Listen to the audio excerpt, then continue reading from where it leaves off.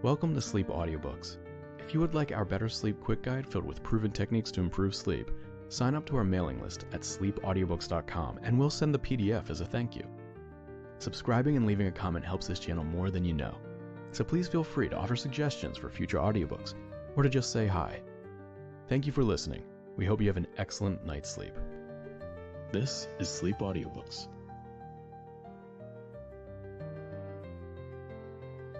Knock 312 by Fredric Brown.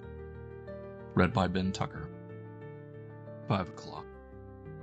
He had a name, but it doesn't matter. Call him the Psycho.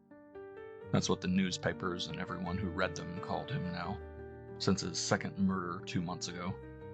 At first he'd been called by various designations: insane rapist killer, homicidal maniac, sexual psychopath, and others. For convenience, or shorthand, it had boiled down to the Psycho. The police called him that too, although they had been moving heaven and earth to find a better name for him. A name like Peter Jones or Robert Smith. A name that would let them find and apprehend him before he killed again and again. And now tonight the need was on him again.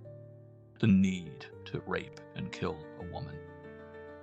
He stood in the hallway of an apartment building, before a door.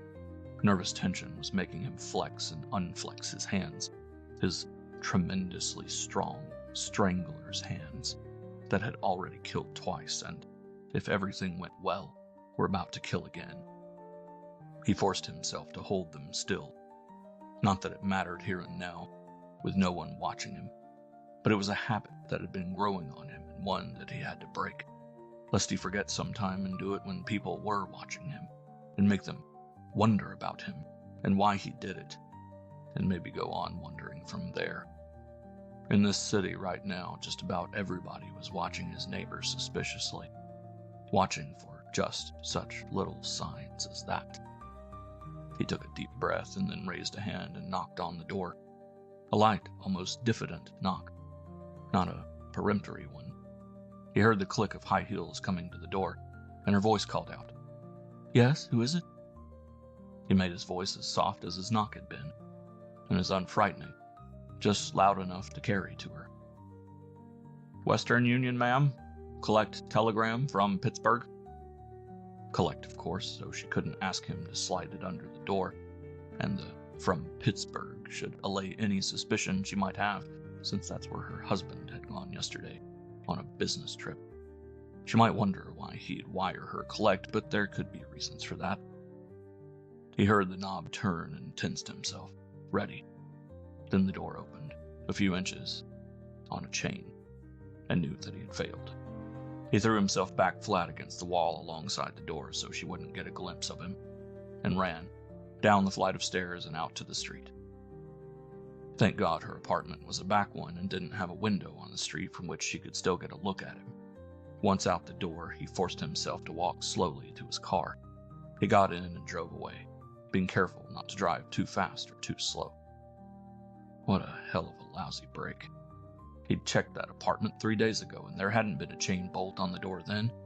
Her husband must have put it on for her, just before he left on his business trip. Well, at least he had got away safely.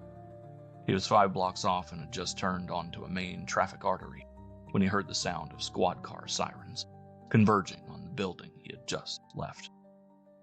5:02 p.m.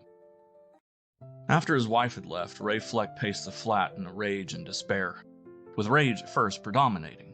Damn her, he thought. What kind of wife would flatly refuse to help her husband when he was in a jam? A real jam. The bitch. She could give him the money so easily, and never feel it. All she had to do was cash in that accursed insurance policy. What did she need it for? A policy on herself? And it had a cash surrender value of over $3,000. Maybe almost $4,000 by now. Several payments had been made since they had last argued about it. Or she could at least borrow against it, and all he needed was $500. $480 to be exact, but he'd made it a round figure. But no, that damned policy of hers was sacrosanct. She wouldn't even borrow against it. Sacrosanct for what, for God's sake? Sure, it was her savings, her stake, and she'd taken it out herself. It started saving that way before they were married. But now that she was married and had a husband to support her, why should she feel she needed a stake? Unless she was planning to leave him, or thinking that she might decide to do so. That was possible. They had had some pretty bitter quarrels the past 2 years out of the 3 they'd been married. But she'd fought to keep that policy even during the first year, and they'd been pretty happy at first. He'd been in a lucky streak, riding high, and they'd both been in love. Women love you when you're in the chips. When it comes to money, women are a one-way street. You can spend it on them, but try to get some of it back. Just try. Besides, some of the money in that policy was his, rightfully his. Hadn't he, for most of that first year, given her money to pay the premiums on it? Under protest, of course. He'd tried to talk her out of wanting to keep on carrying it. "Honey," he'd said, "why do we want a policy on you for? I don't want you to die, and if you should die, I don't want 10 grand out of it." But she'd had an answer for that. Women always have an answer. "Ray, darling," she'd said, "I'd agree with you if this were just an insurance policy, but it isn't. It's a 10-year endowment policy, and that's a way of saving. A good way. I've carried it for over 4 years now, and in less than another 6 years, we'll have $10,000 in cash. Won't that be nice?" "Yeah, but it's a long time away, and those are damn high premiums. Why short ourselves now to have money when we're old? What good will 10,000 do us then?" She laughed. "We won't exactly be old in 6 years. I'll be 29 and you'll be 35. As to what we can use it for, a house, if we haven't already bought one by then. It doesn't have to be big or expensive, but I want us to have a home of our own someday. I don't want to live in furnished flats the rest of my life. Or if we already have our own home by then, maybe it would be enough to let you start in business for yourself. You've said you would like to, if you had capital." That had made sense to him. Not the part about a home of our own. He was a city dweller and wouldn't live in a house in the suburbs if somebody gave him one. But he could talk her out of that idea when the time came. But with 10,000 capital all at once, he could do himself a lot of good. He was a liquor salesman, and seldom made less than $100 a week in commissions. He averaged considerably higher than that. He worked for J&B liquor distributors, and he had a good following among taverns and liquor stores all over the city. And he had at least some contacts with salesmen for wholesalers and distillers. They knew he was a good salesman. If he could set himself up as an independent distributor, make a profit on what he sold instead of just a commission, he'd be on his way toward making big money instead of peanuts. But it would be a long, slow pull. He'd need capital, all right. He'd made only one more effort. But wouldn't it be better to put that money in the bank instead? Then, if there was an emergency, we could get at it easier. But Ruth had shaken her head firmly. "We could put the money in the bank, but you know you wouldn't most weeks. Having regular premiums to meet will make us save. And if an emergency comes up, we can borrow against the policy and get the money the same day since the company has an office here." "But Ray, I'd do it only for a real emergency. An accident or serious illness. An operation. Something like that. Not to let you bet heavily on a horse race because you've got a hot tip, or let you pay off a gambling debt if you run in the hole." Well, she'd warned him. But he'd given in, and had given her money to keep up the premiums for a while. 10 or 11 monthly premiums. Then he'd run into a streak of bad luck instead of good, and had told her he couldn't give her the money. He just didn't have it. She'd taken it calmly. "All right, Ray, but I'm not going to cash in that policy. I'll take a job, part-time anyway, and make enough to pay the premiums myself. More than that, I hope." And she had taken a job, and had worked ever since.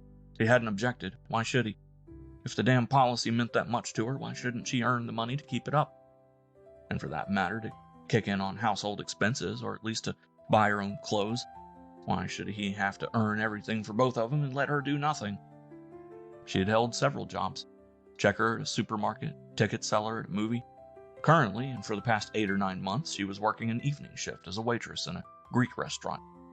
30 hours a week, from 5:30 to 11:30, 5 nights a week. Usually, when he was home at this time, he drove her to work, and sometimes when he was doing nothing important around 11:30, picked her up after work. But this afternoon, he had had to leave his car at a garage to have some work done on it. That would be another damn bill on top of everything else. So the question hadn't arisen just as well, since they'd quarreled so bitterly. They'd probably have kept on quarreling in the car, and it would have done him no good. He recognized by now that he'd lost the argument. She was adamant, and she'd stay that way. She hadn't believed him when he told her he was in physical danger. Well, he didn't really believe that himself. Joe Amico was tough, but he wasn't a gangster, and he wasn't going to risk having anybody killed for $480. True, he might go to the length of having someone beat up a little if he thought the guy was welshing on him, didn't even intend to pay off. But Joe knew him better than that. He'd owed Joe before, and it always paid off, although never anything like almost $500. How had it ever run that high? Joe knew he had a good job and was good for the money eventually. All he needed was a lucky streak, and he was due for one. Overdue for one. At poker, maybe, if the horses kept running badly for him. Sometimes when the horses ran badly, the cards ran well for him, and vice versa. There was a poker game tonight that might do the trick, if he had or could raise enough of a stake to sit in on it. Yes, this was Thursday night, and Harry Brombaugh always had a Thursday night poker game at his place. From 11 o'clock on, sometimes well into the next day. But although he knew approximately how much money he had, he took out his wallet and counted it. $28. 28 lousy bucks. Not enough to sit in on a game at Harry's.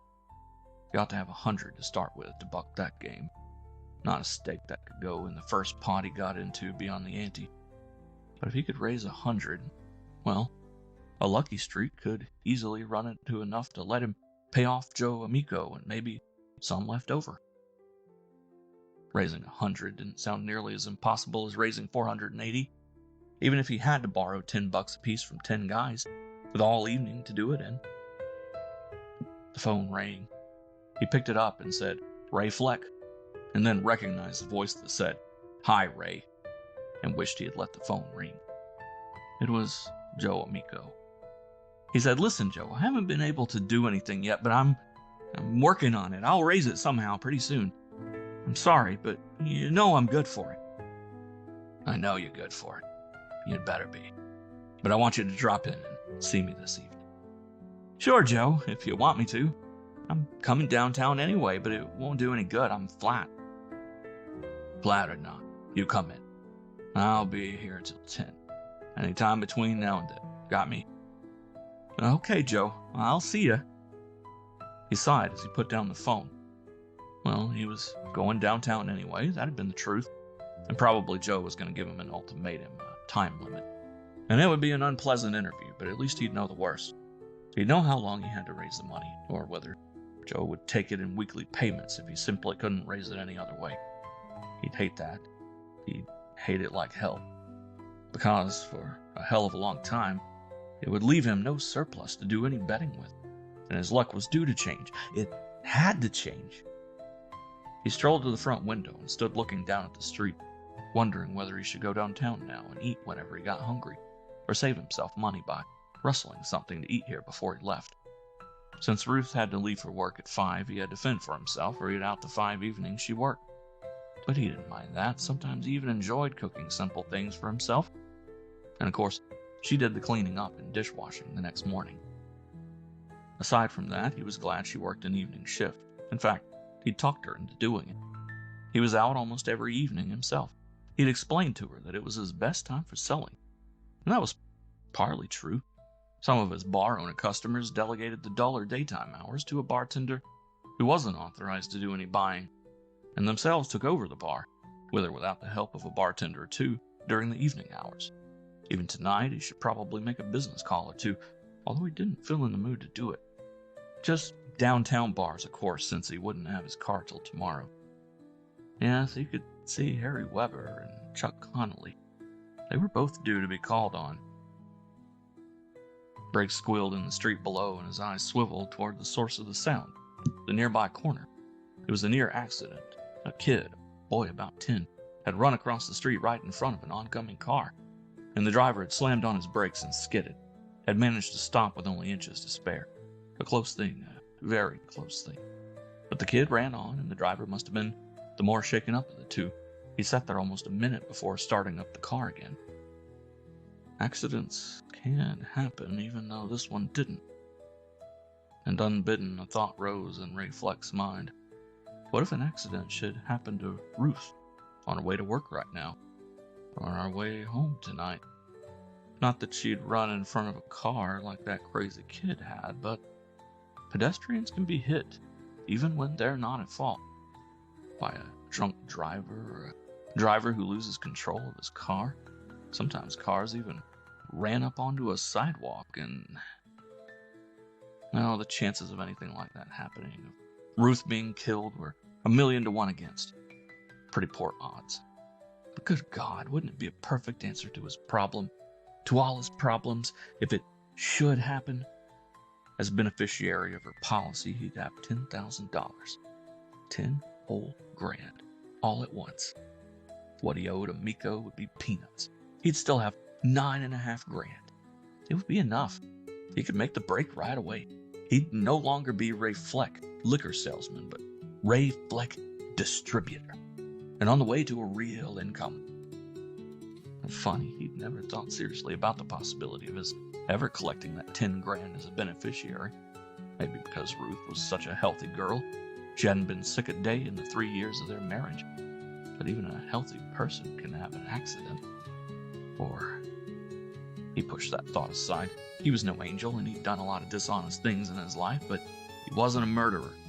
Even if he was, he'd never get away with it. If a woman is killed, her husband is always the prime suspect, even if he hasn't any insurance on her. Forget it, he told himself, and forgot it.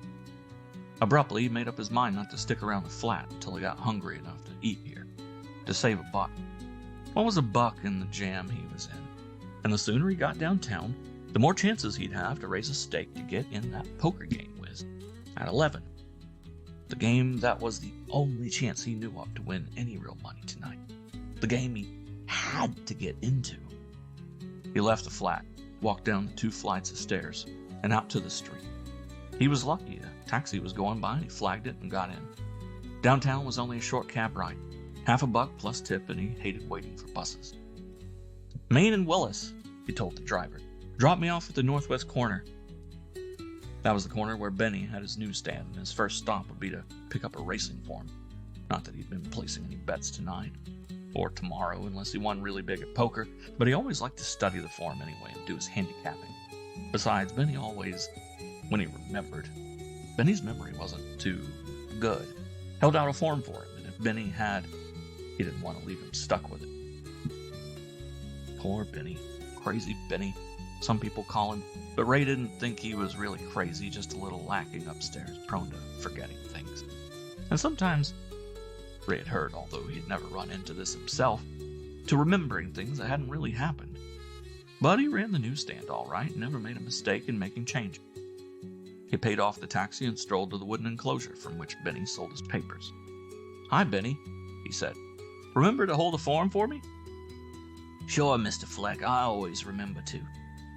And this time Benny really had remembered. He reached behind him and took a copy of the racing form down from a shelf at the back of the stand. Ray put down the coins to pay for it and picked it up, started to fold it as he turned, then had a sudden thought and turned back. Since he was going to have to raise his poker stake by borrowing a little each from as many friends as he could put the bite on, why not start here and now by seeing if Benny was good for a sawbuck? He'd never borrowed anything from Benny before, but what was to lose trying? "Benny," he said, "I'm a little short on dough. Wonder if you could lend me $10, just till Saturday, day after tomorrow, when I get my commission check." Benny's big moon face didn't show any surprise. He said, Why, I guess I can, Mr. Fleck." He took from under the counter the cigar box in which he kept bills, coins he kept in a change dispenser on his belt, and opened it. There were quite a few bills in it, and for a second Ray considered whether he should ask Benny could make it 20 instead. Then he saw that all of the bills he could see were singles, and maybe all of them were. In fact, apparently all of them were, because Benny didn't fish through to look for a 10 or 2 5s. He started counting out 10 singles one at a time, with the slow carefulness with which he always counted money or made change. He handed the 10 bills over, and Ray stuffed them into his wallet. "Thanks, Benny." "Mr. Fleck, I just thought of something. You'll have to mail that money to me. I won't be here Saturday." "Sure. Taking a vacation, huh?" You better give me an address." "You won't need no address, Mr. Fleck. I mean, you'll know from the papers. I've been thinking it over all day and made up my mind. I'm going to give myself up to the police before I do anything more, soon as I close up the stand tonight." "What are you talking about, Benny? Before you do any more what?" "You've been reading in the papers about this sex psycho?" He pronounced the ch as in checkers. "Psycho, whatever it is." "Psychopath? What about him?" "I'm him, Mr. Fleck. I killed them 2 women. Ray Fleck put his head back and laughed heartily. "Benny, get that idea out of your head. You didn't kill those women. I know. You wouldn't hurt a rabbit, Benny." He started chuckling as he turned and walked away, feeling a little ashamed of himself, too, for having laughed in Benny's face, but he hadn't really been laughing at Benny at all, although he'd never be able to explain that to poor Benny. He'd been laughing at the crazy fact, the ridiculous fact, that Benny had chosen to make his confession to the one and only person in the entire city, outside of the psychopathic killer himself, who could know and didn't know immediately and certainly that Benny, no matter how crazy he might be, was not the killer. 5:20 p.m. George Mikos surveyed his domain, his restaurant, and found it good. Everything was set up and ready for the dinner hour. No customers at the moment except for one man having coffee at the counter, but they'd start coming in soon. Only one waitress on duty at the moment, but Ruth Fleck would be coming in 10 minutes, and he knew he could count on her getting there. Ruth was dependable. He turned and went through the swinging door back to the kitchen, ducking his head a little as he did so. He was a big man, 6 feet 2 inches tall, and that doorway was an inch or so too short for him. When he had first bought the restaurant, he'd intended to have the doorway made higher, but he hadn't got around to it, and by now he was so used to ducking that it was completely automatic. He didn't even know he did it. The cook was scraping the top of the range, but looked around as he heard George come through the door. "Everything under control?" George asked him. "Sure, George," the cook said. "Fine. I'll be in my office a while. Give a yell for me if and when I might be needed, either back here or up front." He went into the room, a fair-sized room off the kitchen that served him as an office. He left the door ajar. The kitchen and restaurant noises, the banging of pots and the clatter of dishes and such, wouldn't bother him. He was conditioned to concentrate away from them. He was also conditioned to hear them and evaluate them subconsciously, to know especially from the frequency with which waitresses called back orders when things were getting busy enough so his help might be needed, even if the cook did not, as he suggested, give a yell for him. He sat down at the oak typewriter desk. The typewriter was already raised into typing position. There was a sheet of paper in it, blank except for a numeral 3 at the top. It was to be the 3rd page of a letter he'd started early in the afternoon. Before resuming the letter, he picked up the 2 pages of it he'd already written and reread them rapidly. "Dear Perry, it was wonderful to hear from you again after these many years. Almost 10 of them, isn't it? Since we roomed together at college. I'm so glad you happened to run into Walt, that he was able to give you my address. Congratulations on having gone on to a psychologist doctorate, and on having opened your own office as a consulting psychologist in New York and on Park Avenue, no less. It must be really a happy hunting ground, and if you're not coining money already, you will be soon. No, I have not continued my formal education, nor do I intend to anymore. By now, I am what I am, a goddamn Greek who runs a restaurant. But I read a lot, study some. I'm not letting my mind stagnate completely. I try to keep up with things. For instance, I subscribe to and read the Journal of Psychology, even though I realize now I'll never be more than a layman in that field. And although about half of my reading is escape reading, the other half isn't. I read classics too. My knowledge of and taste in literature is far ahead of what it used to be in our college days. As for keeping in shape, I go to a gym too, sometimes 3 mornings a week. I still go in for Greco-Roman wrestling when I can find an opponent, and I haven't found one here who can take me at it. You want a description of my restaurant? What's it called? Everything about it. Everything about it would be a large order and wouldn't interest you unless you think you might start one of your own, and I doubt if you have that in mind. But I'll give you a rough idea. First, it's called Mikos. I don't go in for fancy names and have no intention of trying to hide the fact that a Greek runs it. It's small but not tiny. Between counter and tables, it will seat 30 people, and during rush hours usually does seat that many or almost that many. It'll never make a Duncan Hines rating, but neither will anyone ever call it a greasy spoon. It's clean. Our forte is good food at reasonable prices. I employ an average of 10 people. Not that many all at once, of course. They work varying shifts, since we're open from 7 a.m. till 11:30 p.m. I myself come in at about 11 a.m., before the lunch hour, and stay until closing time. That sounds like a long working day, 12 and a half hours. But don't let it fool you, because I actually work only about half of the time. There's a fair-sized room off the kitchen, which I've converted into a combination office and den. I do my bookkeeping here, write checks for bills and salaries, type menus, all that sort of thing. But that doesn't take over an average of 4 hours a day. Another 2 or 3 hours a day I spend in the kitchen or up front, helping out wherever needed. Some days more than that if somebody fails to show up and we're short-handed. But other days things go smoothly and I'm not needed at all. Call it an average of 2 hours a day. So you see, my actual working day is about 6 hours. The rest of the time I'm around in case of emergency or to solve problems if any arise. But in general, my time is my own. I read or study or think. If for any reason I'm short on sleep, I take naps. Or I write letters, as I'm doing now. And so much for the restaurant, except for the most important thing about it. It makes money. More than I, as a bachelor with relatively simple tastes, can spend. I've been investing in land just outside the city limits to the west. And as the city is growing in that direction, and rapidly, the land is equally rapidly appreciating in value. So, within another 5 years... But I'm beginning to sound as though I'm bragging, and I'll stop. Suffice it to say, there is no wolf at my door.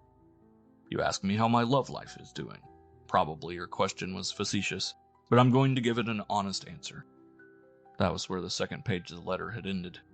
George Mikos turned to the typewriter to go on, and then decided before starting page 3 to take a look to make sure Ruth Fleck had shown up. It was just 5:30, her starting time. He went to the door and opened it wider, and had to look no farther. She was just about to pass it, coming from the closet where the employees hung their coats. "Hello, Ruth," he said, and then, "Ruth, you've been crying. Is something wrong? Is there anything I can do? Can you come in and talk a moment?" She hesitated. There is something I'd like to ask you about, George, but please not now. Later, after the dinner rush, I'll be calmer and much more sensible." She went on, without giving him a chance to say anything more, through the swinging door into the restaurant. George watched until it had swung shut behind her. Then he pushed his own door partly shut again and went back to the desk. This time, he started typing. Now, and for the first time in my life, at least since late adolescence, I am in love. Deeply in love. And with a woman with whom I have not had an affair, and with whom I don't want or intend to have an affair, even if I could. At least I've found the right woman for me, and I want everything or nothing. I want to marry the girl. There is a fly in the ointment. The fly is the husband she already has. I'm trying to convince her to divorce him and to marry me. Offhand, this may sound reprehensible, but I do not think that it is really. Her husband is, if I may change my entomological metaphor, a louse. He is a liquor salesman. That's nothing against him, but there is plenty else that is. He is a compulsive, congenital gambler, mostly on the horses. He's the type of horse player who does his own handicapping and thinks he can beat the game, which of course he can't. He probably earns at least $100 a week, but spends, or rather loses, at least half of that gambling, for which reason his wife has to work, and works for me as a waitress. Most of the time he's broke and in debt, living on his next week's commission check. I don't think he's brutal to Ruth. That's her name. His is Ray Fleck. Physically, I almost wish he were, because I think that if he ever struck her, she would leave him, which, of course, is what I want to happen. I know quite a bit about him, including the fact that he is at least occasionally unfaithful to her, which in itself justifies to me my breaking up their marriage if I can. No, I didn't tell Ruth anything about what I heard. I was afraid that whether or not those reports would decide her to divorce Fleck, she'd be angry at me for having had the presumption to tell her. Besides, for all I know, she may already know or at least suspect that Fleck cheats on her. Wives, I'm told, can usually tell. What's the opinion of a consulting psychologist on that? But that's not what I really want to ask you about. It's about something that doesn't concern me personally. We have among us here a rapist killer, obviously a psychotic, who has already raped and killed 2 women. Raped and killed in that sequence. He is not a necrophile. His first rape killing was about 4 months ago. His second, 2 months ago. The interval between 2 crimes is hardly sufficient to establish a time interval. But if it takes him about 2 months to build up pressure to make him kill again, then he is about due to strike a 3rd time. His method...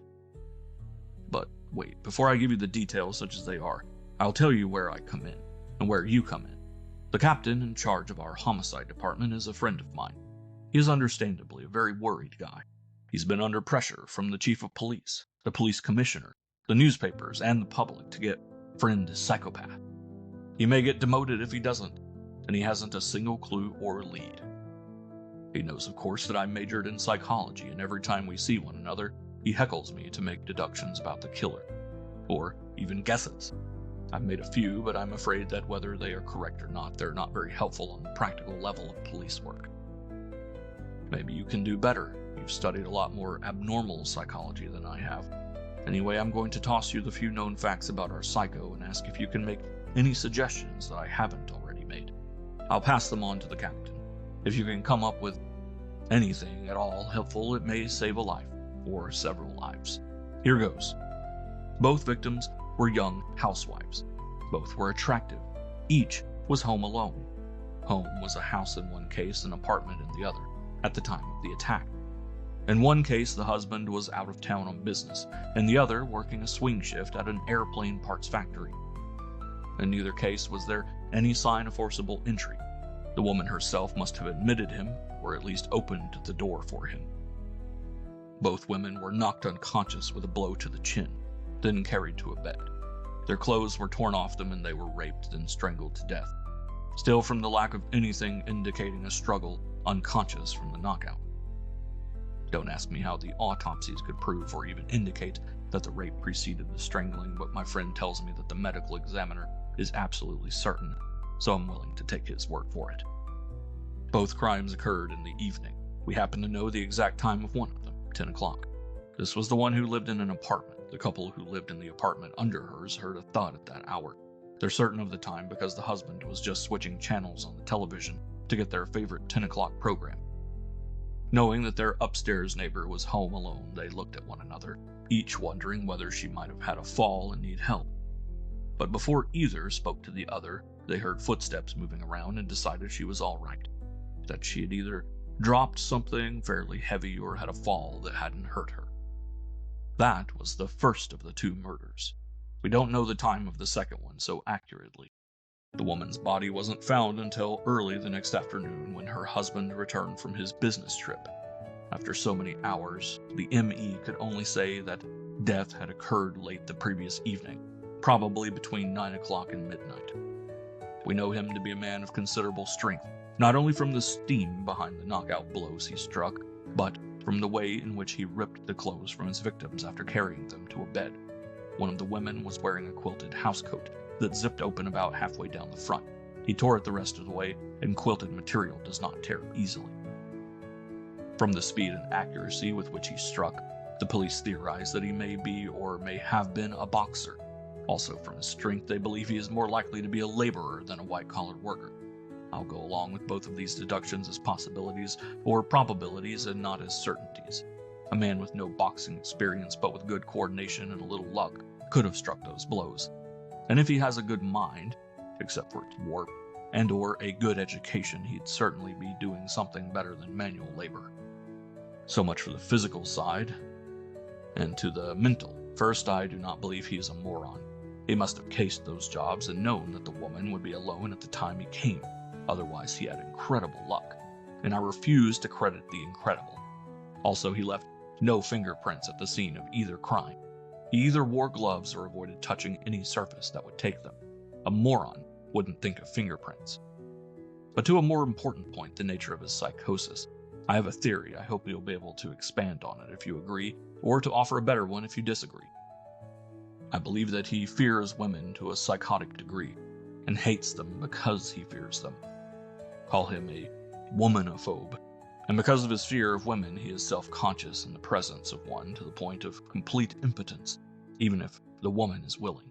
Only with an unconscious woman can he find an outlet for his sex drive. His reason for killing women after he has used them can be sheer psychopathic hatred, flaring to highest pitch with or immediately after the orgasm. Or it can be caution.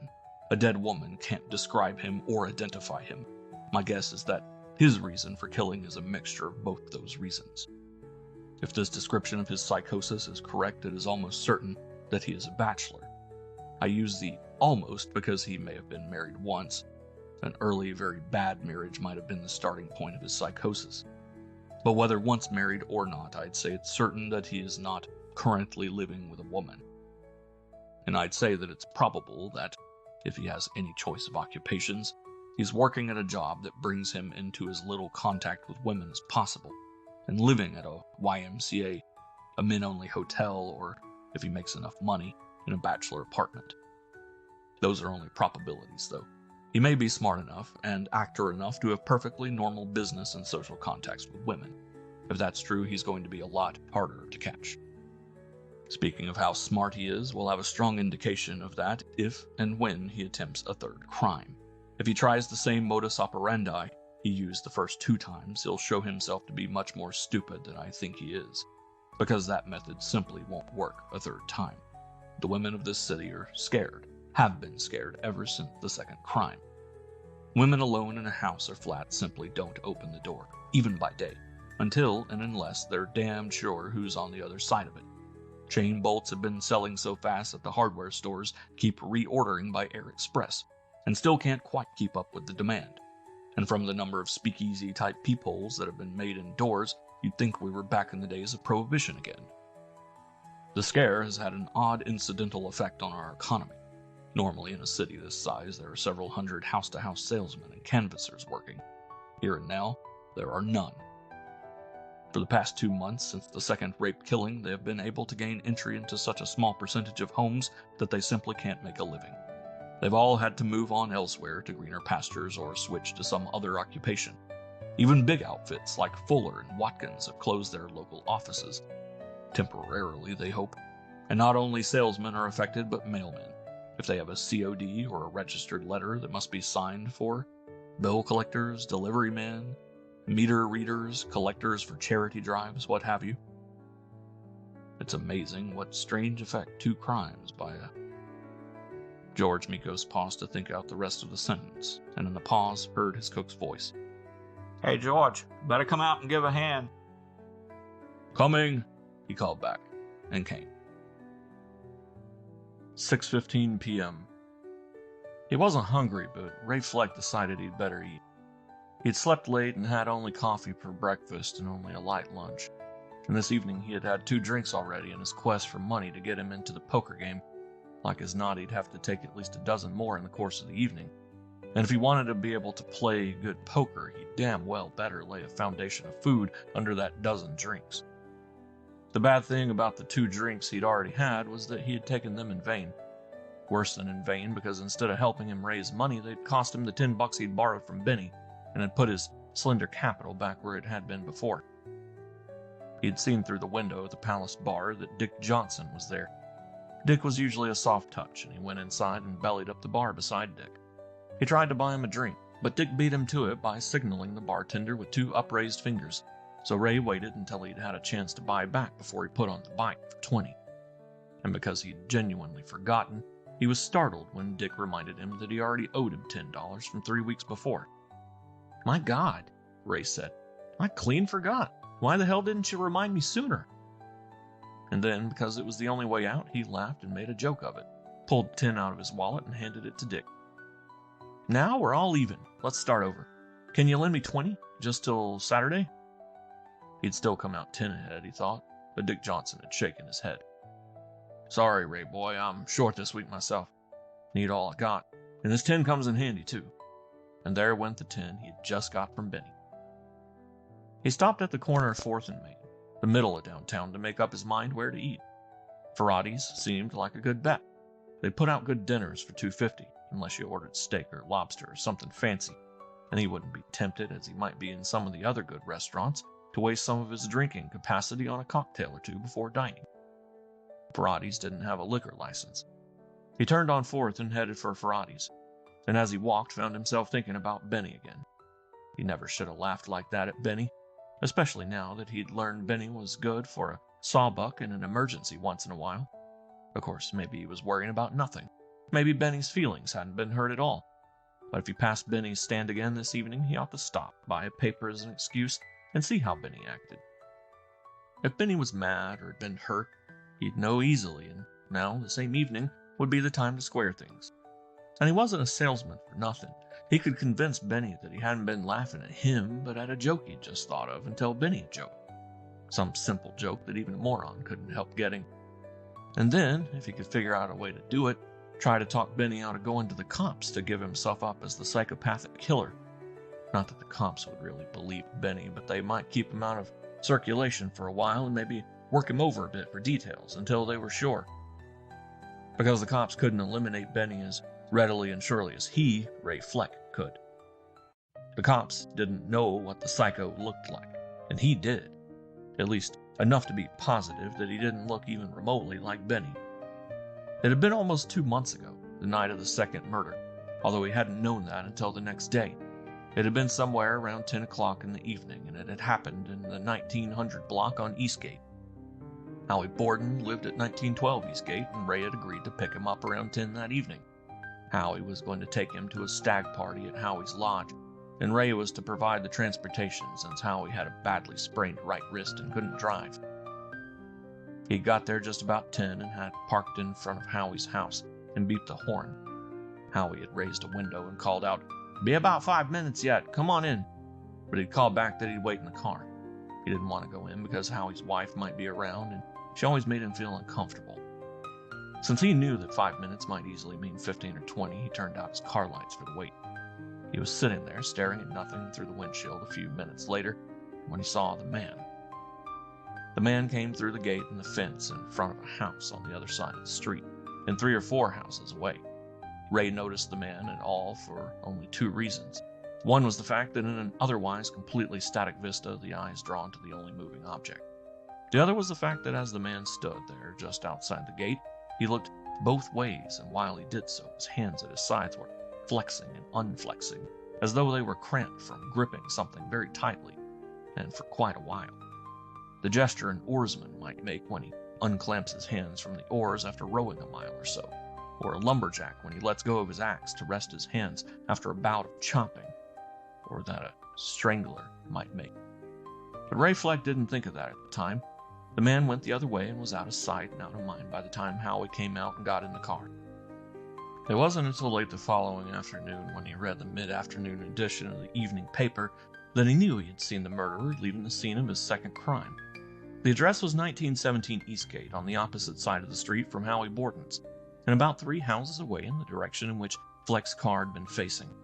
If the address had left any doubt in his mind that the house was the one he'd seen the man leaving, the doubt was dispelled by a picture of the house's exterior that was published with the story. It showed a 3-foot iron fence in front. The house the man had left had been the only house on that side of the short block that had been fenced in, and that flexing and unflexing of the hands. Give him credit. He considered going to the police to tell them what he had seen. Considered it seriously. He was home and alone at the time, as Ruth had just left from work, so he had all the time to think that he wanted. He paced the apartment for all of 20 minutes before coming to a decision. The decision was negative on 3 counts. First, he couldn't give them a description that would really mean anything, and he couldn't, or he was fairly sure he couldn't, identify the man if he ever saw him again. He'd seen him at a distance of about 100 feet and in pretty dim light. The nearest street light had been behind Fleck's car, farther from the man than Fleck had been. His impression had been of a man of average height and average build, or maybe a little heavier than that. It could have been his own description, except what? Thinking back, he decided that although their weight was probably about the same, the man had been a bit narrower in the waist, a bit broader in the shoulders. But he could have been wrong even about that. The nearest to a positive point he could think of. After all, he was trying to describe a vague and elusive memory, something he'd hardly noticed at the time. He thought the man had worn a dark suit and a dark hat, but he wasn't sure of those things either. The face had been a white blur in the instant it was turned towards him, before the man had turned and walked the other way. What good could a description like that do to the cops? It could fit 100,000 guys. It could eliminate a few, sure. Teenage kids, skinny guys, or fat ones, runts or 6-footers. Yes, it would eliminate a few who might otherwise be suspects. Benny, for instance. Benny was well over 6 feet, well over 200 pounds. But would the cops believe that his impression, his memory, was as vague as all that? He doubted it. Having nothing to lose, they'd operate on the theory that he might have got a better look than he remembered. That if he saw the man again, his memory might come back and let him make a positive identification. And he knew what that meant. Lineups. They'd expect him to attend the lineup every morning for God knows how long. Could they force him to? Maybe not, but they could be damned unpleasant about it. Maybe make trouble for him if he tried to refuse. Maybe they could even hold him for a while anyway until a lawyer could get him out of it as a material witness. But even that wasn't the worst thing against taking his story, such as it was, to the police.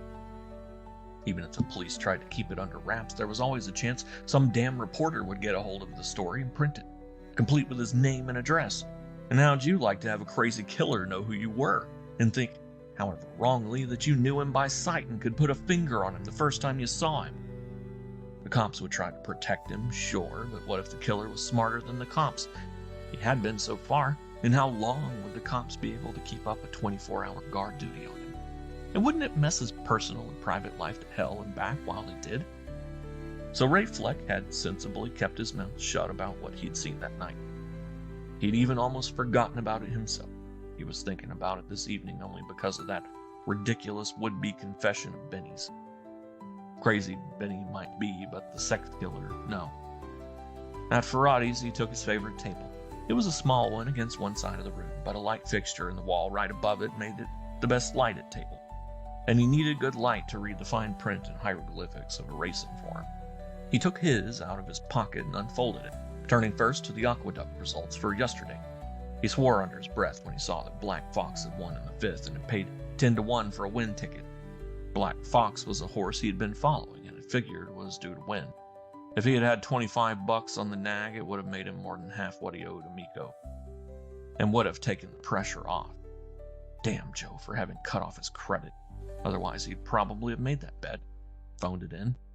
He glanced over the results of the other races, but with less interest. None of them were races he'd have bet anyway. He had handicapped some of them, but he'd have had to play the favorite in each if he played at all. And he almost never played favorites. You didn't win enough money to matter if they came in, and they could always fool you and run out the money. Really long shots weren't good either. The way to cash in on handicapping is to find a horse that pays better than the real odds against it. Say a horse quoted at 5 or 6-1, but with one chance out of 3 or 4 of coming in.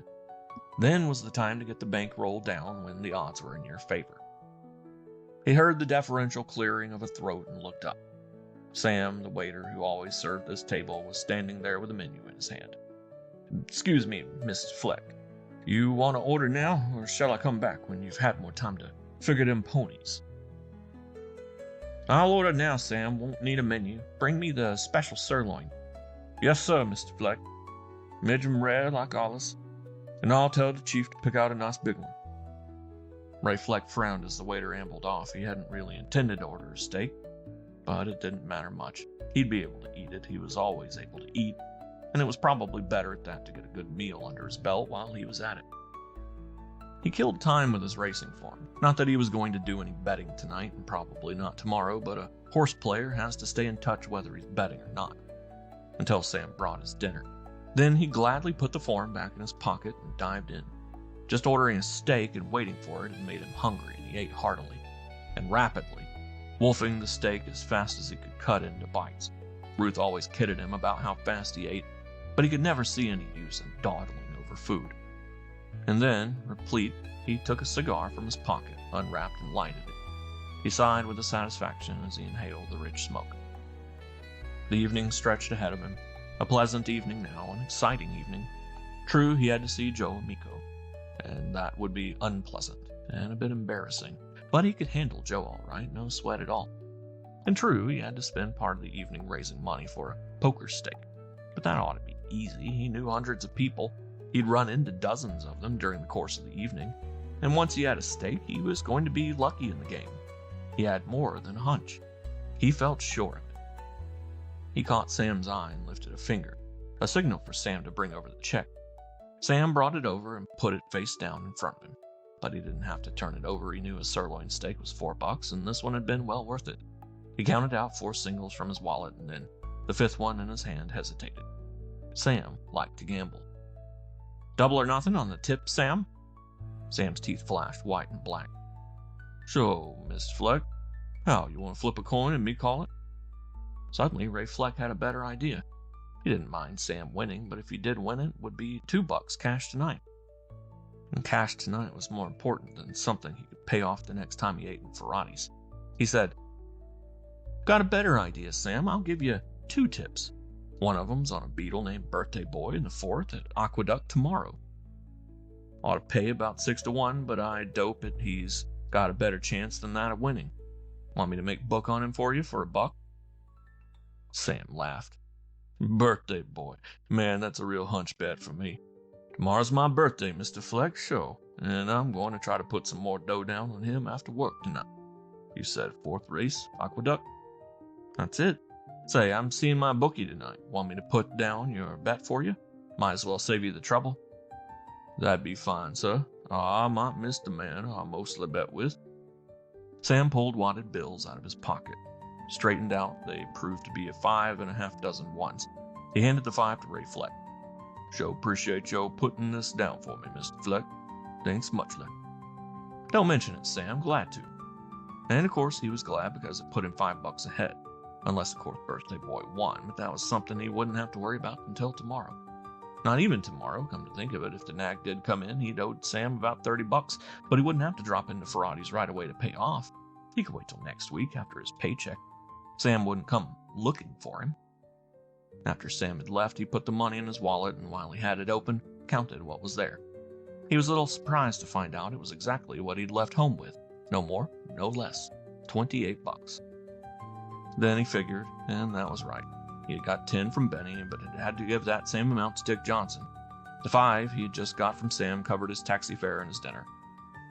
He had bought the racing for him and had paid for a couple of drinks, but he must have had enough change to cover those things. Well, he was still even, but damn it, he'd have to keep his mind on raising more, and damn fast. By rights, he should have at least 100 to sit on that poker game. 50 was rock bottom. He could hardly go round with less than that. Even with 50, he'd have to count on winning some early pots or he'd go broke before he hit his stride and got really started. Good God, wasn't there someone who could and would lend him a sizable chunk of cash? Say 100 in one chunk without his having to try to chisel it out $5 or $10 at a time. There had to be, with all the friends he had. Ruth now, she was not only being selfish as hell, but she was being penny wise and pound foolish. If she'd only cash in that ridiculous, horribly expensive endowment policy and turn over the money to him so he'd be on his feet again, she wouldn't have to work. He could and would support her. If she'd only borrow $500 against it, she'd take him off the spot. And damn it, wasn't anything she had half his anyway? Sure it was. This was a community property state. Damn her, if he divorced her, everything they owed would be split down the line and he'd get half of it. But he didn't have any grounds for divorce. He sometimes suspected that damn Greek she worked for being soft on her, but he doubted that Ruth had ever encouraged him or had anything to do with him. And even if she had, how could he prove it? He couldn't afford to put private detectives on her, not now. Someday, maybe. And even if he tried now and succeeded, a divorce took time and cost money. It might even cost more than he'd get out of any property settlement. Damn the stubborn bitch, he thought, when she gets an idea in her head. But there must be someone besides Ruth who could help him, and who would? Suddenly he remembered a short story he'd read once, a long time ago. He wasn't much of a reader outside of newspapers and the racing forum, but once, before he'd met Ruth, a girl he'd been going with had given him as a present a book called Great Short Stories of the World. And not long after that, he'd been homesick for a week with a case of bronchitis, and had read most of the stories in the book and had even enjoyed some of them. One of them, he couldn't remember the title, had been by a Frenchman, Maupassant or somebody. It had been about a Man who had been in a bad financial jam. He'd needed money in a hurry and had gone to his wife, in whose name he'd put a lot of his property, and had asked her for money. She'd turned him down flat. In despair, he'd gone to his mistress for help, and she'd given him back all the jewelry he'd given her, and he'd been saved. Why not? Dolly wasn't exactly his mistress, but she was the next thing to one, and while he hadn't given her any jewelry to speak of except a wristwatch once, he'd given her, times when he'd been flush, plenty of other valuable presents. Hundreds of dollars worth over the year and a half he'd known her. Of course she didn't love him, he knew that, but she liked him a lot, and she was understanding. Wouldn't she lend him $100 if he asked her? Suddenly he felt sure that she would, especially if he gave her a profit motive by telling her that if she lent him $100 now, he'd give her back $125 in a week or two. And $100 tonight would sure be worth more than that some other time when he was solvent again. Sure, Dolly would do it, if not because of Cupid, then out of cupidity. Ray Fleck grinned to himself. Maybe there was something to reading great literature after all. If he hadn't read that story, he might never have thought of Dolly Mason as a source of money. If only she was home and alone so he could see her this evening. Well, he could find that out right away. He got up and got his hat first so he could leave right after the call, and then went to the phone booth. He dialed Eastgate 66606, Dolly's number, and a very easy one to remember. When the phone rang a dozen times or so, he frowned, realizing that it wasn't going to be answered. Then he thought to look at his wristwatch and realized why. Dolly was out somewhere eating dinner at this time. Her apartment had a kitchen, but she never kept food in it. She always ate out, alone if there wasn't anyone to take her out. She never cooked either for herself or for company. He hung up and got his dime back, then left the booth. On his way out, he passed Sam, turning in some money at the cashier's desk, and said, "Happy birthday, Sam. Hope your hunch hits." Sam said, "Thanks muchly, Mr. Fleck. I hopes we both hits." 7:25 p.m. It was dark outside now, and the blackness pressed against the window panes of the restaurant. Funny, Ruth Fleck thought, how black that blackness looked, because if you went outside through the door, the sidewalk wasn't really dark at all. It was lighted by a street lamp not far away, and by the lights of the restaurant itself shining through the big front windows. But from inside, it looked like a solid wall of darkness. Things were quiet now. The early dinner rush was over. There were 4 people still eating at one of the tables. A couple had just come in and were studying the menu at another, but both tables were in Margie's territory. At this time of evening, with 2 waitresses on, Ruth had only the counter. There were 3 people eating at it, but they had all been served, in the 2 tables nearest the back end of the counter. In a few minutes, there'd be only 1 waitress on. Ruth took off from 7:30 to 8 to eat and rest. When she came back on, Margie left for the day, and Ruth took care of things alone the rest of the evening. Usually she could handle things quite easily alone.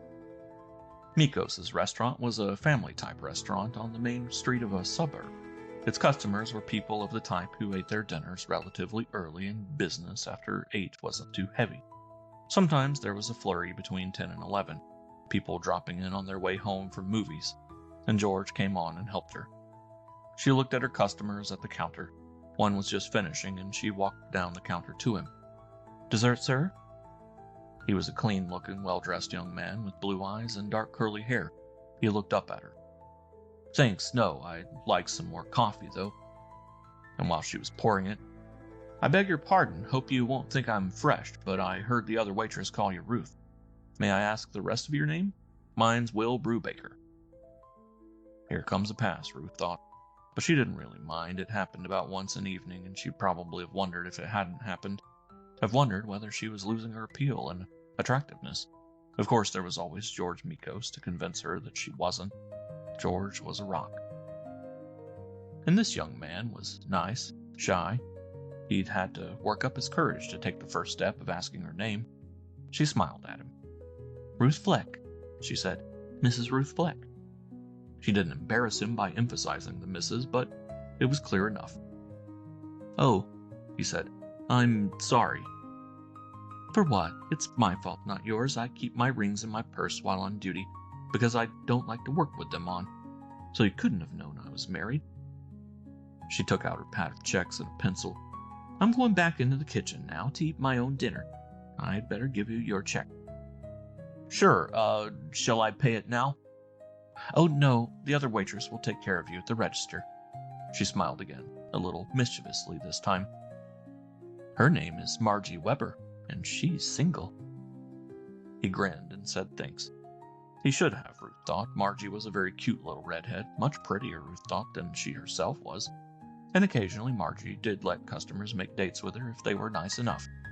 She might well think this one was nice enough. The clock on the wall now said 7:30. Ruth caught Margie's eye and pointed toward the back of the restaurant to show that she was taking off. Margie nodded. Ruth went back into the kitchen and through it to the closet dressing room where the waitresses put their coats, and those who didn't wear their uniforms to and from work, Ruth did, changed into them. She looked into the full-length mirror on one wall and liked what she saw there. She was tall for a woman.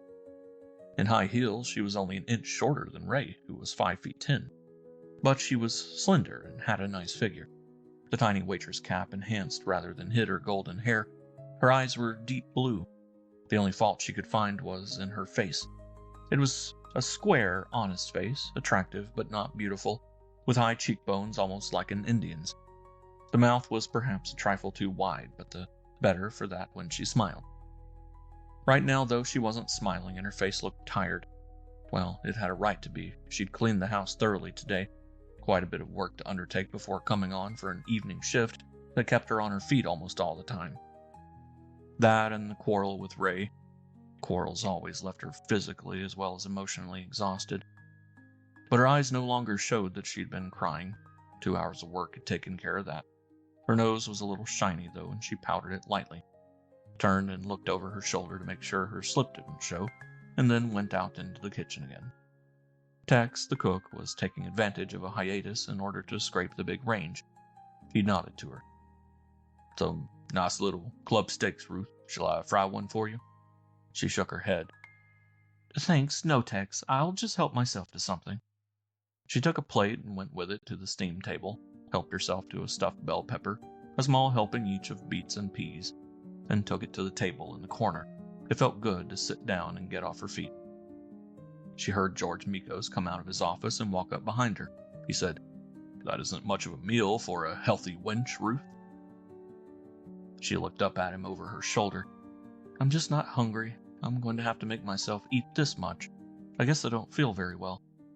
"Want to take the rest of the evening off? I can handle things easily, or maybe Margie would want to get in a little overtime." "Oh, no, George, I'm not sick, just a little tired." She smiled up at him. "I'll get my second wind soon." She wasn't exaggerating. It happened every evening when she'd done quite a bit of housework. She'd be tired for the first few hours of the evening and then get second wind and feel fine the rest of the time. "All right," he said. "When you're through eating, don't forget you wanted to talk to me about something." He walked away, and she could tell by the sound of his footsteps that he went through the swinging doors to the front of the restaurant. She noticed for the 100th time how lightly he walked for so big a man. She wondered if he was a good dancer, and decided he probably was. Most men who are light on their feet are. Ray hated dancing, and she had danced only a few times since she'd been married. Ray took her out about once a month, on one of her evenings off, never to show and never to dance. Even if they went to a nightclub where there was dancing between floor shows.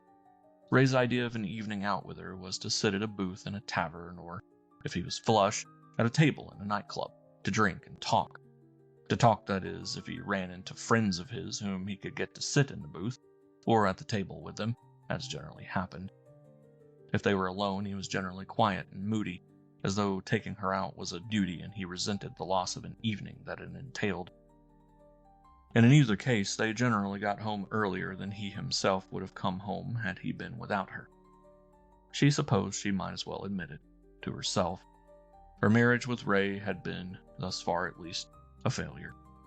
But she also had to admit that it was partly her fault. She should have known him longer, and got to know him better. She had known, of course, that he enjoyed gambling, but she had no objection in principle to gambling, as long as it was in moderation. Her father, whom she had loved deeply, had gambled all his life, and had been a wonderful man. She just hadn't known Ray well enough to know that with him, gambling wasn't a mild vice, as it had been with her father, but was an obsession, the most important thing in his life. He was addicted to it, as some even more unfortunate people become addicted to morphine or heroin. He had neither the will nor the willpower to stop, and she felt sorry for him. She wondered sometimes if Ray realized by now that their marriage had been a worse mistake for him, in all probability, than it had been for her. His mistake had been not in marrying her in particular. She was probably as tolerant a wife as he could have found. It had been in marrying at all. He had been made to be a bachelor. Spoiled by a doting mother, he never talked about his early life, and all she knew about his parents was that they were dead, as were her own. He wasn't made for married life, for domesticity. He didn't want a home of his own. He had been happier living in a hotel, as he had lived before marriage, even than living in a rented flat. She wondered if he ever thought of their getting a divorce. He'd never mentioned one, not even late this afternoon when they'd had their worst quarrel to date. Or had that been because he still hoped that she might relent and either cash in or borrow against that policy to give him the money he wanted? She had finished eating and got up and put her plate, knife, and fork with the dirty dishes. The kitchen clock showed her that only 10 minutes of her lunch period had gone by, and George was still up front. It was uncomfortably hot in the kitchen. The door to the alley was open and the light outside was on. She went through it and a step to one side, to stand there for a breath of cool, fresh air. Well, cool air anyway. The row of garbage cans to the other side of the door kept it from being too fresh. There were quiet footsteps again, and then George stood beside her. He said, "You shouldn't be out here in the alley alone." "It's safe, George. It's right under a light and right outside the door. I'd have plenty of time to get back inside if I saw or heard anyone coming from either direction." "I suppose so," he said. "I guess I worry too much. But did you read the editorials in both of yesterday's papers?" "No, I didn't. Something about the psycho?" "Yes, and it was something that needed to be written. In fact, the police suggested to the editors of both papers that it be written. And my friend, the captain in charge of homicide, talked it over with me before he made the suggestion to them. I've got a copy of one of the editorials, and the other says approximately the same thing, in my office if you'd care to read it. Or I can tell you what it says if you'd prefer." Bruce said, "I think I'd as soon you tell me if you don't mind. I suppose it warns women to stay out of dark alleys." "Among other things, yes. You see, Ruth, a criminal, whether sane or psychotic, does tend to repeat the pattern of a crime, the modus operandi. But unless he's a moron, he'll vary the pattern if and when his modus operandi becomes impossible for any reason for him to repeat. And that's exactly what our psychotic killer is going to find himself up against if and when he decides to commit another crime. We don't know what kind of a gimmick he used to get his first two victims to open their doors for him, but whatever it was, it's not likely to work for him again. Every woman in the city is scared and has been since the second crime, since it's looked as though he may be starting a series of such crimes." "I see," Bruce said. "And the police think he'll try a different, modus operandi the next time?"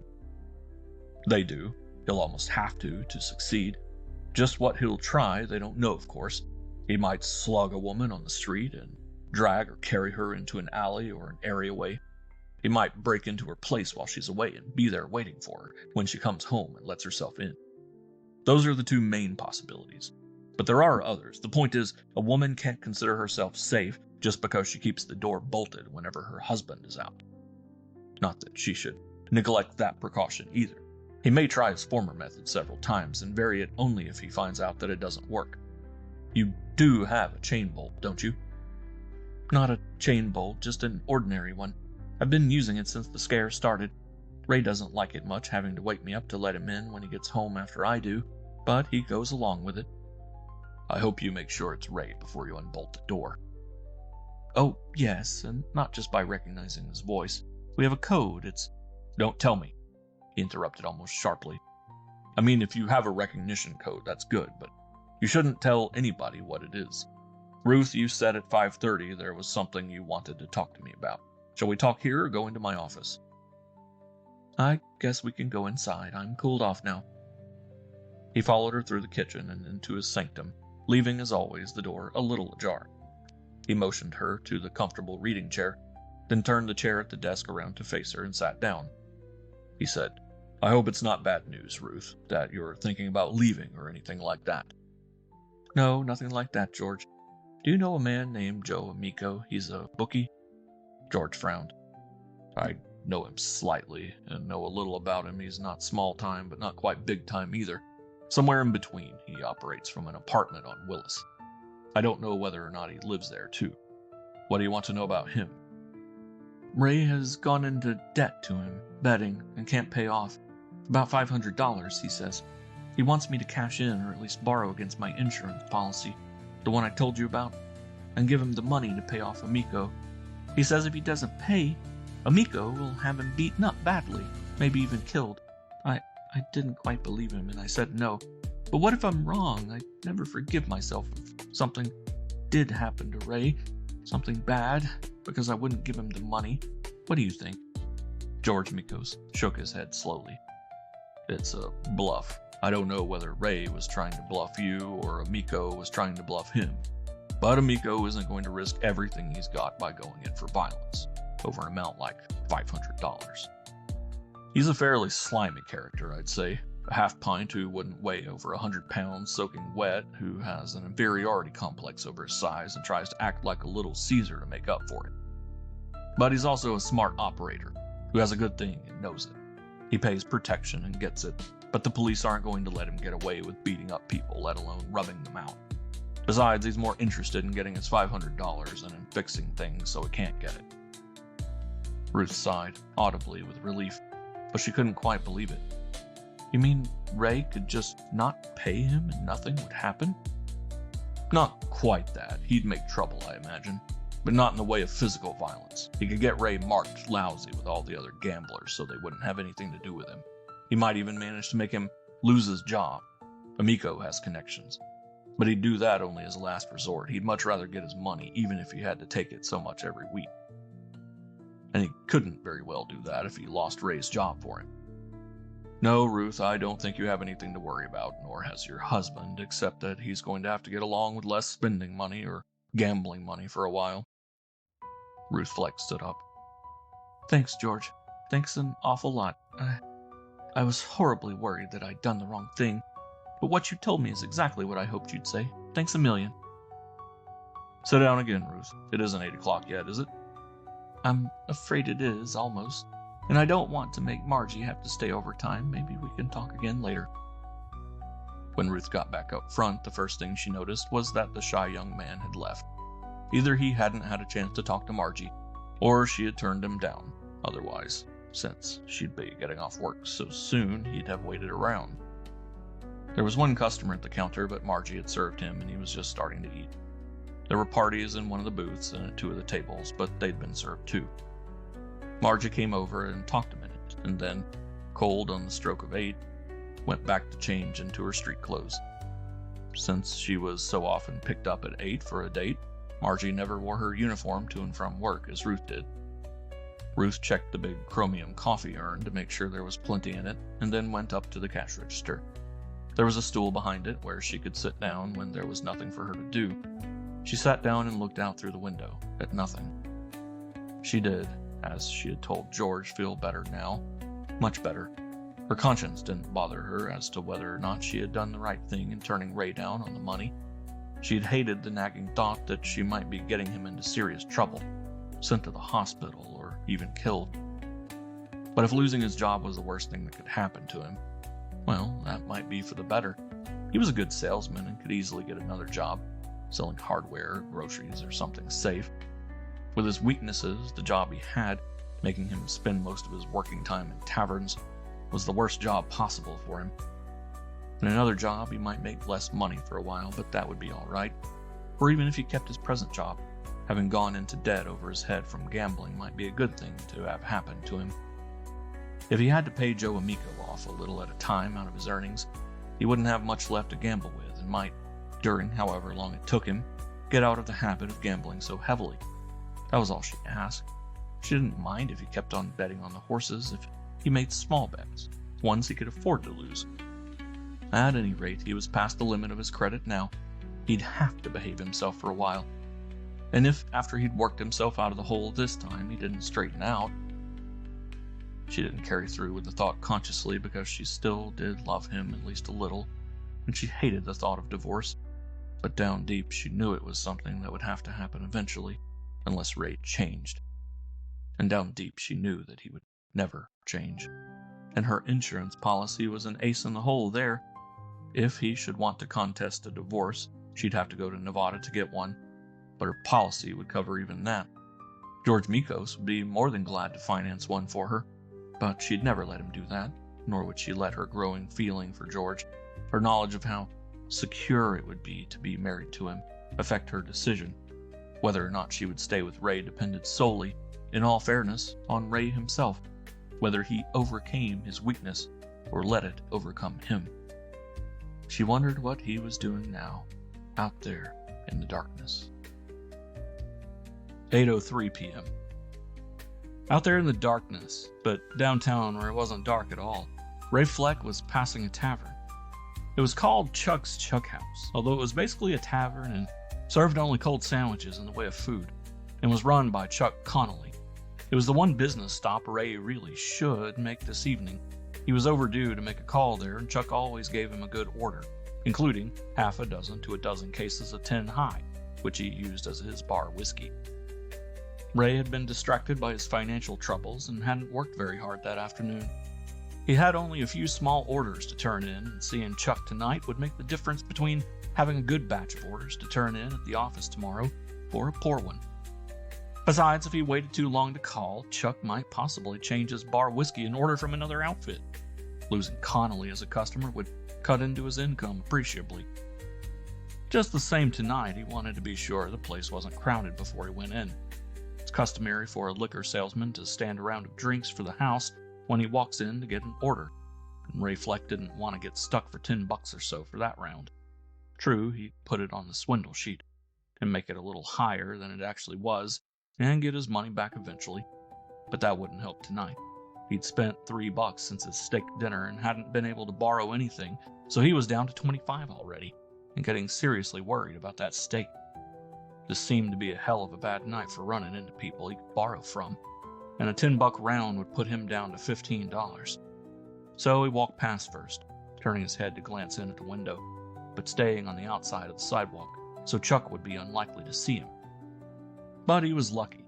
Chuck was behind the bar, and there were only 3 men in front of it, so he turned and came back and this time went in.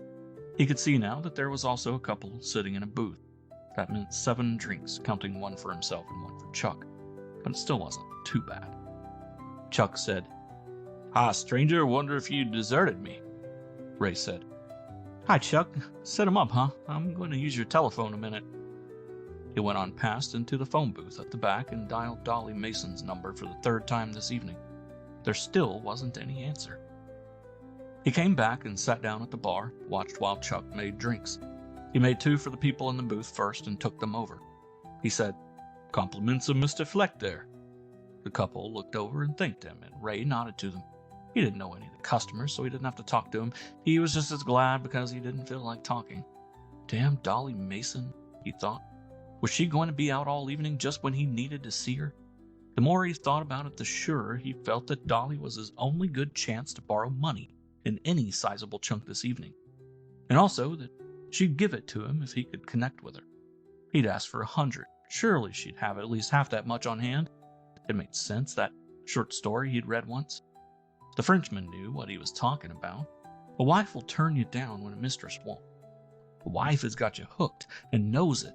The mistress is more understanding. Well, he'd keep phoning every 15 or 20 minutes until he got her. Oh, he wasn't the only man in Dolly's life, not by a long shot. He knew that. But she liked him a lot. He didn't think it was only because of the presents he gave her that she was so nice to him. If it was only that, then she really was a wonderful actress. She should be in Hollywood instead of here. Dolly was tiny, not over 5 feet tall, and very slightly on the plump side. A brunette with olive skin. Just the opposite of Ruth on all counts. That was probably what had attracted him to her in the first place. A man likes a change. And she was vivacious while Ruth was quiet. She liked to drink. Ruth didn't much. She was frankly passionate, whereas Ruth hadn't been cold at all when they were first married, but she was tending more and more to become that way. Of course, she said that was his fault, but he had a hunch that wives always said that. Connolly was making drinks for the bar now. 1 screwdriver and 2 highballs for the strangers, and a highball for Ray. He'd pour his own drink last, the short, straight shot he always took when someone bought him a drink. Ray watched him, thinking how easy it would be to borrow $10 or $20 from Connolly once he'd got his order. But it was the one principle he'd always stuck to. Never borrow money from a customer. His one virtue, he thought sourly. Let them carve it on his tombstone when he was dead. He never borrowed money from a customer. Besides, if he ever did, and if J&B Distributors ever found out about it, he'd lose his job like a shot. A salesman always had to appear prosperous, whether he was or not. Connolly passed around the drinks. There were thanks and skulls, and everybody took a sip except Connolly, who downed his short, straight shot at a gulp, and then looked quizzically at Ray. "Well, I guess you want an order, huh?" "Could use one," Ray grinned at him. "And you could use some liquor by now, I'd guess. Here, let me pay for this round before I forget." He put a 5 on the bar, and Connolly rang up $3.70 and put a $1, quarter, and a nickel on the bar in front of Ray. Ray jittered. The bar owner didn't sound too friendly. Was he gonna say he'd already given an order to someone else? "Yep," Connolly said. "I can use some liquor. Don't stay away so long next time. I'll give you an order. But you better mark it rush, so it'll be delivered tomorrow. I'm damn near out of a few things. Come on down to the other end of the bar." He moved that way, and Ray picked up his drink, but left his change where it was, and followed, walking around the 3 men he'd bought drinks for. On the way, now that his mind was relieved about the order, he had a sudden thought. Maybe he could leave here with more money than he'd come in with at that. Connolly played the ponies, not regularly, but frequently, and they often talked about the races and traded tips or hunches. If he could talk Connolly into making up his mind about something for tomorrow, he could say he was going to see Joe Amico later, which he was, and offer to place the bet. And of course keep it to cover himself, as he'd done Sam the waiter. It could be a nasty wallop if it hit. Worse than Sam's bet would be.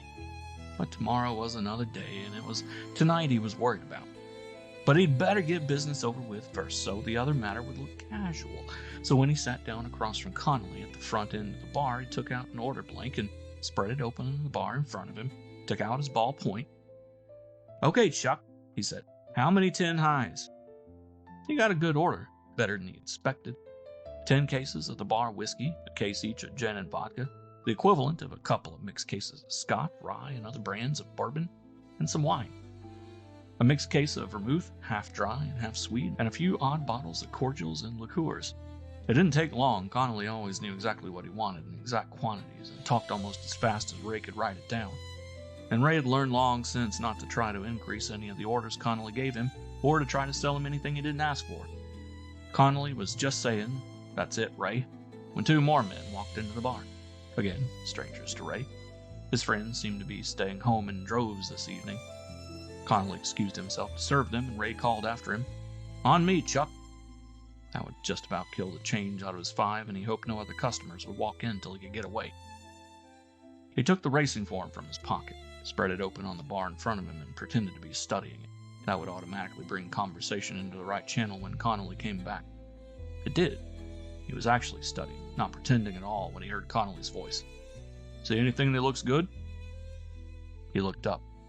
"Sure, Chuck. Bluebell in the 5th. That's a filly you've been following, ain't it?" "Yeah, but she cost me money doing it. Damn her. Hasn't run in the money the last 5 times out. Used to be a good horse, especially on a fast track. But I'm beginning to think she's had her day. Hell, Chuck, 10 to 1 they've been holding her back. She was running too well for a while, and it shot the hell out of the odds. Now the odds are good again, and I figure she's due. Now's the time to win back and maybe get even more than she owes you." "Maybe you got something there. I ain't seen a form today. Let me see who she's running against." Ray handed him the form and pointed out the race so he'd not have to look for it. He said, "An aqueduct'll be a fast track tomorrow. No rain there for 2 weeks and none in sight."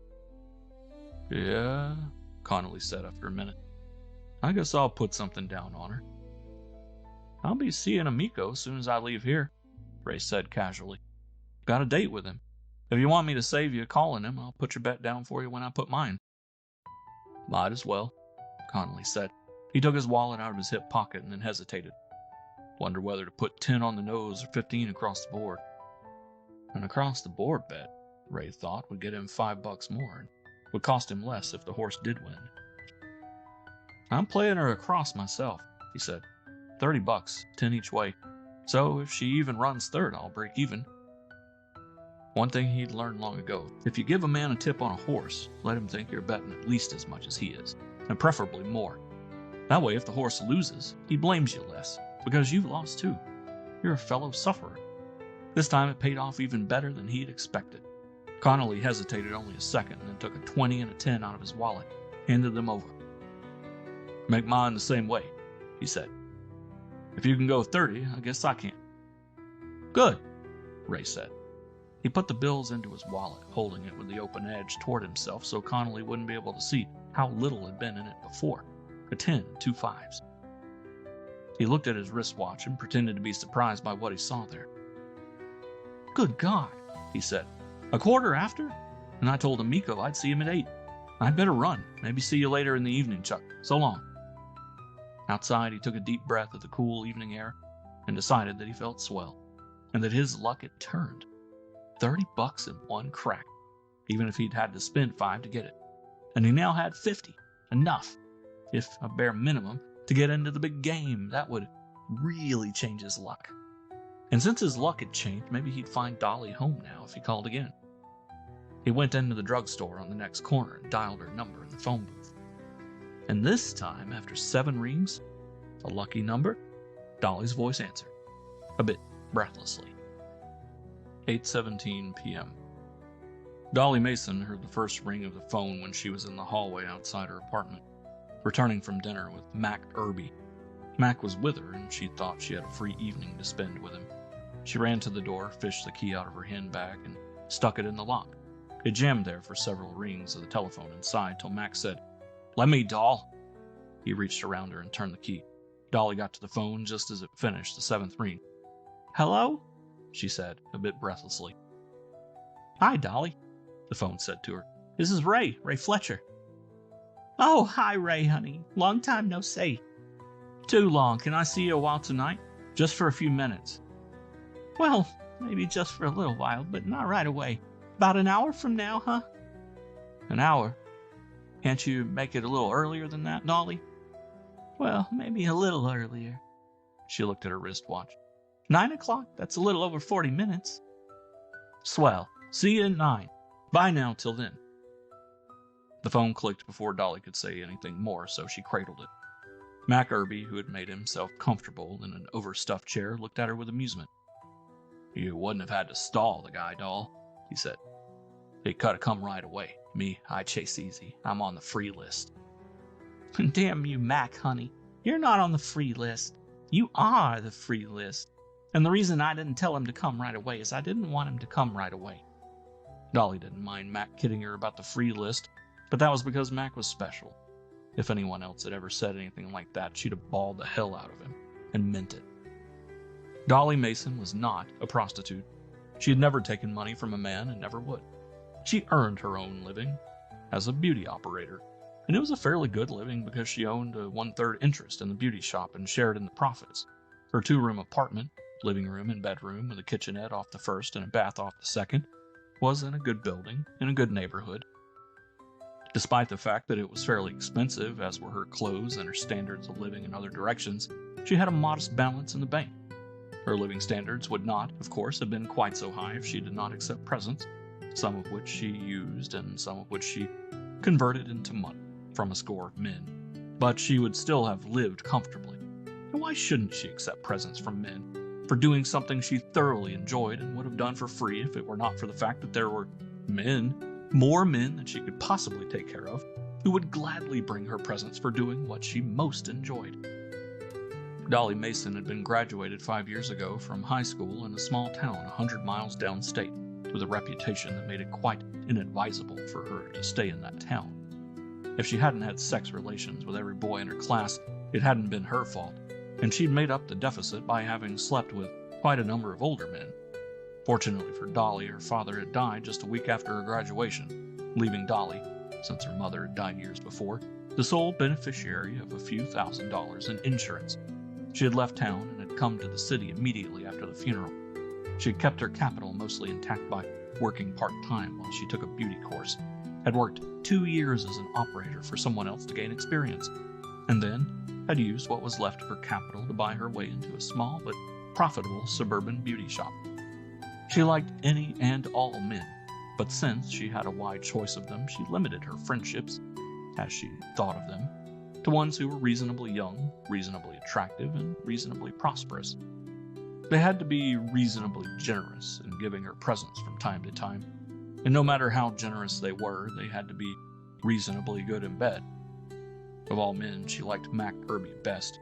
She'd met him when she'd been working about a year as a beauty operator, and about a year before she'd bought into the shop. She thought at first that she was in love with him, and for a few weeks had actually eschewed promiscuity and given herself only to him. But love to Dolly meant only that she enjoyed sex with Mac more than anyone else. She'd probably have married Mac during the first week or so that she'd known him if he'd asked her, but fortunately he hadn't, for she soon found out that no one man could possibly keep her happy, not even Mac, who was more virile than most men. So she'd gone back to promiscuity, but since Mac wasn't jealous, she'd kept him as a paramour.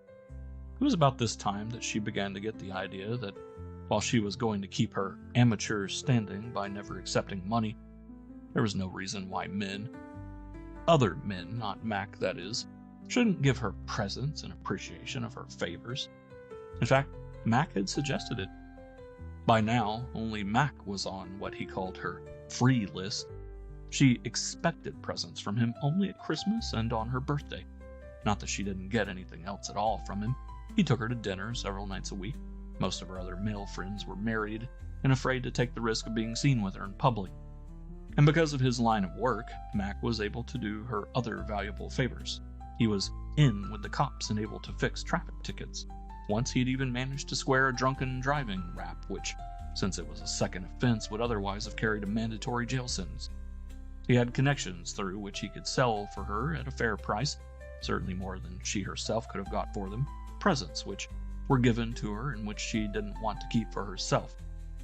And a few times, when a man whom, for one reason or another, she had dropped from her friendship roster had become troublesome in his efforts to see her again, Mac had talked to him, and Dolly had been bothered no longer. Mac had been a policeman once, on the Vice Squad. Now he was a private detective, a lone operator who, if he was a bit on the shyster side and did mostly divorce work, stayed nearly enough honest to be on good terms with the police, which made him a very valuable friend and protector for a girl like Dolly, who, although she did nothing seriously illegal, frequently skated on somewhat thin ice. "Ray," Mac was saying to her, "that's the guy who's a liquor salesman, no? The one who brings you a case of whiskey once in a while." Dolly nodded. "He says he just wanted to stay a little while, Mac, honey. If he means that and doesn't change his mind, maybe I can phone you after he goes and you can come back. Where'll you be?" "At the office, I guess. I've got some skip trace reports I might as well write up. I'll be there a couple of hours. I'll go home after that if I haven't heard from you. Should hit the pad early tonight anyway." "Swell," Dolly said. "Mac, honey, you make us a couple of drinks while I take a quick shower. I won't be 3 minutes. She walked quickly into the bedroom. She undressed quickly, putting away the clothes she took off since she wouldn't have to dress again this evening. She could just put on a robe when Mac left. She wondered if Ray would bring a case of whiskey with him tonight. That was something she was always glad to get. She thought back and decided that he wouldn't. He'd brought a case last time he'd come. Dolly didn't expect her friends to bring her a present every time they came to see her. They'd brought something fairly valuable the previous trip. Something like a dozen pair of nylons, $1.49 variety, anything that cost no more than $20 or $25, and it had better not cost much less than $20, was good only for the time it was brought. Something worth $50 was worth a couple of visits, and so on up the line. Dolly didn't keep books on the presents brought her, but she had a good memory and always knew who was due to bring something and who wasn't. She didn't have her rules printed and posted on the inside of her door. The rules and prices are posted inside hotel room doors, but the men who came to see her soon got the idea and could figure it the same way Dolly did. No, Ray probably wouldn't bring anything tonight, and she didn't expect him to. A case of whiskey, the brand he'd brought, was worth at least $50. He would have paid less, of course, since he'd have been able to get it at wholesale, but Dolly didn't care about that. It was still worth at least $50 to her. She was in the bathroom almost exactly the 3 minutes she'd predicted. 2 minutes under the shower and 1 with the bath towel. She didn't dry herself too thoroughly because Mac liked her with her skin a trifle moist. And during the minute of toweling, she had time to admire her body in the full-length mirror on the inside of the bathroom door. Her breasts were especially beautiful, she thought. And why shouldn't she think so when she knew they drove men crazy? Already their shell-pink, tip-tilted nipples were hardening in anticipation. Naked and glowing, she walked through the bedroom and into the living room.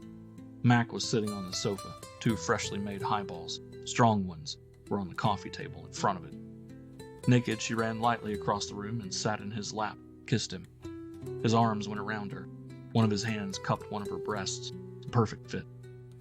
He pulled back to break the kiss, groaned softly.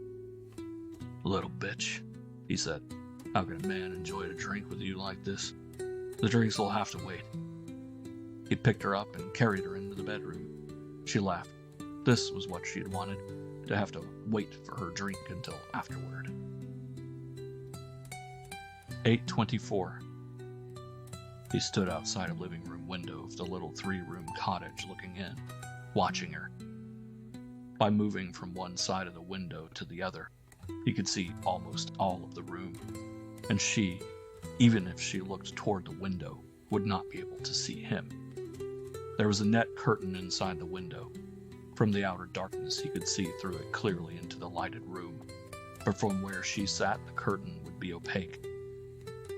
He could, except for his need and his desperate impatience, stand here as long as he wished to make his plans and calculate his chances. He thought they were good. The cottage was on the outskirts of town, in a neighborhood not very built up as yet. There were only a few houses in the block. There was one almost directly across the street, but it was dark, and there was no car in the carport alongside it.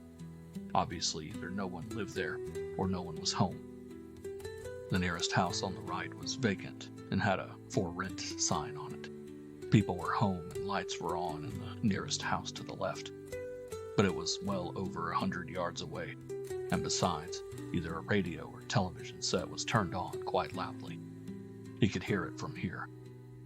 Over that volume of sound so close to them, would they be able to hear the sound of a scream? He didn't think so. But it was a risk he would have to decide to take, or not to take. He'd never be able to get through the window and get to her to knock her out without her having time to scream once. The window at which he stood was at the side of the house, and he could see the inside of the front door, and the chain bolt on it. Probably just about every house or apartment in town had one now. Well, the method he'd tried 3 times had succeeded twice, but now he might as well forget about it. The danger that was greater than a scream being overheard was in plain sight on a stand right beside the door. The telephone. Would he be able to get through the window and to her before she could get to the phone and finish dialing a number? If she got a call through, even managed to get an operator and call help, he wouldn't have time to have his way with her. But if by then he was in the room with her, if she'd seen him, he could still take a few seconds to kill her quickly, so she'd never describe or identify him. And still, he hoped to be out of the neighborhood before the police came. It would all depend on how quickly he could pry that window up and get into the room. He weighed the other chances against him. He'd checked the garage behind the house. The door was open and the car was gone. That meant that her husband, if she had one, was out, and not in the bedroom or the kitchen. Of course, the husband might return too soon, but that would be too bad for the husband unless he was a heavyweight champion boxer. He'd hate to have to interrupt himself to do it, but he could handle any ordinary unarmed man. The only difference would be that he'd be leaving 2 corpses behind him this time instead of 1, or 3 or more corpses if by any chance a child or children asleep in the bedroom. He wouldn't mind killing them all. He hated children almost as much as he hated women. His eyes went back to the woman, She was sitting on the sofa, her feet curled under her, reading a magazine. Well, what was he waiting for? He took the heavy chisel out of his pocket and put its edge between the bottom of the window and the sill, then put both hands on the handle and leaned his full weight against it. It made no appreciable sound. She hadn't looked up from her magazine. But it was in as far as he could push it, and was it far enough? There was only one way to find out. He threw all his strength into pushing down on the handle of the chisel, and this time there was a noise. But it was the noise of splintering wood and not the snapping of the window catch above. He had failed. She looked up now, and there was fright in her face, but not panic. She didn't scream, but she ran for the telephone and started dialing. And there was no chance of getting to her in time now, with a second try at the window. He ran to the car. He had parked a quarter of a block away. Stupid, he thought. He should have found the telephone wire outside the house and snapped it. Then he'd have had time to get in while she struggled with a dead phone. Next time, if he tried this method again, he'd do that. And he'd have a hammer to use with a chisel to drive it far enough in so the catch would snap instead of the wood splintering. This time he was 6 blocks away when he heard the approaching sirens. But would one of them by any chance stop and investigate a car driving away from the address to which they'd been called? There wasn't much traffic out here, and the cops just might get that bright idea. They weren't in sight yet, so he quickly parked at the curb in front of a house, turned his lights, and lay down across the front seat out of sight. They wouldn't investigate an apparently empty parked car this far from their destination. They didn't. 2 of them screamed past him. No more seemed to be coming, so he started his car and drove back into town, thinking despairingly that he wouldn't dare make a third attempt tonight after 2 unsuccessful ones. He'd have to case and plan his next kill carefully. For tonight, he thought, the need would have to go unsatisfied. He'd have to settle for the poor consolation of a few drinks to calm his nerves, and then sleep. That's what he thought. But then, he had not yet met Ray Fleck. 8:26 p.m. Ray Fleck's reluctant footsteps stopped on the sidewalk of an apartment building on Willis Street, just on the edge of downtown business district, and he hesitated before entering, as a man hesitates before stepping under a cold shower. This talk with Joe Amico was bound to be an unpleasant one, but Joe had told him to come and before 10 o'clock, and Joe was mad at him already and would be madder if he didn't show up. So, he'd better get it over with. In a way, he thought it was lucky Dolly Mason had told him not to come before 9. That gave him time to come here. Joe's apartment was only 3 blocks from the drugstore from which he'd phoned Dolly, and still get to Dolly's in plenty of time. Surely Joe wouldn't want to keep him more than a few minutes. What was there to say to Joe except to reassure him that he'd pay the money as soon as he could possibly raise it? Yes, it was far better to get the interview with Joe over with now. That way, if Dolly lent him money, even $50, he could stay with her a while, almost 2 hours, until time to head for the game. That way he'd at least be sure of keeping his capital intact. And he knew that if she was free, she'd let him stay.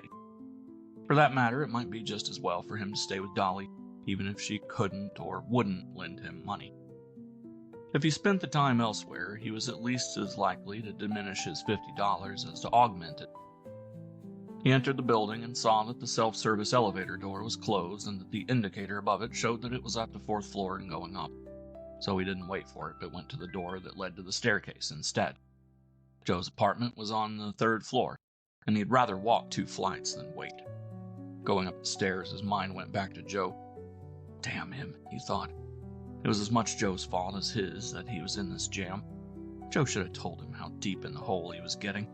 He hadn't kept track, and had thought he was in only for maybe a couple hundred, until yesterday when he tried to phone in a $50 bet. Big Bill Monahan, who worked for Joe and who usually answered the phone at the apartment, had said, "Just a minute, Ray. Joe said he wanted to talk to you the next time you phoned." And Joe would come on. "Ray boy, don't you realize you're in the suit for $480? You better pay that off before you do any more betting."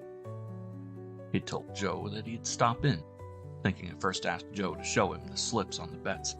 From the names of the horses and the amounts, he'd know whether all the bets were his or not. Maybe Joe or Big Bill had made a mistake. But after the call, he'd tried to remember all the bets he could and had added them up. They'd come to $410, and since he was sure that he hadn't remembered all of the bets, he was willing to take Joe's word on the total. Why hadn't Joe called him on it sooner? Twice before, Joe had called him on running into debt, both times when the amount involved was a couple hundred. Both times he'd been able to raise the money within a few days. The first time he'd done it on a signature loan, but that wouldn't work again because he'd got behind on his payments and had had a fight with the loan outfit. He'd paid it off eventually, but the damn company had marked him as a poor credit risk. And loan companies keep one another posted on things like that. He'd found out when he'd applied for a second loan from another outfit and had been turned down. He had raised the money that time by putting up his car for security, but that wouldn't work again either right now. He had had his present car only 6 months and had made only 5 payments on it. It was financed over a 2-year period, and he still owed too much on it for him to borrow anything against it. He could probably sell it for a few hundred more than he owed on it, but he needed a car to hold down his job. He pressed the door buzzer, and after a moment, Big Bill opened the door a few inches on the chain and looked out through the opening. He said, "Hi, Ray," and then closed the door momentarily so he could take the chain off and open it wide. It was a silly system. Ray had kidded Bill about it once, and he had shrugged and said, "Boss's orders." It was still silly. Were they afraid of a raid? Amico paid for protection and got it. He had to take a raid once in a while, but he was always tipped off in advance exactly when one was coming, usually just before a local election. When a raid came, Amico wouldn't be there, nor would there be any clients.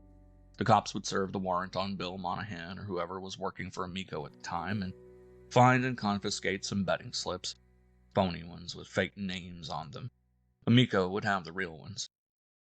Monahan would appear in court and pay a fine, or if the police wanted to make a better showing than usual, sit out a short jail sentence. Amico wouldn't even get his name in the papers and would meanwhile be opening up in a new location already rented in advance and spreading the word on his new address and phone number. No raid was expected tonight, or Big Bill wouldn't have let him in. Clients never got caught in one.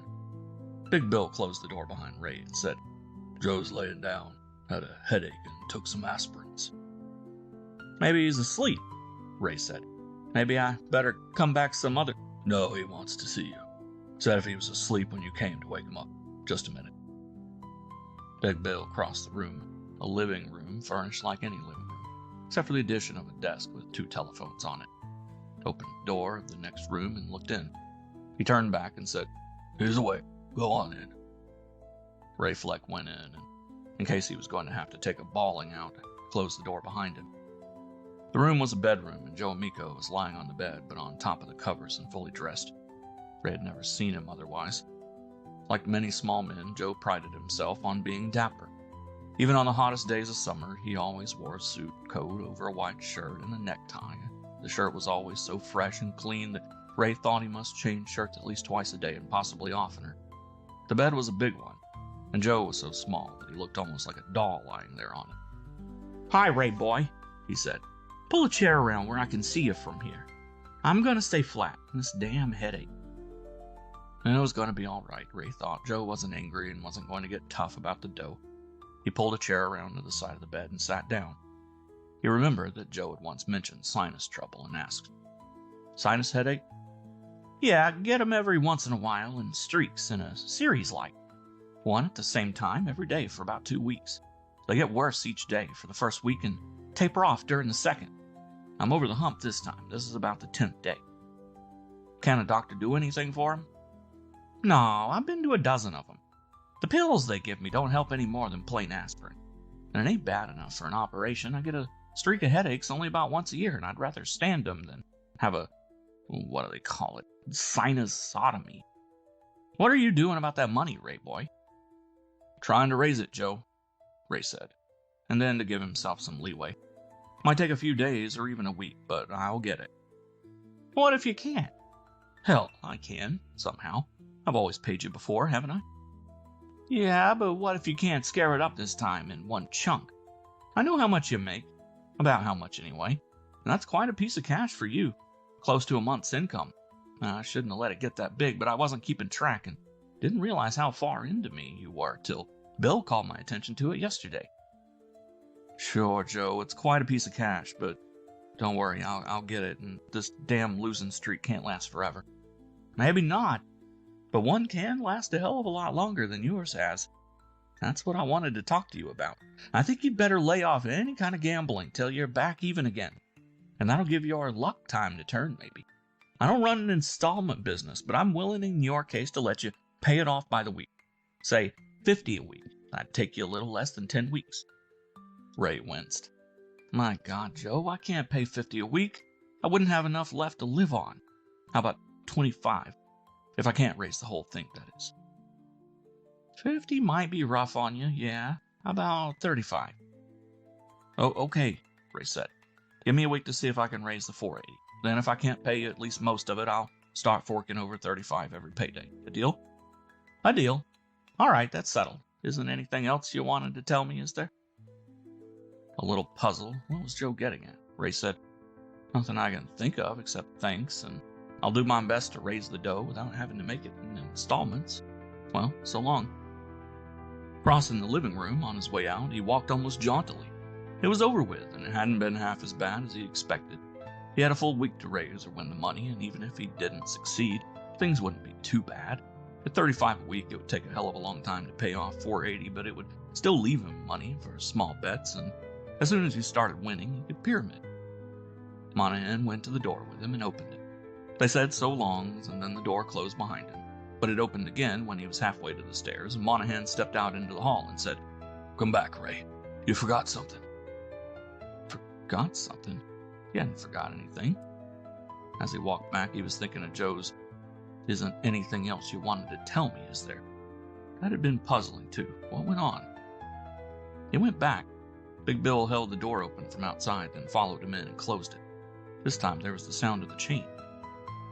Joe Amico had come out of the bedroom, and in a hurry, because for the first time Ray saw him less than completely immaculate. His straight black hair was mussed from having lain on the bed, and he hadn't taken time to comb it. He was sitting on a corner of the desk, legs dangling, and he no longer looked like a doll. You could have taken him, though, for a malevolent little marionette with eyes as cold and hard as marbles. He didn't raise his voice, but it was cold and hard as his eyes. How long you been making book yourself, Ray Boy? This time the Ray Boy didn't sound like an affectionate nickname. It sounded like a swear word. What? Suddenly in the middle of a word, Ray Fleck realized what had happened. What must have happened. My God, Joe, he said. That bet I took to place with you for Chuck Connolly, he must have phoned you to change it or something. Said I had the money for you. I have, but honest, Joe, I forgot. Completely forgot. How many other times have you made book yourself on dough somebody gave you to give me? Never, Joe, honest to God, never. And in fact, he'd never before done it to speak of. A few times, not over half a dozen. He'd taken a small bet, never over 2 or 5, to give Joe, thinking that he'd be seeing him or phoning in some bet of his own. Then had decided against laying anything that day himself and hadn't bothered to phone in the peanut bet. Once one of the horses had won, and he paid off on it. $12.40 on a $2 win bet. But never until tonight had he deliberately held out a bet to raise money. He was taking his wallet out of his pocket with a hand that he tried to keep from trembling, opened the wallet to take out the 3 tins Connolly had given him. But Joe was saying, The whole thing, Ray Boy. The wallet. His eyes had been looking down at the bills in the wallet, trying to focus on it to pick out the 3 bills. He looked up in surprise, and that made it too late. Big Bill jerked the wallet out of his hand and tossed it to Amico, who held it in his hand, tapping a corner of it on his knee, not as yet opening it. He said, How many bets in here besides Connolly's? None, Joe, honest to God, I never. Shut up. You stink, Ray Boy. Chuck Connolly didn't call me up to change his bet. I wouldn't have even known about it if you hadn't told me. Sam Washburn called me. Sam, the waiter at Ferrati's. I eat there often and know him. He almost always takes a buck bet instead of a tip, and sometimes adds cash of his own. So he called just before you came here.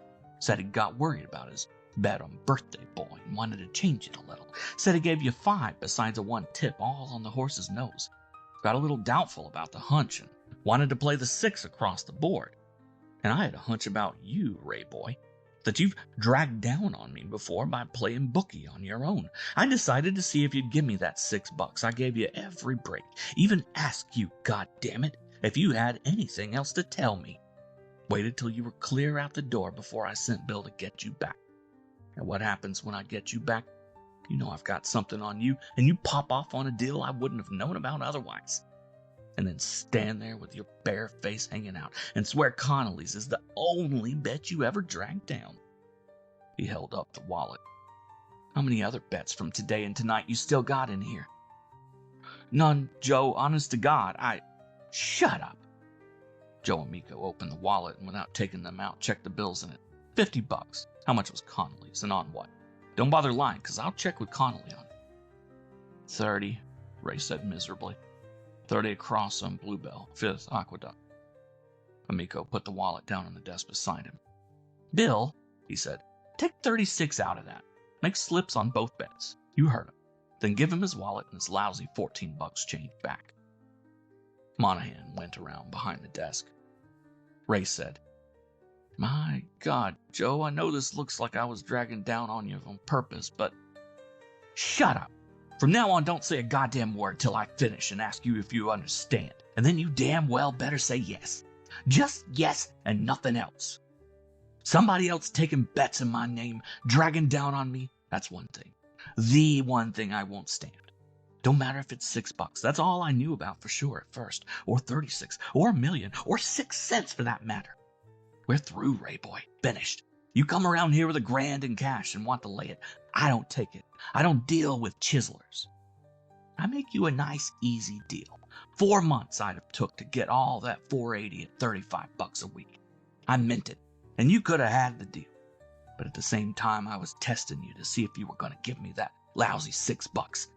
I knew if you ever dragged down on me, you would tonight, on account of you're behind the 8 ball.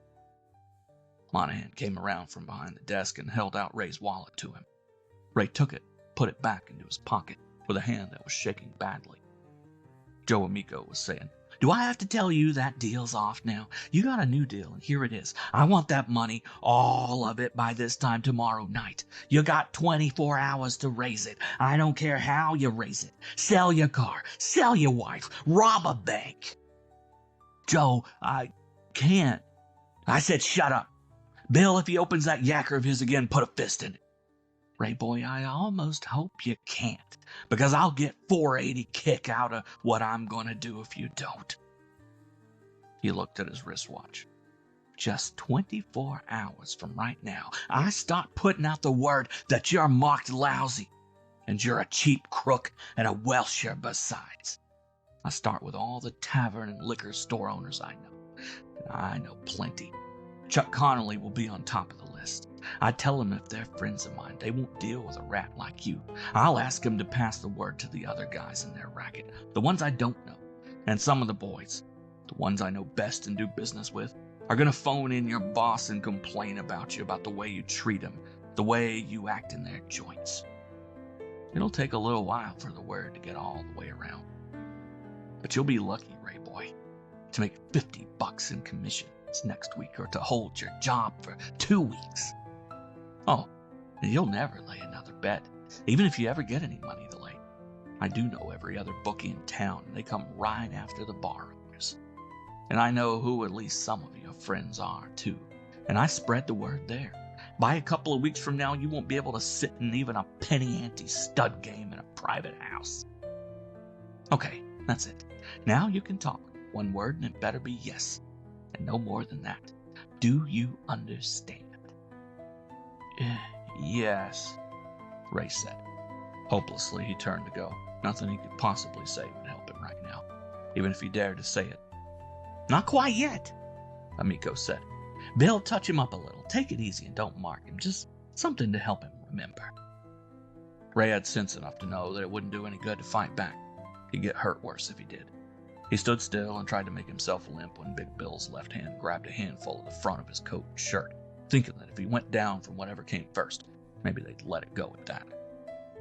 But what came first was a pair of flat-handed slaps to the face, back of the hand to one side, palm to the other. Slaps that rocked his head, stung like hell, and made his ears ring. Then Big Bill, still holding with his left, pulled his right hand back and drove a fist like the business end of a battering ram into the pit of Ray's stomach. The pain was so great that, as his hands went to his stomach, he tried to double over, and would have except for the big hand still holding his clothes bunched in front of his chest. From somewhere miles away and through a haze of redness, he heard Monahan's voice say, "Enough, Joe," and Amico's voice say, "Yeah, put him in a chair. Don't put him out in the hall till he can walk. We don't want him laying on our doorstep." He was in a chair and nothing was holding him now. He could double over forward in the chair, and he did. He was retching. From somewhere not quite far away, he heard Amico's voice again. "And don't let him out till you're sure he won't puke on the hall carpet either. If he pukes in here, keep him till he's able to clean it up." He heard a door open and close. Amico had gone back into the bedroom. He heard a phone ring, and then Big Bill's voice answering it, and then saying, "10 to win on Rawhide in the 4th. 20 to show on Dark Angel in 7th. Right, Perry." He could straighten up now, and he wasn't going to puke. His stomach still hurt like hell, and his cheeks stung, and his ears rang, but he thought he could stand up now. He had to stand up and get out of here fast. For a moment, he couldn't remember why, and then it came to him. His date with Dolly. She was his only chance now, or the only one he could think of. Joe Amico had meant every word he'd said. He raised his arm to look at his wristwatch. Yes, he could still make it in time if he was lucky and catching a taxi quickly outside. Lucky that this was Willis Street, and taxis were fairly frequent. He put his hands on the arms of his chair and stood up. Not quite straight. The pain in his stomach made him bend forward a little at the waist. "You okay?" Big Bill asked him. His voice was impersonal, neither friendly nor unfriendly. "Sure, I gotta get out of here. I'm going to be late for a date if I don't leave now." "Walk back and forth a few times. When I see you can navigate, okay." He was a little tottery walking across the room the first time. Better coming back. After a few trips, he was walking almost normally, as much as it hurt him to do so. Big Bill got up and went to the door and opened it. "Okay, Ray. No hard feelings?" "No," Ray said. As he walked through, Big Bill said, "Believe it or not, I pulled my punch on that poke in the gut." And then, before Ray could answer, not that there was anything to answer, the door closed behind him and he heard the chain slide into the slot. No stairs this time. He went to the shaft of the self-service elevator and pushed the button. The indicator showed that it was on the top floor, but it started down. He leaned against the wall opposite the elevator door to wait for it. Suddenly, he remembered something and reached for his wallet. Amico had told Monahan to take 36 out. But what if Monahan hadn't put back the change? But Monahan had. The wallet held a 10 and some singles. 14 lousy bucks. He had to get money from Dolly now, and he might as well try for 500 while he was at it. What was to lose trying? If he got that much, and he'd offer any kind of interest to get it, he'd stay out of the poker session and not risk losing any of it. He'd keep it intact to be sure of being able to pay Joe tomorrow. But 50 or 100 wouldn't do him any good with Joe. So if that was all he could get, running it up would be his only chance. Dolly, Dolly, he thought. Please, Dolly, be like the mistress of the man in the French short story. The elevator came and the door slid open automatically. He stepped inside. A minute later, he was at the curb, looking frantically both ways for a taxi. None was in sight and he ran, doubled over a bit because his stomach hurt, to the corner, where he'd have a better chance of flagging one. 8:47 p.m. See now is through a defective window pane that lets in light, but distorts the images that the light bears. See now into Benny Knox as he himself sees out. See a twisted cosmos, peopled by phantoms who buy newspapers as they pass, and then are seen no more, except for a few who come regularly enough to become real for a while, and to be remembered most of the time. Through this pane, Benny sees a frightening but basically simple universe, run by a good God of vengeance when sin is done. But first, let us see him from the outside, as others see him.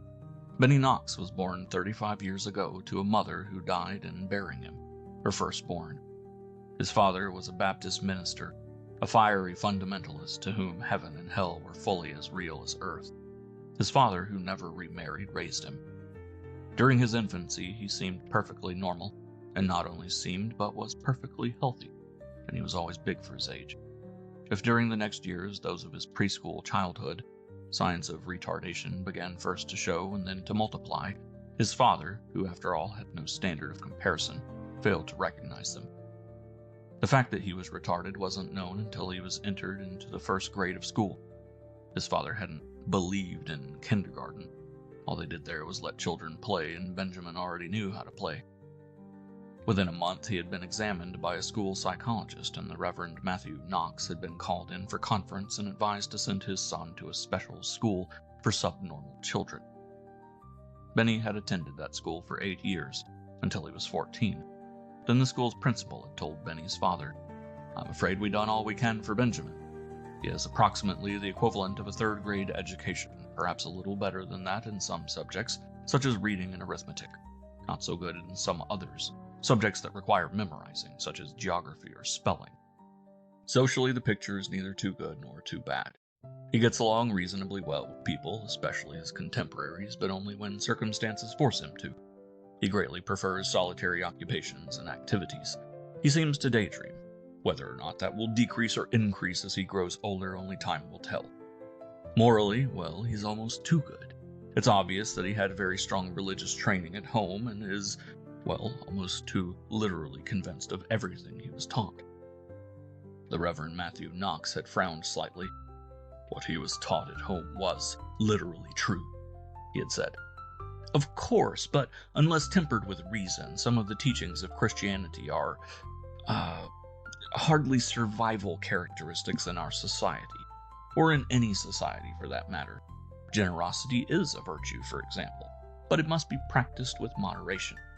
Recently, I happened to learn of a boy having come to school without his lunch. Not, mind you, because his parents are poor, they aren't, just because he forgot it. Benjamin gave the boy his lunch and went hungry that day.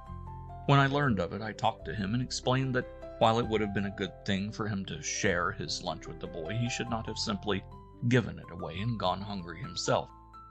There have been other such instances, but that's the most recent one."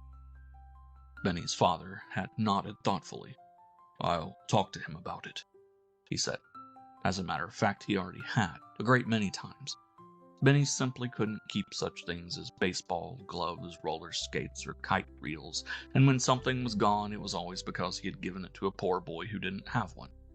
Several times when Benny knew the name of the poor boy and where he lived, the Reverend Knox had gone and got the article back. Never had he encountered any poverty more real than his own. He had finally solved the problem, and without crossing Benny's desire to give to the poor, by issuing and occasionally repeating a flat order to the effect that before he gave anything of his to a poor boy, he should bring the boy home with him. He would then talk to the boy and decide whether or not the boy was really poor and needed the article in question, worse than Benny did.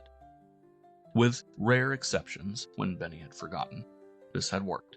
Apparently none of the boys who had been taking advantage of Benny had wanted to face an inquisition at Benny's home first, but apparently Benny had not known that this edict had extended to school.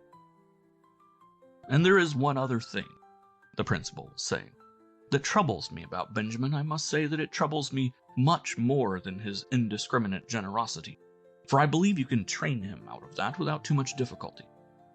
He has a tendency to confess to having done things he did not do. His teacher tells me that several times when some prank or bit of minor vandalism had been committed, she has talked to the class about it and then asked whoever was guilty of it to raise his hand. Each time, Benjamin's hand went up, and each time some minor punishment was meted out to him for what she believed he had done. Then one day the prank in question happened to be one she knew positively Benny could not have done, and he still raised his hand. It was a caricature of the teacher drawn on the blackboard during lunch hour, and it was rather well done for a child's drawing. Benny is very poor at drawing. The teacher sent Benjamin to me to have a taunt. His answers to me were vague and confusing. I honestly don't know whether he knew he was innocent and had some compulsive reason for offering himself as a scapegoat, perhaps guilt feelings about something else, or whether he really thought, once the question was put to him, that he had really done it. The Reverend Knox was troubled. This was something new to him. True, whenever he had asked Benny whether or not he had committed some certain dereliction, the answer had almost always been affirmative, but he had never questioned the boy unless he was already reasonably sure Benny was guilty, so the affirmation had never been a surprise. He asked, Could Benjamin have been with the boy who made the drawing, aided and abetted him, as it were, and thus felt that he shared the guilt and have raised his hand for that reason? No, once the teacher seriously considered drawing styles, the identity of the culprit became obvious. Only one boy in the class could have done it. Once the question was put to him directly, he confessed. As a matter of fact, he was justifiably a little proud of the drawing and admitted that another boy had been with him, but it wasn't Benjamin. Benjamin hadn't even known of the drawing. "I'll have a talk with him," Benny's father had said. And he'd had a number of talks with him during the first year or two Benny was out of school. He'd made a number of tests, too. For example, if he himself should accidentally break a drinking glass in the kitchen, later he'd show Benny the broken glass and ask if he had done it. All too often, for a while, Benny would admit guilt. This always led to another and longer talk, and finally he felt sure that he had cured Benny of this fault, and he had for a long time. Like the principal, he had never been able to decide whether Benny had deliberately made a false confession to court punishment, or whether he really thought when asked that he had committed the offense in question.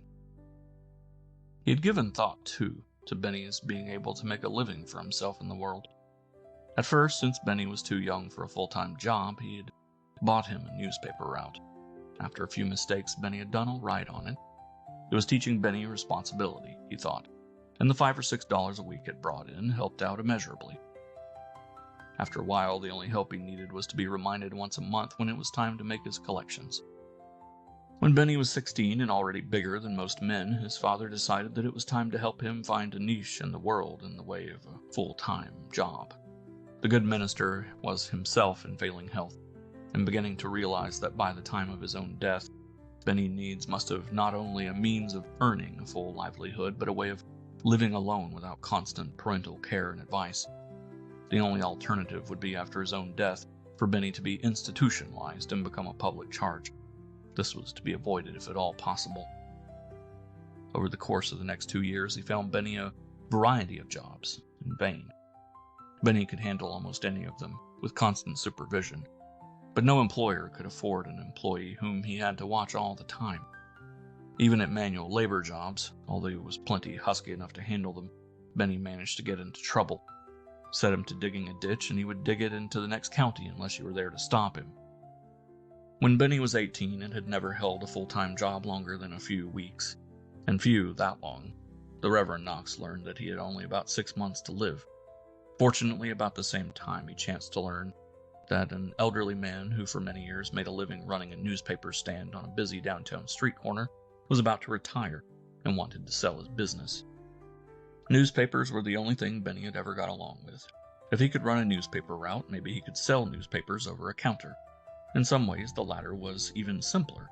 Every transaction was a simple cash deal instead of a more complicated monthly collection. Knox had a long talk with the retiring vendor and bought the concession.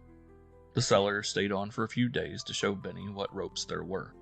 Knox saw the circulation managers of the 2 newspapers Benny would handle, and the manager of the distribution agency that supplied him with the items he would sell. With each of them, he arranged to have Benny's bills sent to the parsonage. There was nothing to it, and Benny got along fine from the start. Each evening, he brought home his receipts for the day and turned them over to his father, who took care of paying his bills and managed his money for him, starting him out each day with the amount and variety of change he'd need to start business at the stand. There remained only one problem to solve before he could die, and Knox had had its solution in mind for a long time. He had waited only until he was sure his son could earn a living. A Mrs. Sadler, a widow and a good woman, was a member of his congregation, and she ran a boarding house within walking distance of downtown. He went to see her and made arrangements for Benny to room and board with her, and for her, for a small but adequate percentage of Benny's earnings, to take over the management of his affairs. That, too, had worked out. Each night he brought his money home to her, as he had to his father. She managed it for him, took out what she had coming for room and board, gave him an allowance of spending money, which went for candy and ice cream sodas, his only dissipation, bought clothes for him when he needed any, and put the surplus in the bank, part of it in a special checking account against which she drew for his business expenses, the rest in a savings account in his name, but which she reminded him of only when some extra expense or minor emergency necessitated his help in drawing some of it out. This accomplished, the Reverend Knox had quit fighting the Reaper. He had given up his ministry and his parsonage, had gone to a hospital, and died. And all had gone well for 15 years until Benny Knox was 33. On the surface, anyway. Mrs. Sadler sometimes wasn't sure what went on down inside of Benny when occasionally he had dark, unhappy brooding spells. She wasn't able to get him to talk about them, although ordinarily he prattled to her freely about anything and everything. And nothing had ever come of the spells. They'd always worn off. Until suddenly, at the height of one of them, Benny, she subsequently learned, had gone to the police station one morning and confessed to having committed a murder that had been much in the newspapers for 2 weeks. It had been, according to how one might look at it, a bad time or a good time for him to have confessed to that particular crime. The police had just apprehended the real killer only an hour before. The news had not yet hit the papers, or Benny would have read about it. Benny did read the newspapers during dull periods at the newsstand, the parts of them that he was able to understand and make sense of, which included crime stories and the comic page and not much else. The police knew who Benny was and what he was. After 15 years, his downtown newsstand was a landmark, and just about everyone in town knew him by sight. Many policemen knew him well enough to stop and talk a moment when they were passing his stand, so they brushed Benny off gently. They asked for his wallet and looked at the identification in it to see if it had an "in the case of accident or illness notify" card with a name and address, and it did. They phoned Mrs. Sadler, and after talking to her long enough to establish her relationship with Benny, they explained to her what had happened and asked her to come in and talk with them, after which she could take Benny back home with her, which she did, and she talked to him until he was finally convinced that he had just imagined what he had tried to tell the police. Or perhaps he was not completely convinced until he read an afternoon paper with the story of the capture and confession of the real killer. Along with many people with higher IQs than his, Benny believed implicitly everything he read in print. The next time Benny Knox confessed to a crime he did not commit, again a murder, was 2 years later, a year ago, when Benny was 34. That time he did not get off so lightly, for several good reasons. The crime was not yet solved, and it had been a wanton, purposeless killing that bore all the earmarks of having been committed by a mentally deranged person. A few days later, it turned out to have been committed by a pair of teenage heroin addicts, but until then, Benny had rather a tough time of it. His story was hard to disprove. It made sense insofar as it covered all the facts that had appeared in the papers. Only one thing saved him from being actually charged with the crime and getting his name and picture in the papers as a murderer, which would have been very bad for business at the newsstand, even though he would subsequently have been cleared. Some people would still have been afraid of him. The thing that had saved Benny had been his choice of a weapon. The news stories had said only that the man had been beaten to death with a blunt, heavy weapon. After the autopsy, the police knew that the weapon had been a section of rusty pipe. Not only did some of the wounds clearly indicate its diameter, but tiny fragments of rust had been found embedded in the victim's skull. But they had not given this particular bit of information to the newspapers, and Benny's imagination had supplied him with a baseball bat as the blunt, heavy weapon he had used. Moreover, he was unable to remember where he had obtained it or what he had done with it afterward. The police that time were not so ready and willing to release Benny Knox. He had given them a hard time and caused them a lot of work. For a while, they had seriously considered charging him despite the one discrepancy in his story. The rest of it made sense and could have been true. Further, they were convinced that he was, or at least had been, sincere in thinking he had committed the crime. That made him a psychopath, and it could be that he was a potentially dangerous one. If he could imagine himself to have committed a crime, possibly someday he might really commit one. They held him while Dr. Kranz, an alienist who was a friend of the police commissioners and who usually advised the police on borderline cases like Benny's, talked to him twice, and also had a long talk with Mrs. Sadler, who knew more about Benny's background and history than anyone else. Dr. Kranz saved Benny. "Benny Knox," he wrote in his informal report to the commissioner, "seems to have a mental age of about 8. While it is true that many adults with that mental age find themselves unable to adjust to the world and to earn their own way in it, thereby requiring institutionalization, others do make the adjustment, especially ones who still have parents or other mentors to guide and help them. Mrs. Sadler stands in loco parentis to Knox, and she is a very sane and sensible woman. With her help, he does all right. Of course, she is about 20 years older than he. That is my guess. I did not ask her age, and it is statistically probable that she will predecease him. But even this may not lead to his becoming a public charge. Mrs. Sadler is aware of the problem and has in mind solving it when the time comes. In other words, if and when she finds herself getting too old to run her boarding house any longer. She knows other rooming and boarding house keepers, some younger than herself, and believes she will have no difficulty in finding one willing to take over Benny. She says he is pleasant, tractable, and easy to get along with, and his earnings are sufficient that he will represent a profit and not a burden to whoever takes care of him. The biggest problem, in fact, will be to find someone sufficiently honest not to make too much of a profit on him. So much for his adjustment to society, despite his subnormality, and now to what you've been waiting for me to discuss, his abnormality, his fantasy of believing that he has committed crimes of which he is innocent and wishing to be punished for them. From what I can learn, he seems to have been a wonderfully good boy, and probably did nothing that, even in his own mind, merited the punishment he now seeks. I would say that his guilt feelings were given to him by his father. His father, who raised Benny alone after his mother died in childbirth, was a fiery fundamentalist minister. He taught his son what he himself believed: a good but vengeful God, original sin, a very literal brimstone hell, eternal damnation for the sinner. These are very heady and frightening doctrines even for a person of normal mentality. He feels himself guilty of unnameable sins, and since he cannot name them, and thereby obtain punishment and through punishment forgiveness, he builds the fantasy of having committed a real sin, one for which he can be punished. A nameable real sin becomes surrogate for an unnameable one. The prognosis, incurable.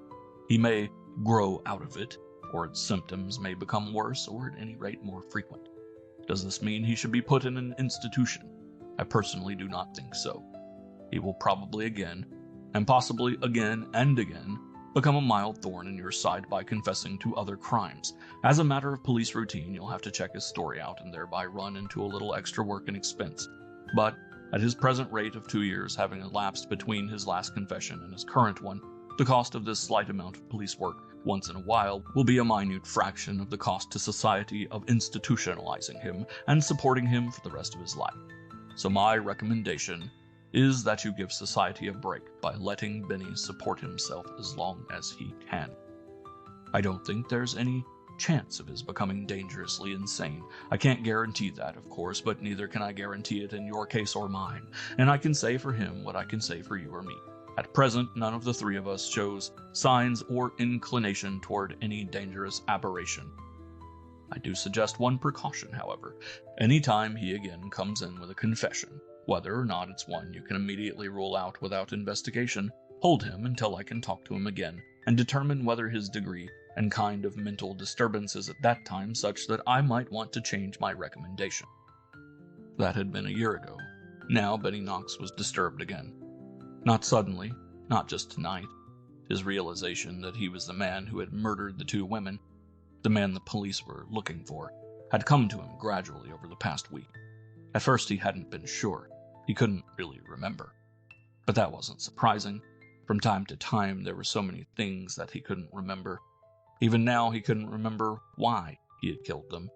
It must have been just because he was bad, evil. People were born evil, and only through God and Jesus could they become good, and even then, before they could get into heaven, they must confess to the evil things they had done and be punished before they could be forgiven. He closed his eyes and had a mental picture of his father, and his father was holding out a hand to him and saying, "You've done wrong, Benjamin. Confess and let them punish you so you can be forgiven, or I'll never see you again. You'll go to hell and burn forever." His father's face was really his father's face, for there was a picture of his father's face on Benny's bureau, and he saw it every day and couldn't forget what his father had looked like. But his father's body was clad in shimmering robes and seated on a throne. Benny often got his father in heaven and his heavenly father mixed up, and was as likely to pray to one as to the other. He said, "Yes, Father, I will," aloud, and opened his eyes. They fell upon his big hands lying in front of him on a pile of newspapers. Big, strong hands. Strangler's hands. Hands that could kill easily and had killed. Footsteps approached and stopped, and he looked up. Officer Hoff stood there, grinning down at him. "Hi, Benny. Will you take your big paws off that pile of papers so I can take one?" Benny lifted his hands and dropped them in his lap, out of sight, and Officer Hoff took one of the papers and put it under his arm. He didn't put down a dime, but Benny hadn't expected him to. Policemen didn't have to pay for papers. He didn't know why not, but the man from whom his father had bought the newsstand had explained to him that policemen didn't have to pay for little things like newspapers. It was part of the cost of doing business, he'd explained, whatever that meant. You didn't charge policemen for their papers, and then they liked you and helped you if you needed help. Well, he needed help now. Maybe Officer Hoff would want to arrest him right now. Officer Hoff was a nice man. He said, "Mr. Hoff, I killed them 2 women. You want to arrest me, or should I walk around to the station myself?" Officer Hoff had quit grinning. He shook his head sadly. "Not again, Benny. You didn't." "I really did, Mr. Hoff. I choked them to death." Benny held up his hands. The evidence. Officer Hoff shook his head again. "Well, I'll radio in from the car. Maybe they'll want me to bring you in. I'll see. We're pretty busy tonight." He walked down street to the curb where the squad car was waiting, another officer at the wheel. He got into the squad car. Benny was afraid at first that they'd drive off, and then he saw that the squad car wasn't moving, and after a couple of minutes, Officer Hoff got out of it and came back. He said, "No, they don't want us to bring you in. Lieutenant Burton, you know him? Red hair?"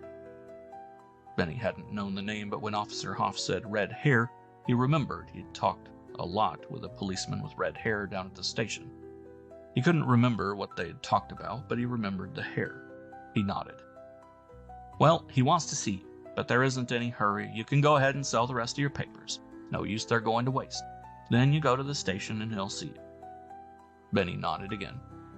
"All right, I'll go round." "Be sure you do, and don't forget." He shook his head a third time. "Benny, you didn't kill them dames. We checked you on it long ago. You and a lot of other people. But just the same, don't you forget to go to the station.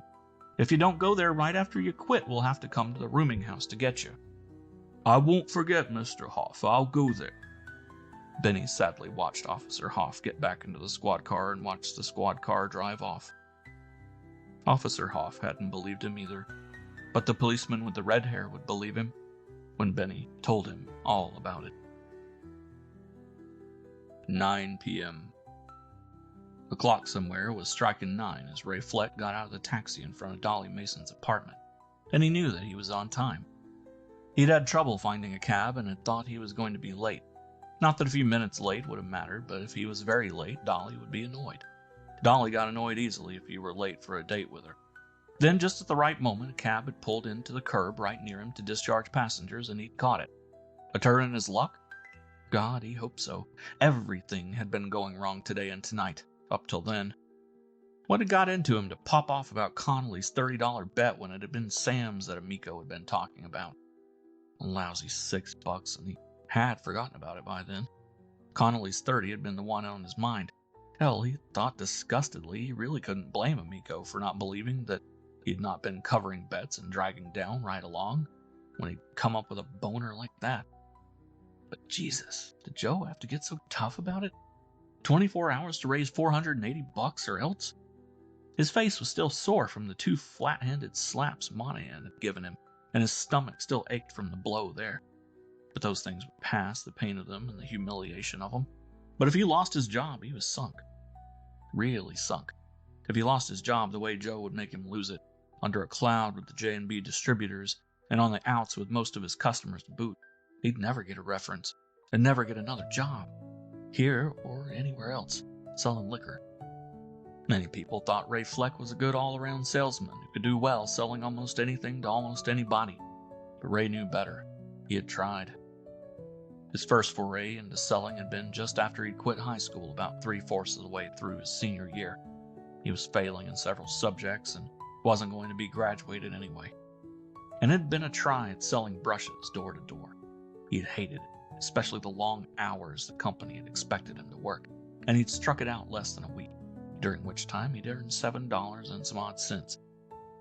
He'd tried to stay home and loaf around for a while, but finally became fed up with his father calling him a no-good and with not having any spending money, and he started to look for work again. During the next 7 years, he held a lot of jobs, but none of them for very long. All in all, he worked about half the time, but he got by because his father, a certified public accountant, had a fairly good income, and after a while gave up trying to collect anything from his son in the way of room and board, so all the money Ray did make went for clothes and entertainment. The jobs he held were many and varied: sodager, counterman, assistant shipping clerk, driver of a delivery truck, what have you. He never held any job longer than a few months. Half of them he quit because the work was too hard or too boring. He was fired from the rest for a variety of reasons, usually for goofing off. Once in a bad period, he was fired for dipping into a till, but luckily the employer didn't prosecute, so he didn't have a police record because of it. The job he had held the longest, and had most hated during that period, had been with the Army when he had been drafted at 20, and he had held that job only 5 months instead of the usual period. He had suddenly developed a violent allergy to wool, and since the Army wasn't geared to provide special uniforms and bedding for him, it had the choice of discharging him or letting him ride out his hitch in the infirmary. It discharged him. The allergy had gradually diminished. By now he could wear wool suits except in very hot weather, but in cold weather he still used quilts or comforters instead of blankets. Several of his jobs during that period had been selling jobs.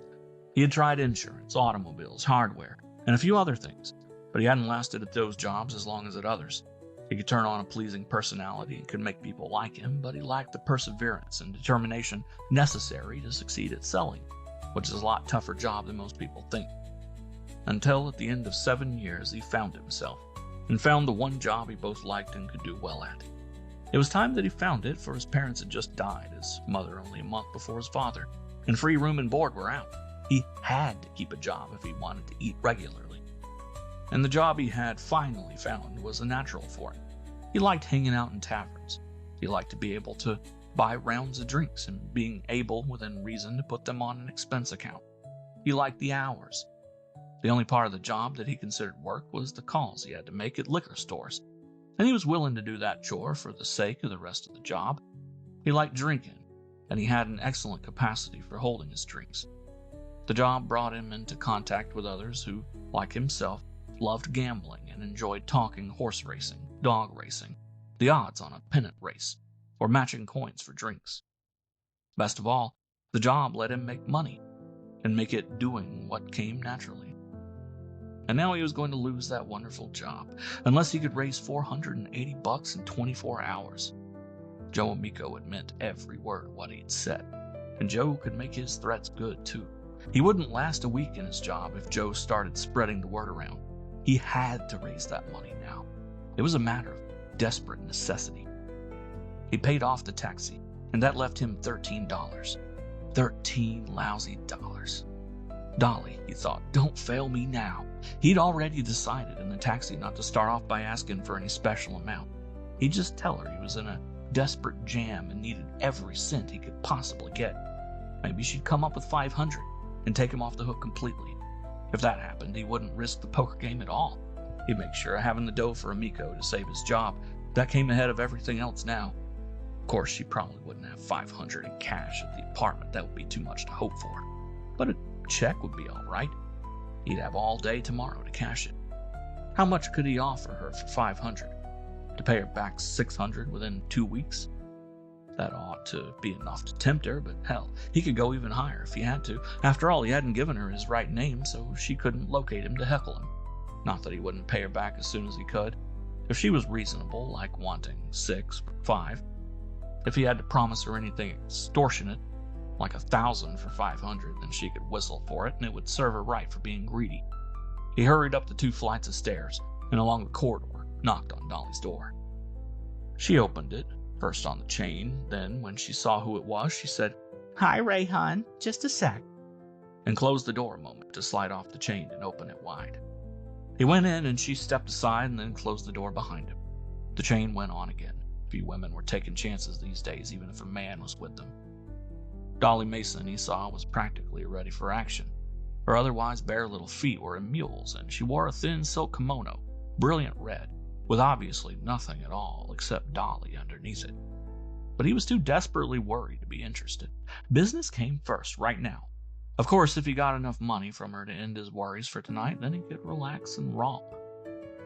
"Dolly," he blurted out, "I'm in a hell of a jam. Life or death, almost. I need to borrow some money, just for a week or so. Have you got any?" She took a short step back from him. She'd been going toward him to put her arms around him, as she always did when he came in. "Honey, I haven't got any money. Where did you get a wild idea like that?" She looked toward a handbag lying on an end table by the sofa. "I've got just $8, and I can't spare any of that because it's got to last me till payday. 3 days. Look, I'll show you if you don't believe me."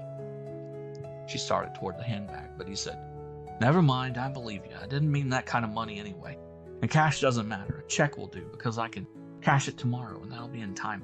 Because tomorrow night's my deadline. And you'll make money on it, not lose. If you can lend me $500, I'll give you back $6 in 2 weeks. That's how goddamn important it..." Suddenly she was laughing, not a cruel laugh, but an amused one. "Ray, honey, I haven't got a bank account, not even a savings account, let alone a checking one. I'm sorry if you're in trouble, but what made you think I had any money? Honest, I haven't." Ray Fleck took a step backwards and dropped onto the sofa, put his elbows on his knees and his face into his hands. He was beat. He hadn't realized it until this moment how much he had been counting on Dolly, and how ridiculous it had been for him to have done so. He didn't know whether or not Dolly was lying about not having a bank account, but he knew and for sure that even if she had, she wasn't going to lend him any money.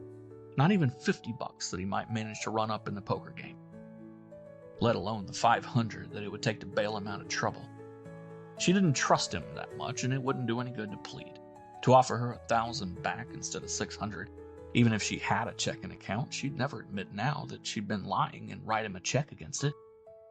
"Ray, honey, I'm sorry, honest." He took his hands away from his face, stared at her dully. "It's all right, Dolly. I shouldn't have." He shook his head slowly. He'd started to say that he'd been a damn fool to expect anything but this, but there wasn't any point in finishing the sentence. The only thing to do now was to get going, go someplace where he could think, and try to figure something out. He knew there wasn't an earthly chance that he could raise the $480 tonight, but if he didn't waste time, he might still build back his stake enough to let him sit tonight's game. His luck had to change sometime. "Ray, you do look beat," Dolly said. "Would a drink help? Let me make you a drink." He started to say no, and then nodded instead. He really did need a drink now, and it seemed like ages since he'd had one.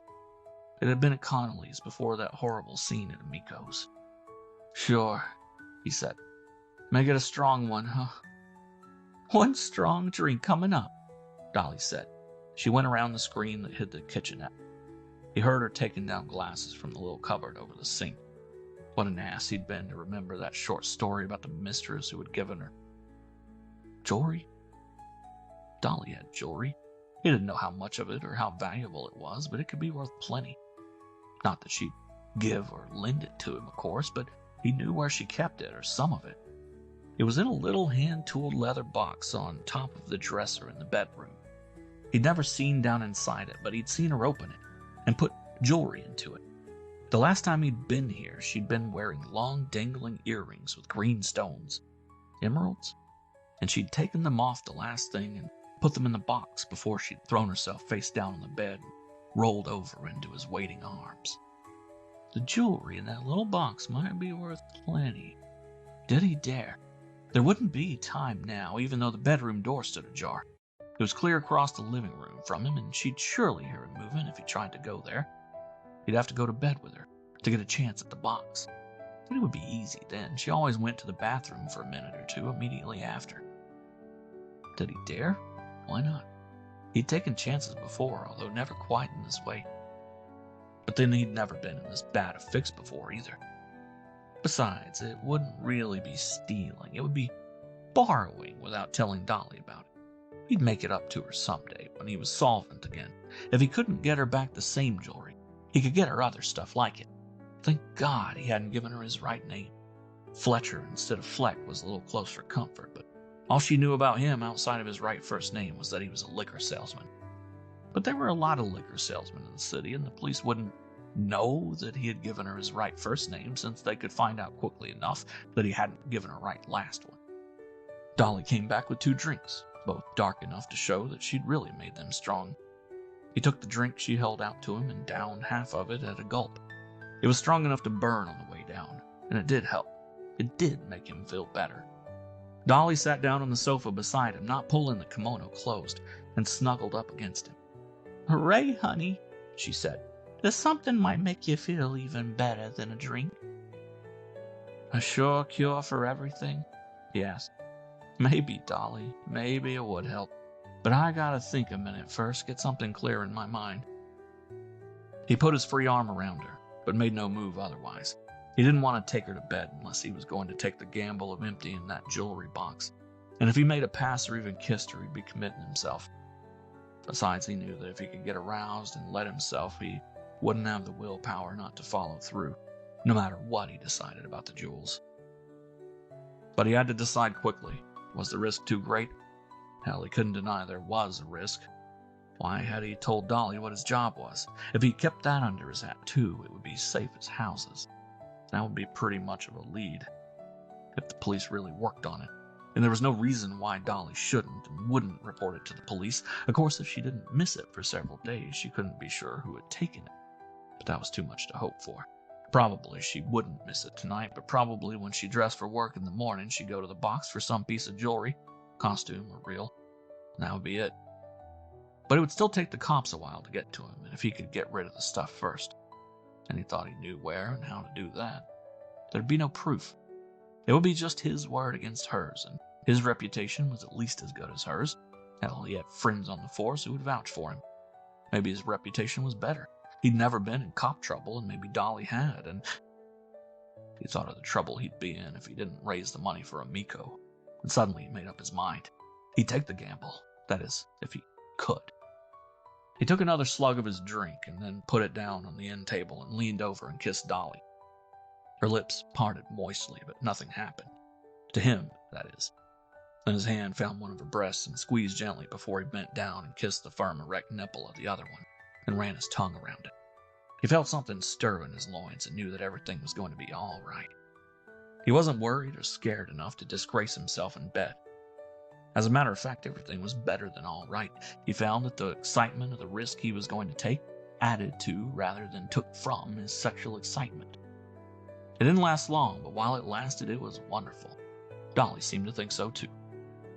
And when she scampered into the bathroom afterward, he walked quickly to the dresser and emptied the tooled leather box into his hand, walked back to the bed and put the pieces of jewelry into the left pocket of his trousers. He'd hardly glanced at it except to see that there were about a dozen pieces, and that they included the earrings with the green stones that might be emeralds. And that there was also a diamond ring and a wedding ring. He was pulling the trousers on when Dolly came out of the bathroom. He didn't have to pretend to be in a hurry, he was. He told her he had an important business appointment and was late for it already, and left the moment he'd finished dressing. When the chain slid home behind him, he breathed a deep sigh of relief. He'd got away with it, thus far. And just maybe the whole answer to his problem was in his left trouser pocket. He'd soon know. 9:32 p.m. Mac Irby stopped his two-finger typing and leaned back in the creaky swivel chair to light himself a cigarette. This was the only part of his job that he really hated, making reports.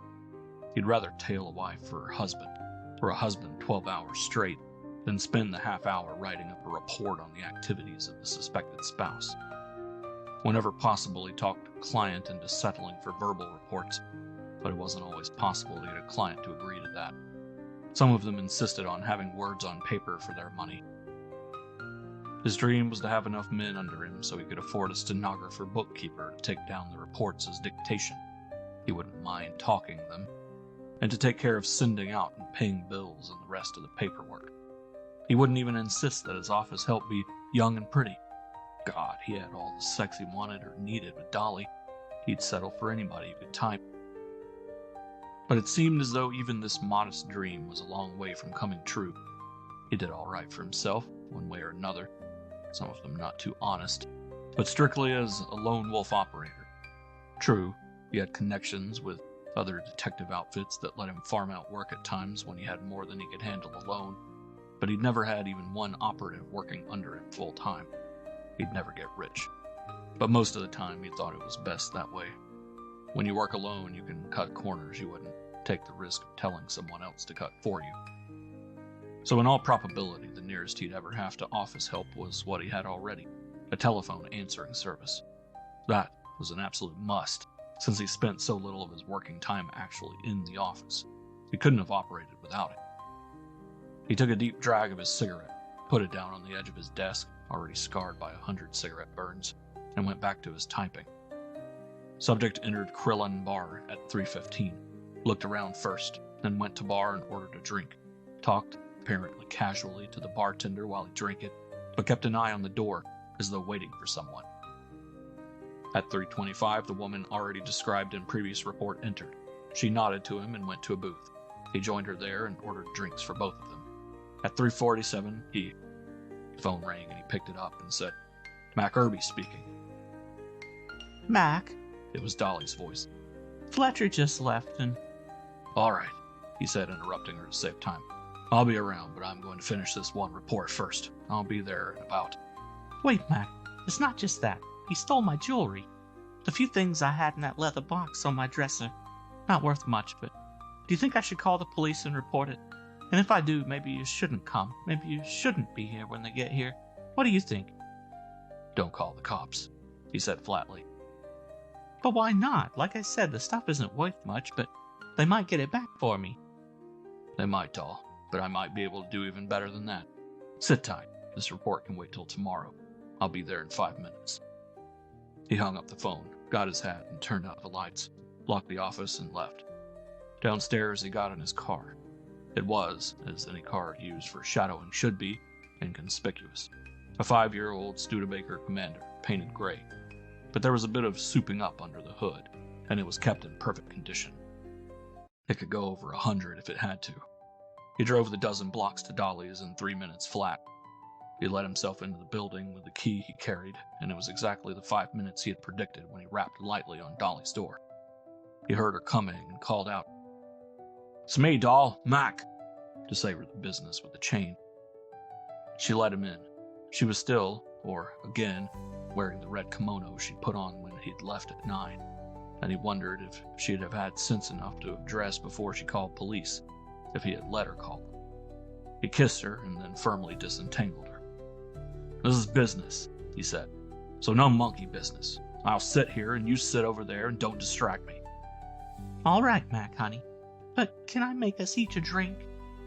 "No, not..." "Well, all right. I can be asking questions while you make them." He sat down on the sofa and tossed his hat onto the end table. Dolly went behind the kitchenette screen and he raised his voice a little so she could still hear him easily.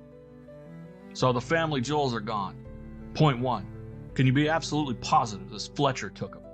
Obviously, you missed them right after he left, but how long ago do you know for sure they were still in the box?"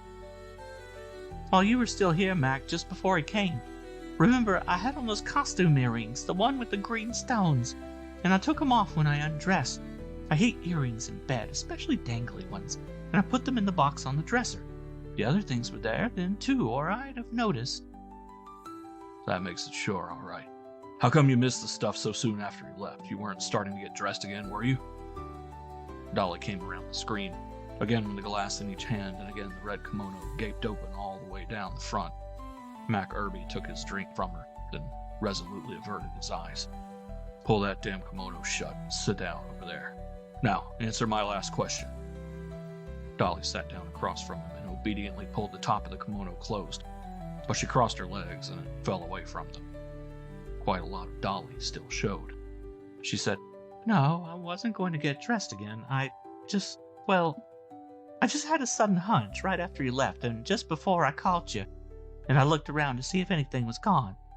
I looked in my purse first. There wasn't much money in it, but it was still there, and then I looked in the jewelry box and it was empty, and I knew my hunch had been right.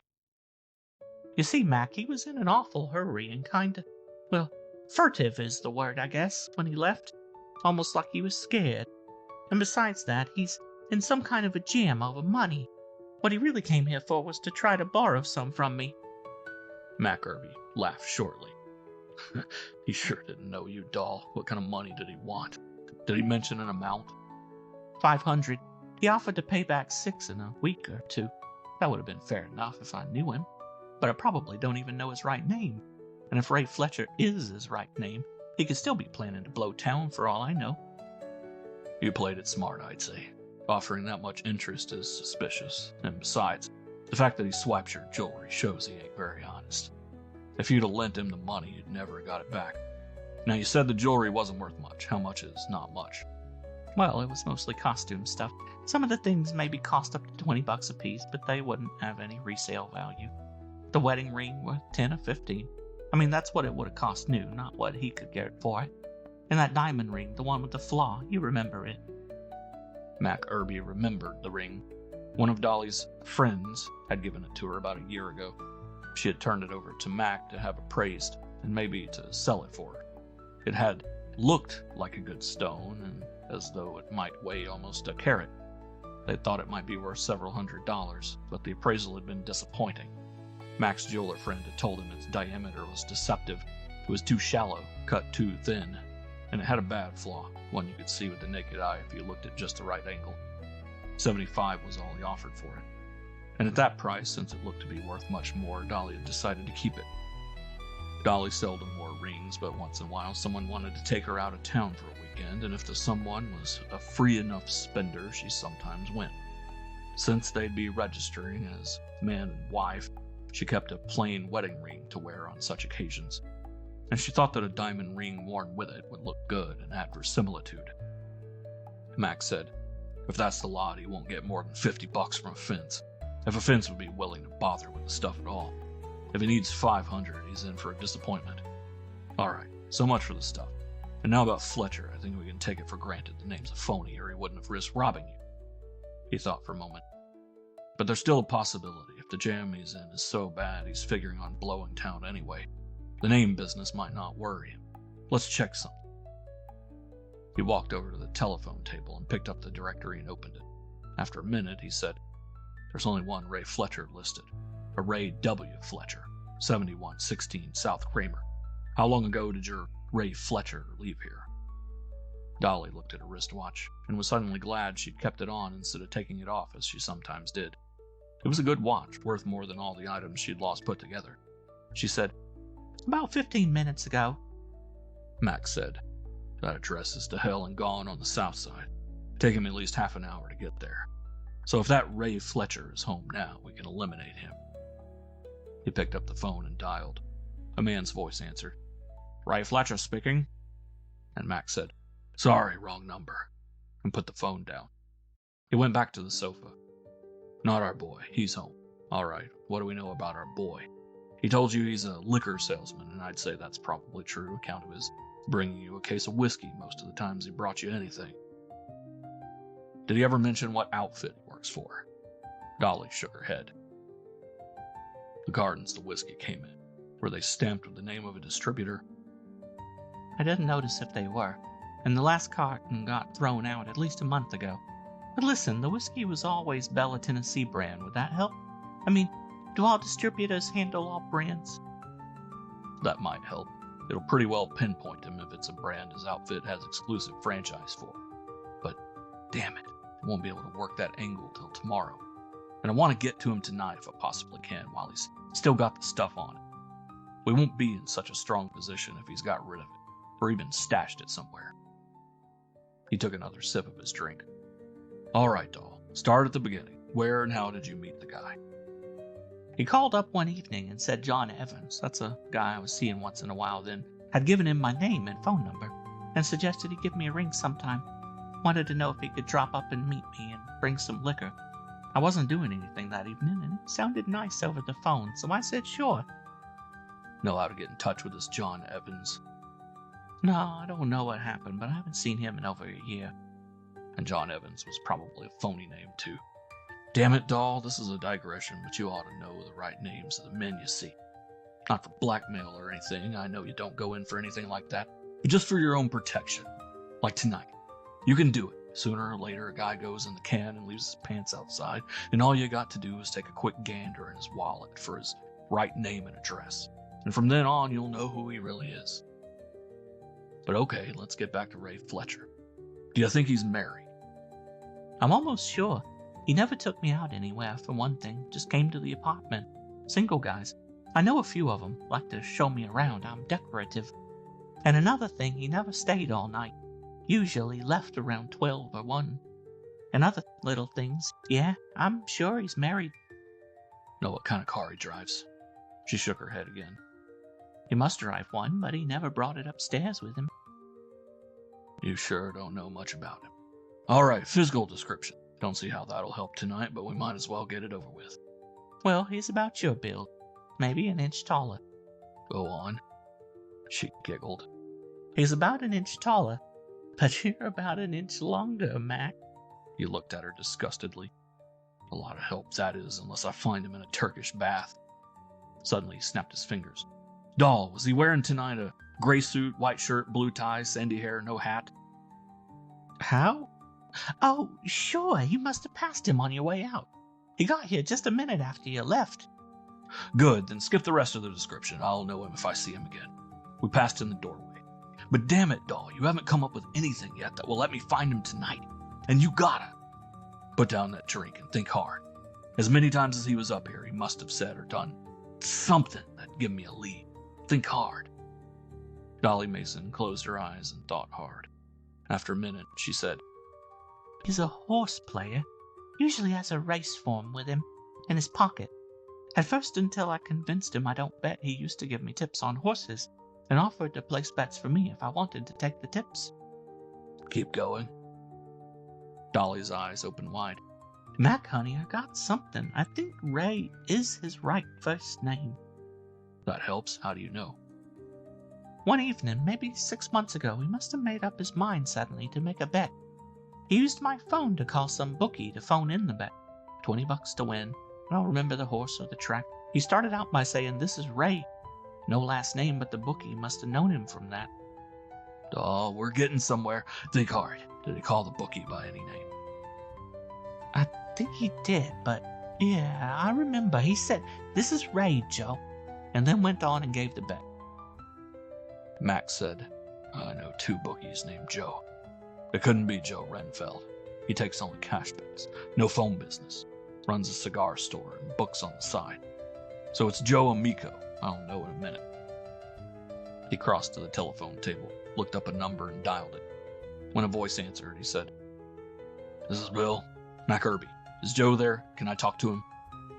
Bill said sure, and a minute later Joe's voice said, Hi, Mac. What can I do ya? Joe, you got a customer named Ray. He's a liquor salesman. Can you give me the rest of his name? What do you want with him, Mac? Listen, he owes me dough, and if you're gonna get him in trouble, I'll never collect. It's the other way around, Max said.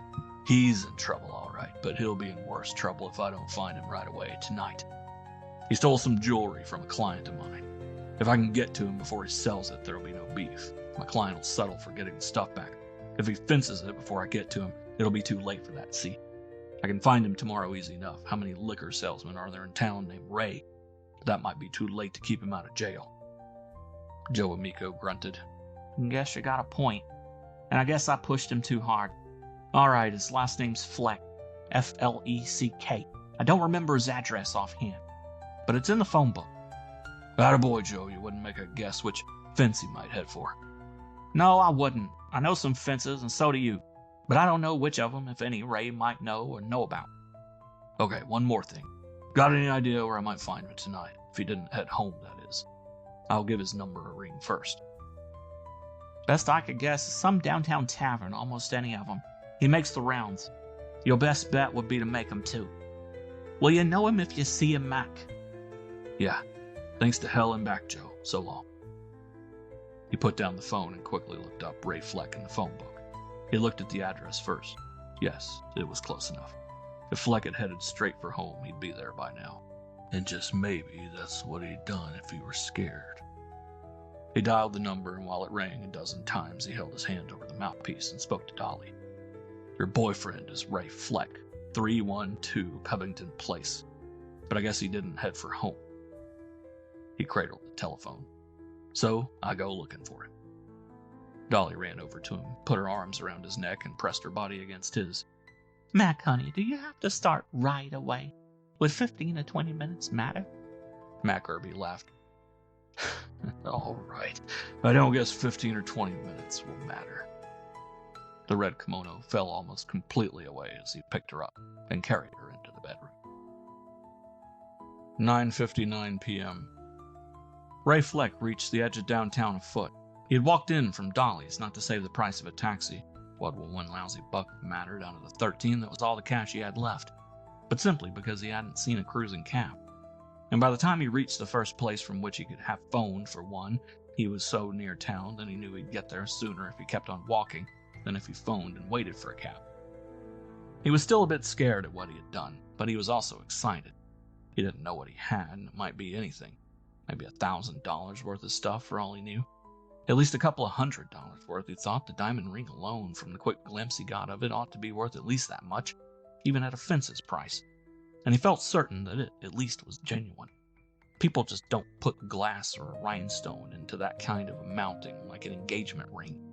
Or if they do, they use a chunk of glass or a rhinestone that's bigger and flashier. One that looks like a 3-carat diamond instead of a 1-carat one. But the other stuff could be anything. Oh, probably some of it was costume jewelry. But if even a few pieces were real, he'd settle happily. And if the green stones in those earrings were emeralds, they'd be worth at least twice what the diamond was worth. Maybe more. Each of the 2 stones was at least twice the size of the diamond, and he thought he remembered having heard that good emeralds cost just about as much per carat as diamonds. Several times he'd been tempted, after he was out of the immediate neighborhood of the scene of his crime and over the worst of his initial panic, to stop under a streetlight and take a look at what he had. But he resisted the impulse. He didn't know a thing about jewelry, and not even a close examination under a bright light would really tell him anything. If some of the pieces were marked 14K and others gold-filled, it would give him a clue, but it would tell him nothing about the stones, and the stones were what counted. He might as well hunt Fats Davis right away and let Fats make the appraisal. He'd thought of Fats even before he'd lifted Dolly's jewelry, while he was still making up his mind whether to or not. He was reasonably sure Fats was a fence. Several people had told him so, and he had no reason not to believe them. He didn't know Fats very well, but he thought Fats knew him well enough to trust him and do business with him if he did buy and sell hot ice. At any rate, Fats would be able to make an appraisal for him. Fats, whatever his business was now, had been a jeweler once. Everybody knew that much about him. He might have trouble finding Fats because he didn't know his right first name. He wouldn't be listed in the phone book under Davis, Fats, and there'd probably be 100 more Davises in the book, too many to try phoning down the line. But Fats hung out around the downtown joints, and there was an even chance he'd run into him if he made the rounds. And if he didn't find Fats, he'd sure sooner or later to run into someone who knew him well enough to tell him how to make contact, or who at least would know Fats's first name. Jick Walters' place would be the best bet. He'd run into Fats oftener there than in any other tavern, and Jick at least knew Fats, although Ray didn't know how well. He headed for Jick's, but since there were 2 taverns, he'd have to pass on the way. He made a quick stop in each of them. Business was slow in both. There were only a few customers, and none of them people he knew. But he knew both bartenders and asked them about Fats. One of them didn't know him at all. The other knew him, but no better than Ray did, and didn't come up with anything helpful, even a first name. Business was slow at Jick's too, but at least Jick himself was behind the bar. He waited till he'd ordered a drink, and Jick had made it for him before he broached the subject. "Jick, I'm looking for Fats Davis, but I don't know his first name, so I can't find him in the phone book. You know how I can get in touch with him? It's important." "Yeah, I know," Jick said. "How?" Jick grinned. "Turn right and walk a dozen steps. He's in the inn booth down there." Ray looked that way. He thought the booth was empty, but he realized now that Fats' head wouldn't show over the top of the partition. Fats was almost literally a 5x5. He wasn't more than 2 inches over 5 feet, and couldn't have been more than a few inches under 5 feet around the waist.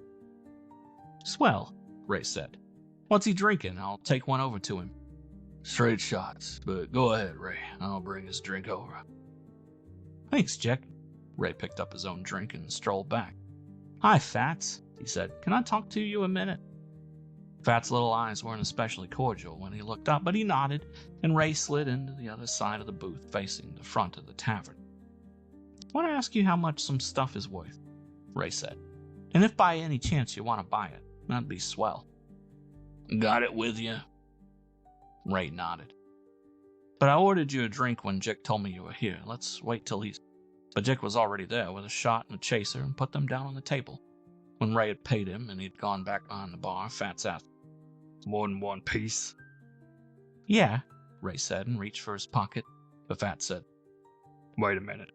Took a clean handkerchief from his pocket, unfolded it, and spread it in front of him. "Put it on this," he said, "so one of us can pick it up in one grab if someone starts back this way. You're facing front. Slide over to the outer edge of your seat so you can watch that way." Ray took the crumpled handkerchief out of his pocket first and then managed to get a hold of all the jewelry at once. He put it in the middle of Fats' spread handkerchief and then, as Fats had suggested, slid over to where he could watch toward the front of the tavern. He didn't think anybody would head back. There was only 4 other customers in the place, but it was best to play safe. But he watched Fats out of a corner of his eye. Fats stirred through the stuff with a stubby index finger. He picked up one of the earrings with the green stones first, looked at it closely, and then put it down again. He felt glad things had worked out this way, that Fats hadn't made him tell what he thought he had to sell. If the earrings were glass, it would have made things embarrassing. If he'd told Fats they were emeralds, and the other way around would have been worse. If he'd told Fats it was all costume jewelry except the diamond, then Fats could cheat him all too easily if the stones really were emeralds. Fats picked up the diamond ring and took a jeweler's loupe from his pocket. He screwed the loupe into his right eye and studied the diamond through it, briefly. Then he put the ring back with the other pieces and the loupe back in his pocket. He wadded up the handkerchief and pushed it across to Ray Fleck. "Put it in your pocket," he said. "It's all junk. What'd you think I could do with it? Keep the handkerchief. Fair trade for the drink." He picked up his shot and tossed it down, took a short sip from the water chaser, and then wiped his thick lips from the back of his hand. "My God, Fats," Ray said. "You're trying to tell me that isn't even a diamond in that ring? I know the other stuff is costume jewelry, but..." He did know it now. "Sure, it's a diamond." "What a diamond? Got a flaw in it you could crawl inside, and it's a cheater cut. Thin like a poker chip." "You mean it's not worth anything?" Fats Davis shrugged. "Maybe $50, mounting and all. It's not too bad mounting." Ray Fleck was stunned, but he didn't doubt that Fats was telling the truth. Of course, Dolly, smart little bitch that she was, wouldn't keep anything valuable right on top of her dresser where any man who visited her could swipe it as easily as he had.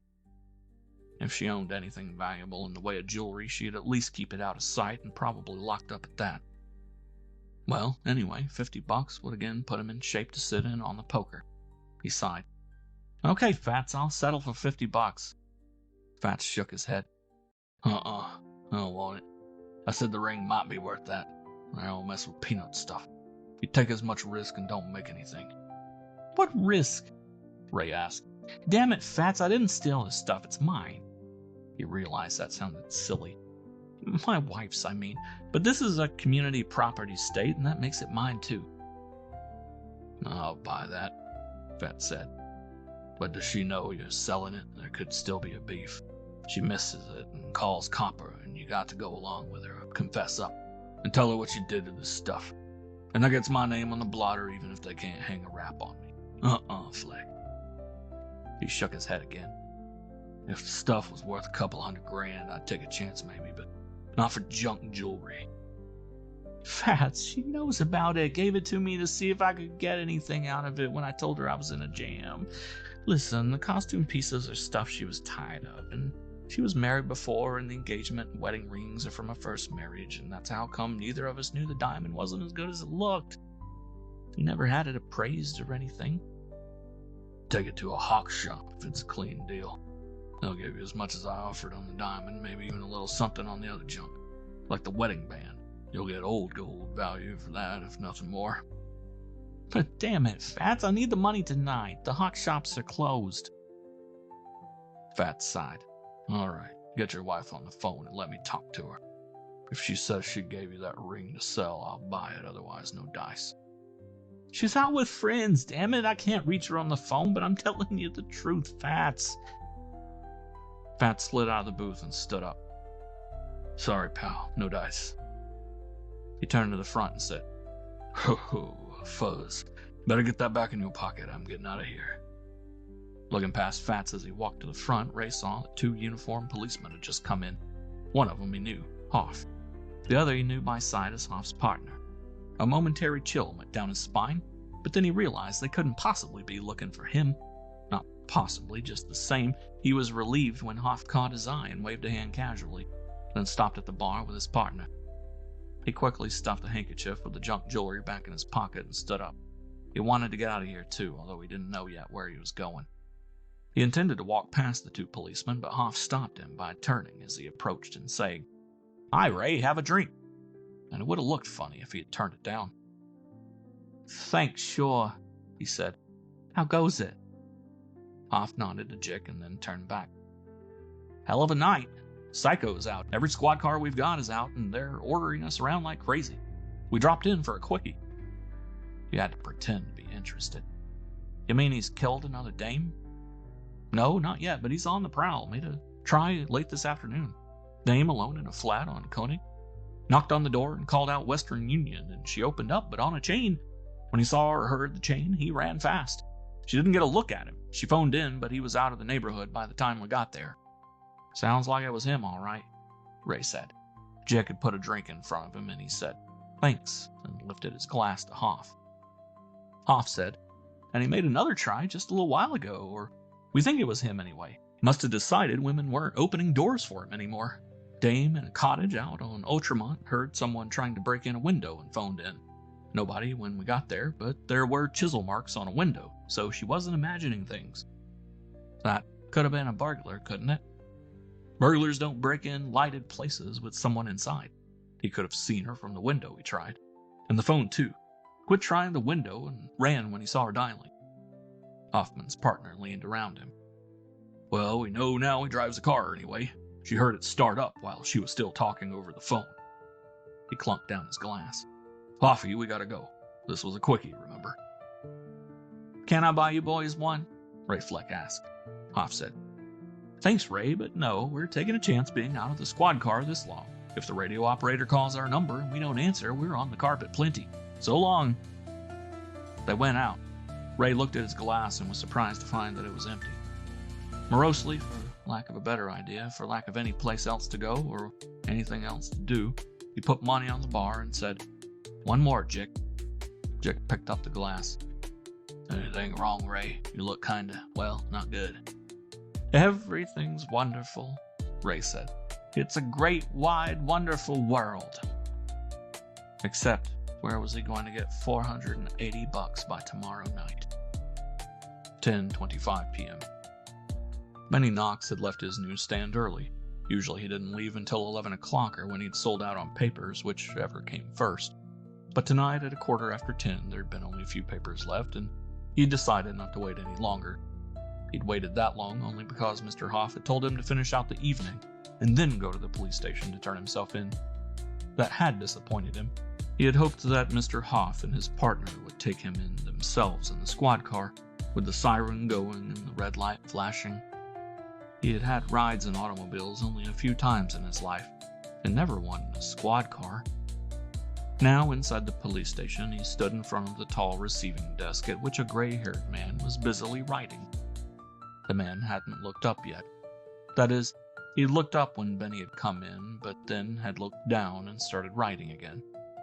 Benny stood there waiting and feeling awkward, but he didn't want to interrupt the man. Under Benny's arm was clutched the cigar box, now with a rubber band around it, that held his receipts for the day. One thing about the money in it puzzled him. He had counted it before he left the stand because he always did, and there were about $10 less in it than there should have been. He couldn't figure out what could have happened to $10, except for a vague recollection of someone laughing at him.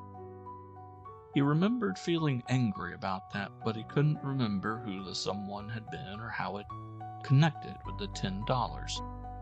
The gray-haired man at the desk put down his pen, but he still didn't look toward Benny. He picked up the telephone and said into it, "Get me Burton." And then a few seconds later, "Lieutenant Benny Knox is here. Shall I send him in on upstairs or—" And then, "Okay." He put down the phone and looked at Benny. The lieutenant wants to talk to you in his office." He jerked a thumb. "Down that corridor, second door on your right." Benny found the door and knocked on it lightly. He opened it and went in when a voice called out for him to do so. The lieutenant with the red hair was back of a desk. He said, "Sit down, Benny. Officer Hoff radioed in earlier that you want to confess to 2 murders. Is that right?" Benny sat down. "Yes, sir, Lieutenant. I did kill them women, both of them. I choked them to death." He held up the evidence, his hands. The red-haired lieutenant nodded gravely. "Benny, we'll have to hold you overnight, and Doc Kranz will talk to you tomorrow. What happens after that depends on what he says. Do you understand?" Benny nodded. Although he didn't see where a doctor came in, that didn't matter as long as they were going to put him in jail and punish him. Then God and his father would forgive him and everything would be all right. The lieutenant said, "One thing, Benny, that woman who takes care that you stay with, does she know that you were coming here? If not, I'll phone her to save her worrying when you don't come home tonight." Benny shook his head, feeling ashamed of not having thought about Mrs. Sadler. She would worry about him and wait up. She never went to bed until he got home. "Let's see," the lieutenant said, reaching to pull the phone book over in front of him. "Her name's Sadler, isn't it? And on Fergus Street?" "I got her number here, sir," Benny said, glad of a chance to be helpful. He took a card from his pocket and handed it across the desk. It was an in case of accident or illness notify card, with Mrs. Sadler's name, address, and phone number on it. She had asked him to carry it always, and once in a while asked him to show it to her so she'd be sure he hadn't lost it. "Thanks, Benny." The lieutenant took the card and gave the number on it to the switchboard operator over the phone. And then he was saying, "Mrs. Sadler, I'm phoning you about Benny. This is Lieutenant Burton speaking, so you won't worry when he doesn't get home tonight. Yes, he's here, and he's just confessed to 2 murders, 2 recent sex killings, and yes, I know he didn't do them. We're not charging him with them. But you remember what I explained to you about a year ago, that if Benny ever confessed to anything again, we'd have to hold him until Dr. Kranz has a chance to talk to. No, I wouldn't dare call the doctor tonight. The chief would have my ears if I did. Sometime tomorrow, and we'll try to get him to make it early enough so Benny won't lose the whole day if Doc says to." "Oh, no, Mrs. Sadler, it wouldn't do any good at all for you to come down. We wouldn't be able to let you see him anyway tonight. But we'll take good care of him, and we'll phone you again tomorrow, as soon as there's anything to report. I won't be on duty then, but I'll leave a memo." "All right, I'll tell him. Good night, Mrs. Sadler." He put the phone down and smiled at Benny. "She said to tell you good night for her, and for you not to worry. You've got a fine friend there, Benny." Benny nodded. He did feel sorry about Mrs. Sadler and that she'd never see him again unless she visited him in jail. She was like a mother to him, or the nearest to a mother he'd ever known. Then he remembered something the lieutenant had said to her. "But, Lieutenant, sir, you told her I didn't do it. I did, honestly. I remember I choked them. You got to believe me." "Just a minute, Benny," the lieutenant said. He picked up the phone again. "Give me the jail. Wait, don't. Just call them yourself and tell them to send down a couple of boys to pick up a customer at my office. Thanks." He looked back at Benny. "Now, Benny, listen, maybe you're not yet in the mood to believe me, but I'm going to tell you this anyway. I like you, and I hope you get by Doc Kranz again. And I think you'll have a better chance of doing that if I can get you started thinking straight tonight. Then maybe tomorrow you'll realize how wrong you were thinking. Listen, Benny, we know you didn't commit those murders, and I'll tell you how we know. After each one of them, we checked a hell of a lot of suspects. Every man who had a record of sex offenses, any kind. Every known psychopath. Everyone known to us to be seriously abnormal or subnormal mentally. You, I know I'm not very bright, Lieutenant. I don't mind your saying so as long as you don't laugh at me. I don't like people to laugh at me. I'm not laughing, Benny. Listen to me. Listen hard. We checked you on both of them. One, you've got an absolutely solid alibi. You couldn't have done it. We know just when that one happened. 10 o'clock in the evening. We could rule you out without even leaving the station because Hoff remembered it was 10 o'clock within a few minutes when he picked up a paper from you at your stand, 3 miles or so from where the woman was killed. Your alibi on the other murder isn't quite so solid because we don't know exactly what time it happened. But we know you were at your stand all evening till 11. You got home about 20 after, just the time it takes you to walk that far. We can't prove you didn't sneak out later, of course, but you didn't, Benny. Whoever killed either of those women killed both of them. That's for sure, if anything is. Benny looked and felt miserable. The lieutenant didn't believe him, and neither had Mr. Hoff. That much at least of the lieutenant's speech had registered. He said unhappily, "But I did kill them, both of them. I remember, Lieutenant, I'm sure." "You just think you're sure, Benny. Now before you go to sleep tonight and in the morning after you wake up, you think over what I said and make yourself a little less sure. The door opened and 2 men in uniforms of turnkeys from the city jail on the upper floors of the building came in. One of them, the tall one, said, "Package for us, Lieutenant? You through with him?" The lieutenant sighed. "Yeah, I guess I'm through with him. This is Benny Knox, boys. He'll be your guest tonight. A disposition order will come up sometime tomorrow." "Sure. Just in the tank?" "Hell no. Benny never took a drink in his life. Don't put him in with the drunks. You've got cell space, haven't you?" "Yeah. What's with the cigar box he's got? A time bomb, maybe?" "It's got money in it," the lieutenant said.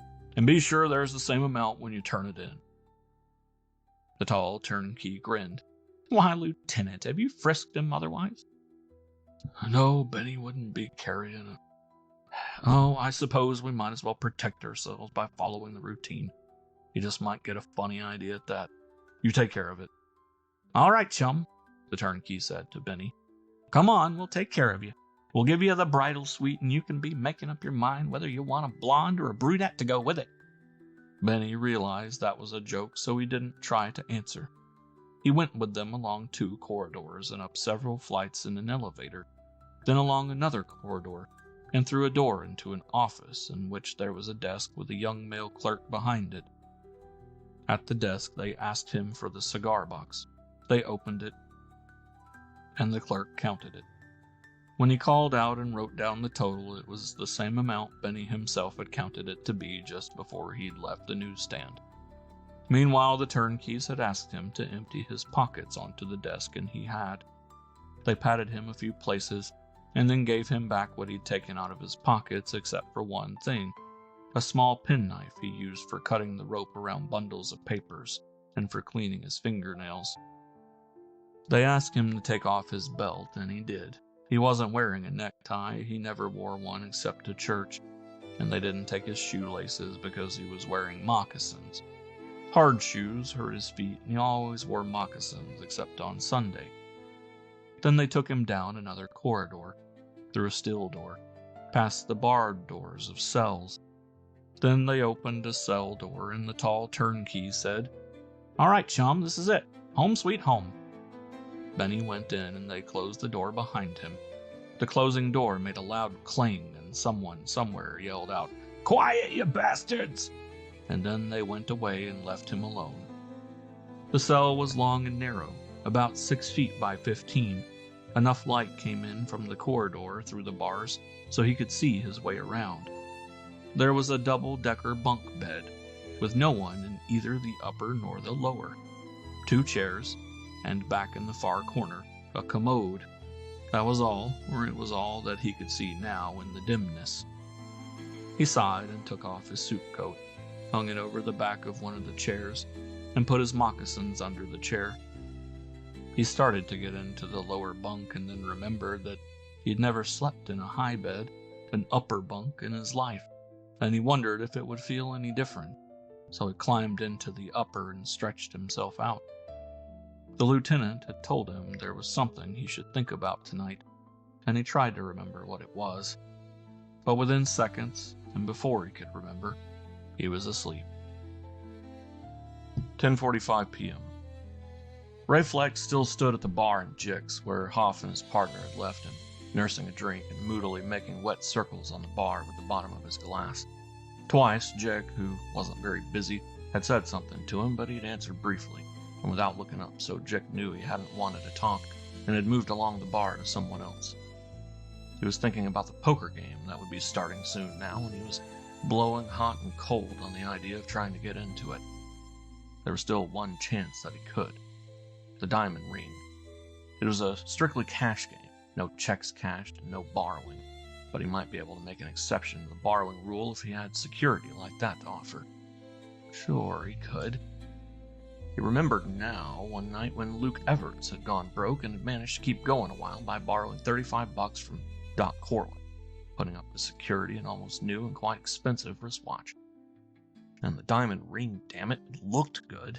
Looked like it ought to be worth several $100s. And none of the boys was a jeweler or carried a magnifying glass. One of them might be willing to lend him 100 on it, or at least 50.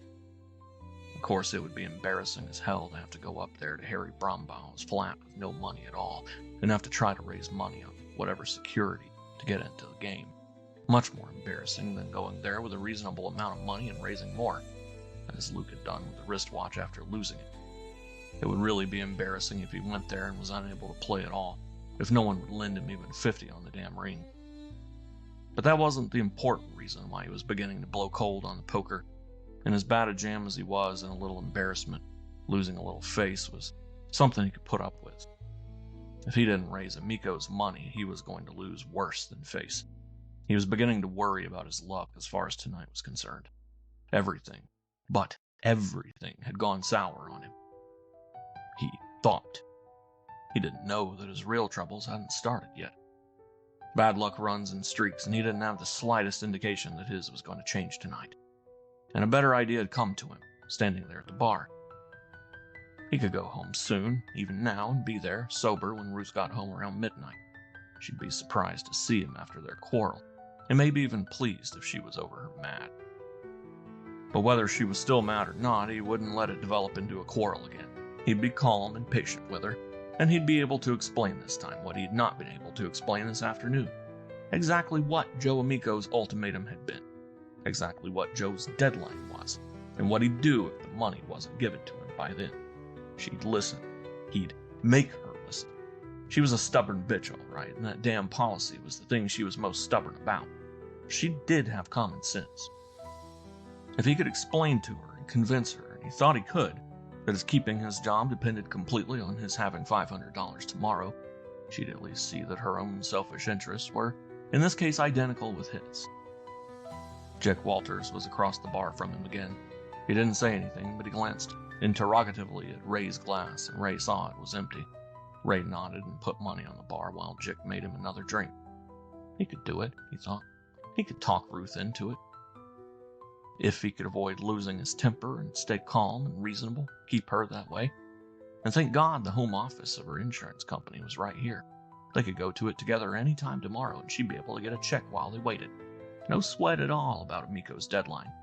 He would wait till evening to get the money to him. It would work. He wondered why he hadn't thought of it sooner, right after Amiko had read the riot act to him, instead of wasting time trying first to borrow money from Dolly and then stealing her junky jewelry. He'd get rid of that tomorrow, too, if Ruth was reasonable about the insurance business. He'd mail it back to Dolly and then call her up and tell her he'd done so, apologize and explain. And if she was reasonable about it and not too mad, he'd even be able to see her again sometime when he was solvent again. But handling Ruth came first. He found himself planning what he'd say to her as he'd plan a sales talk. He'd have to eat a little crow and make some promises, not to quit gambling. She'd never believe him if he promised that, and disbelief would antagonize her. But he would promise, and sincerely, because he never wanted to get into a jam like this again. Never again to gamble on credit and go in over his head. He could promise, too, to pay back the loan against the police at, say, $25 a week, so the full $10,000 would be coming when the endowment was due. And even make the payments for a few weeks until things were on even keel again. He could tell her, "Beg your pardon, Mr. Fleck. I'd like to talk to you." He'd been aware while thinking of someone coming up alongside him at the bar and ordering and getting a drink, and now he turned to see who it was. He didn't know the guy. Medium height, stocky and husky-looking, reddish face, and eyes like pale blue marbles. "You don't know me," the man said. "My name's Mac Irby." Ray Fleck nodded, not too cordially. "Glad to know you, Mr. Kirby," he said. "Gotta leave in a minute, but what's it about?" "Irby, not Kirby. Mac Irby. Does sound like Kirby when you say both names together. Look, it's kind of private. In booth back there is empty, and so's the one next to it. Let's go back to the in booth." Ray frowned. "I said I got just a minute. You can tell me what it's about right here." The guy might be a damn insurance salesman for all he knew, or more likely a bill collector. Irby said, "Let's say I want to talk about a friend of yours, Mr. Fleck. His name's something like yours. It's Ray Fletcher."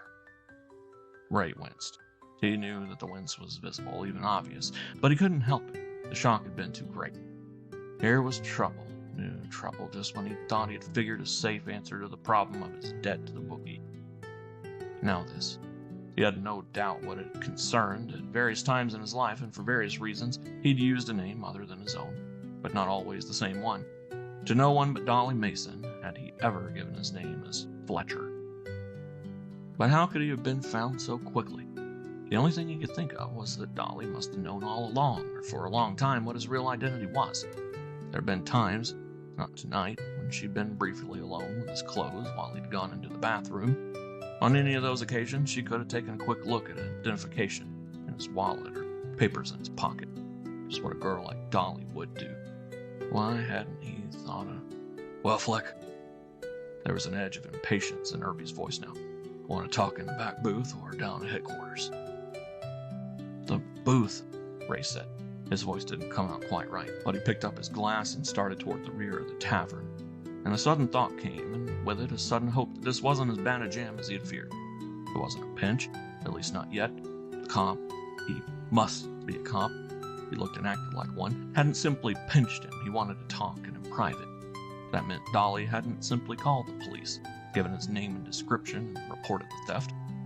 He hadn't wanted the publicity for obvious reasons. This Irby must be a friend of hers on the force, either a plainclothes cop or a regular cop who was off duty when she called him. And she'd have told him if she didn't want to make a complaint if she could get her stuff back without making one. Thank God, he thought, Fats Davis hadn't bought any of the stuff after all, and he still had it intact ready to hand back. If he had sold the ring for $50, they'd claim it was worth more, and there'd still be trouble. But he thought as he slid into the booth he'd let Irby talk first. He wouldn't make the mistake he had made with Amico earlier by talking out of turn, admitting to having dragged down Connolly's $30 bet when Sam the waiter's smaller bet was the only one Amico had known about. Just conceivably, although he didn't see how, this current deal didn't even concern the jewelry at all. Irby slid in across from him, where Fats had sat only half an hour ago. Irby said, "Keep your hands on top of the table, Fleck. Stuff's in your left pants pocket. You unconsciously put your hand over it while you were walking back to make sure it was still there. And I wouldn't want you to try to get any idea of ditching it here in the booth. I'd have to take you in right away if you tried that." It was the jewelry then, all right. And there wasn't any use in his denying it or of volunteering any information either. Ray Fleck just nodded and kept his hands in sight. Irby said, "All right, I'll put my cards on the table. Or my card." He took a card from the breast pocket of his coat and put it down in front of Ray. Mac Irby, private investigator. And an address and a phone number. "Put it in your pocket. You might want to use me sometime to get you out of a jam. But not this jam. I've already got a client, and you can guess who it is without straining yourself." Ray Fleck nodded again, and to avoid discussion and keep things moving, he put the card into his own breast pocket. "Meanwhile," Irby said, "don't let the fact that I'm a private detective and not a cop dazzle you into thinking I can't arrest you, or that I won't if I have to. I carry a deputy's badge, for one thing, and if I didn't, I can still make a citizen's arrest if I find someone in the act of committing a crime. And you are. You're in possession of stolen property. And if you think I can't handle you..." He pulled back his coat far enough so Ray could see the butt of a flat automatic in a shoulder holster. "Just don't try to make a run for it." "I'm not running," Ray said. "But you wouldn't shoot a man for..." "In the leg I would. Try me and see." "Look, Irby," Ray said. "You don't want to arrest me, or you would have right away. Dolly just wants her junk back, and I'm willing to give it back. I've still got it all. So why don't I just give it to you and call it square, and you can give her my apologies too." It's not that simple, Fleck. My client will settle for restitution, but full restitution in the way she wants it. You know how women are. They get tired of clothes and jewelry and would rather have new things than old ones. She'd much rather have the cash value of that jewelry than the stuff itself back, so she could buy new to replace it. And there's the matter of the fee I'll have to charge her. I think she should be reimbursed for that, don't you? Ray licked his suddenly dry lips. Is this a shakedown? Blackmail? If it is, it won't work. I'm broke. Flat broke and in debt already. Let's take those points one at a time, Fleck. First, blackmail. Blackmail is a crime. If you think I'm trying to blackmail you, you can arrest me. Citizen's arrest. And I'll arrest you for grand larceny and we'll handcuff ourselves together. I've got cuffs right in my hip pocket. And go into headquarters and accuse each other. I can make my charge stick, especially if I don't let you get rid of what's in your pocket. And I assure you, I won't let you. Your charge will be your word against mine, and my word's damned good down there. They'd laugh at you. Shall we do it that way? Ray Fleck put out a hand for his glass, but the hand trembled, and he put it down on the table again. All right, you got me. But damn it, you can't get blood out of a turnip. I am broke. Irby put up a hand to stop him. I know quite a bit more about you, Fleck, than I did when I started looking for you a little less than an hour ago. You weren't in the first 5 bars I tried, but the bartender or owner knew you in every one of them. I know you're married, and I know which outfit you sell for, J&B, and that you've been with them for quite a while. Nobody guessed your income at less than $100 a week, and most thought more. So broke at the moment or not, I figure you can raise the money somehow. And I don't care how you do it, to make adequate restitution to Miss Mason. And I figure the amount should be a nice even $1,000. At the expression on Ray's face, Irby raised a hand. I don't know whether you've tried to fence this stuff as yet. If you have, you're aware it won't bring anything like that sum. But don't forget there's a terrific difference between a fence's price and a retail jeweler's. And Miss Mason will be replacing those items at retail. I'd say it will cost her $500 or almost that. Say that half of the other $500 is my fee. And I'm sure you'll agree that under the circumstances that shouldn't come out of Miss Mason's pocket. Call the other half punitive damages or payment for the mental anguish Miss Mason suffered in learning that a friend whom she'd trusted turned out to be a sneak thief. Break it down any way you like, but that's the amount it's going to add up to. Ray Fleck said bitterly, It is blackmail then. Damn you, Irby, I'm tempted to spend 6 months in jail and lose your job, your friends, and probably your wife if she's worth anything to you, just to save a lousy grand. Irby leaned forward to reach into his left hip pocket and brought out a pair of handcuffs. I tried to give you a break, he said, but if you'd rather go to jail, let's get it over with. Ray said miserably. You win, but how long will I have to raise it? It may take me. We'll worry about that later. For tonight, if you want to walk out of here free, 2 painless steps are all you gotta do. First, write a check for $1,000 made out to Miss Dolly Mason, dated today. He held up a hand to stop Ray's protest. Don't tell me you haven't got $1,000 in your account. I'll concede that, or you wouldn't be broke. I'll tell my client when to cash it. Let me worry about that. Ray said sullenly, I've got $1 and some cents in the account, just enough to hold it open. All right, but I've got to get my wallet out of my hip pocket to get a check.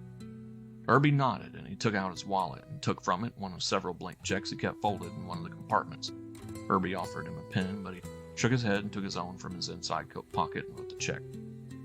Don't put the pen away, Irby told him. One more step. He reached the check carefully and put it into his own wallet, and then he took from his coat pocket a folded sheet of blank paper. He unfolded it and put it in front of Ray Fleck. Now, a confession. Put the date down and I'll dictate the rest. Confession? My God, you've got the check. Why do you want a confession too? Think, Fleck. We might have to prove what that check was given for. Maybe you haven't thought of this yet, but you will. If I let you walk out of here free, what's to prevent you from ditching the stolen property down the nearest sewer right away, and then first thing tomorrow morning, stopping payment on the check?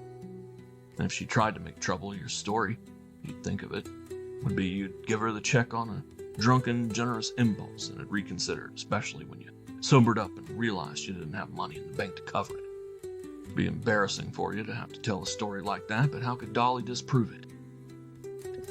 Ray Fleck understood and nodded miserably. His mind had been playing around with some such idea, although he hadn't worked out the details yet. He wrote down the date, and what Irby dictated to him after that.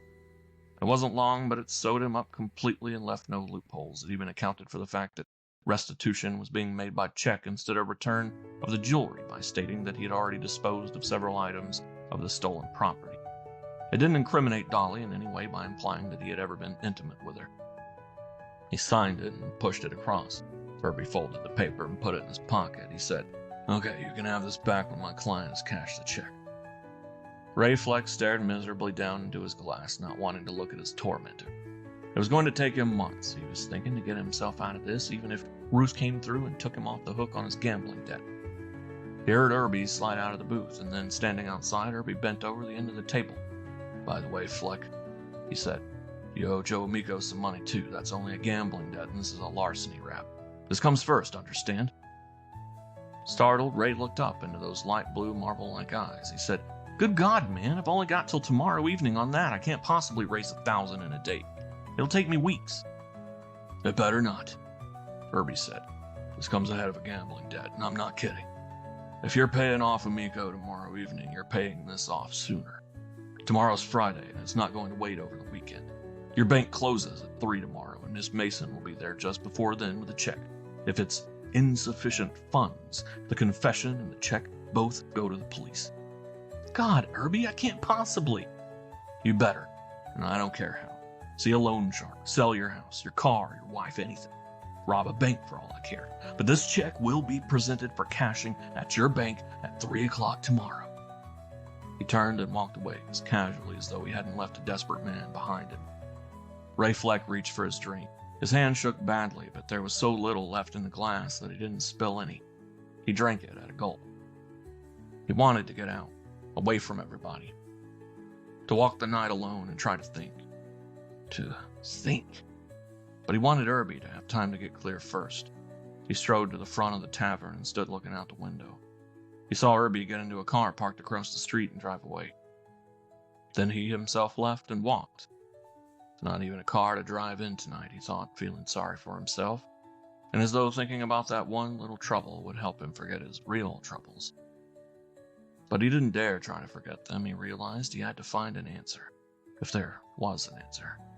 He saw an open sewer grating at the first corner, and for a moment he was tempted to push the damn jewelry, handkerchief, and all through it. But the thought came to him that would be a useless gesture now, with the written confession in Herbie's hands, soon in Dolly's. Having the stuff on him was no additional danger to him now. Besides, it was worth something. If a fence had considered giving him $50 for the ring, probably a hawk shop proprietor would give him at least that, and maybe more tomorrow. And since the police didn't have a list for checking, there'd be no danger selling the ring openly now. No use throwing $50 or more down the sewer. Maybe Uncle would give him a few bucks, say $5 for all of it, for the costume stuff. He thought again of the ring in connection with the poker game. The game would be starting by now, but oh hell, it was hopeless. He needed $1,500 now. $1,480 to be exact, and he'd never seen money like that change hands in the game. A few hundred, never more than 5 or 6, was as much as he'd ever seen anybody win or lose, and not that much very often. It would have been a miracle if he'd gotten the game and won enough to pay off Amico. His only chance now was Ruth and her insurance policy. What if she'd get killed by a car on the way home from work tonight? He'd have the whole $10,000 coming as her beneficiary, and his troubles would be gone. $8,500 left after paying off $1,500. But things like that never happened, not when you desperately need to have them happen. But what remotely credible story could he make up when he'd needed only $500 late this afternoon? Not that he'd lost another $1,000 gambling. If she did believe that, it would make her so mad she'd be more likely to walk out on him than meekly agree to borrow that much on the policy for him. And she probably wouldn't believe him to begin with. And he couldn't blame her. He'd never gambled for stakes like that before. $1,000 in one evening. The $480 to Amico had been lost in his bad luck run over several weeks. But there had to be some way out. There had to be. He had walked 2 blocks before he decided that walking wasn't doing him any good. His mind was going in circles, getting nowhere. He could think better sitting down, and besides, the shock of Mac Irby had knocked off his slight edge, had knocked all the alcohol out of him, and he could think better with a slight edge, just a slight one, than cold sober. He needed a drink and needed it badly. The Palace Bar was coming up. It was a place he ordinarily didn't like and seldom drank at, especially since he'd never been able to get the place on his customer list. It was mostly a working man's bar, doing a beer trade, but they did sell whiskey at any port in the storm. Maybe it would be a better place right now than most because he'd almost certainly not run into anybody he knew there, and he didn't want to see anybody he knew. He played safe by looking into the window first. There were a few men in the place, mostly down at the far end of the bar, but they were all strangers. Still better, he didn't even know the bartender. Kowalski, who ran the place, wasn't there himself, and the bartender must be a new man he'd put on recently. Ray Fleck went in and took a stool at the corner of the bar, facing the back. The bartender came over and he ordered a double, a highball. He came and he paid for it.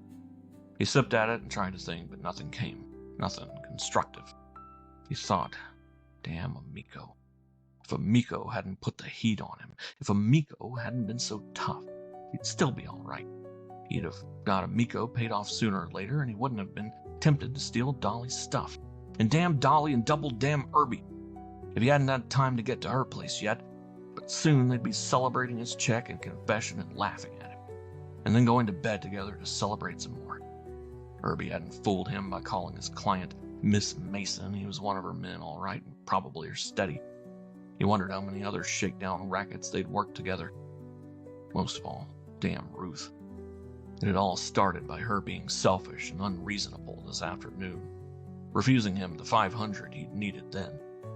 If she'd been reasonable and sensible then, none of the rest would have happened. None of it. Irby had said facetiously, "Sell your wife." God, if only he could sell her. What a mistake it had been for him ever to have married in the first place. A sudden thought came to him. That damn Greek she worked for was soft on her. Maybe... No, it wouldn't work. Mikos wouldn't lend him money, soft on Ruth or not. Mikos would want him to get into trouble. Bad enough trouble so Ruth would leave him and give Mikos a free field with her. But there had to be an answer. He stared down into his highball, looking for one. 11:16 p.m. This is the transcript of a conversation that might possibly have happened. If you believe in such things, you'll come to see that it could have happened. If you do not believe, it doesn't matter. He is set up, sire. Everything is ready when you say the word. You're sure he is sufficiently frightened? Sufficiently desperate? Yes, sire. Ready for murder? Remember, he has committed every other sin, but he has not ever thought of murder. Not seriously, that is. Only because, sire, he has known that he could not get away with it. Now we present him with the perfect opportunity, a chance to kill his wife in such a way that it cannot possibly be pinned on him, a method by which, if he alibis himself as he will not even cause him to be suspected. We can make sure by adding a little touch or two to what he thinks is his string of bad luck. It is unnecessary, sire, and it would disturb the timing, which is very delicate. We would have to rearrange much. Very well. We shall follow the original plan, check time, and start the countdown. 4 seconds, sire. 3, 2, 1. Now, let him look up from his drink. In Pete Kowalski's Palace Bar, Ray Fleck looked up from his drink and saw the psychopath. 11:17 p.m. Avanti, demons, and away with imaginary conversations. Led us to a very real, if suddenly conceived, plot for murder. In Pete Kowalski's Palace Bar, Ray Fleck looked up from his drink, in which he had found no answer to his problem, and saw the answer walking toward him. That is, he saw a man walking toward him from the back end of the tavern, undoubtedly coming from the John. He must have been in it when Ray had come into the place a minute or so ago. Ray didn't know the man, but still he looked vaguely familiar. He was medium in height, and stocky, probably about Ray's own weight, except that he had broad shoulders and a narrow waist, just the opposite of Ray's distribution of weight. He had a somewhat coarse, brutal face, anyway, a face that looked as though it could look brutal, and dark, intense eyes that looked, well, haunted was probably the best word. For some reason he couldn't name, a cold chill went down Ray Fleck's spine. He'd seen that man somewhere before. Where? The man hadn't noticed Ray and obviously didn't know he was being watched and wondered about. He stopped behind the bar stool that was the second one down from Ray's and stood there a moment. There was an almost finished drink on the bar in front of that stool, and apparently he was deciding whether to sit down again and finish it or to go on out of the tavern. And in that moment, as he stood there, Ray knew why the chill had gone down his spine. For a moment, the man's hands, big hands, flexed and unflexed, and then went rigid as though he had suddenly realized what he was doing and had forced himself to stop. Then he slid onto the stool in front of the drink. Now Ray knew suddenly, but beyond all doubt, where, when, and under what circumstances he'd seen the man. He knew he was sitting 2 stools away from the psychopathic killer who was terrorizing the city, and who, according to what the squad car cops had told him in Jix only half an hour or so ago, was on the prowl tonight and had already tried to get at 2 women. His first thought was to get out of there fast and phone the police from the drugstore that was still open directly across the street, and hope the man would still be here when they came. Then he saw the dangers of that. For tonight, until they'd had time to dig into background and find evidence, it would be his word against the psychos, and the cops would keep him for hours, questioning him and bawling the hell out of him for not having reported what he'd seen when he'd seen it 2 months ago. They'd make him sound like more of a heel than a hero for reporting it now. And suppose he phoned in and the cops didn't get here in time to catch their man, they'd be even tougher with him. And if the deal got in the newspapers, the psycho would know there was someone around who could identify him, and he'd know who. That would be a hell of a spot to be in. And what did he have to gain? He had troubles of his own. And then the second thought came to him, full-blown and foolproof, and he knew he had to do it right away before he lost his nerve, or before the man finished his drink and left. He took the rest of his own drink at a draft and called out, "Hey, bartender," to the bartender he didn't know, "one more double," and then casually to the man who sat almost beside him, "Have one with me, pal?" The man shook his head. "Thanks, gotta go." Ray made his voice sound just a trifle thick and slurred to play this convincingly he shouldn't seem cold sober. He said, "One for the road then. Look, I won't want you to buy back, won't let you. I'm a liquor salesman, see, so any drink I buy anybody goes on the expense account. Besides, I hate to drink alone. Hey, bartender, make it 2 up this way." "Okay," the man said. "Guess one more won't hurt me."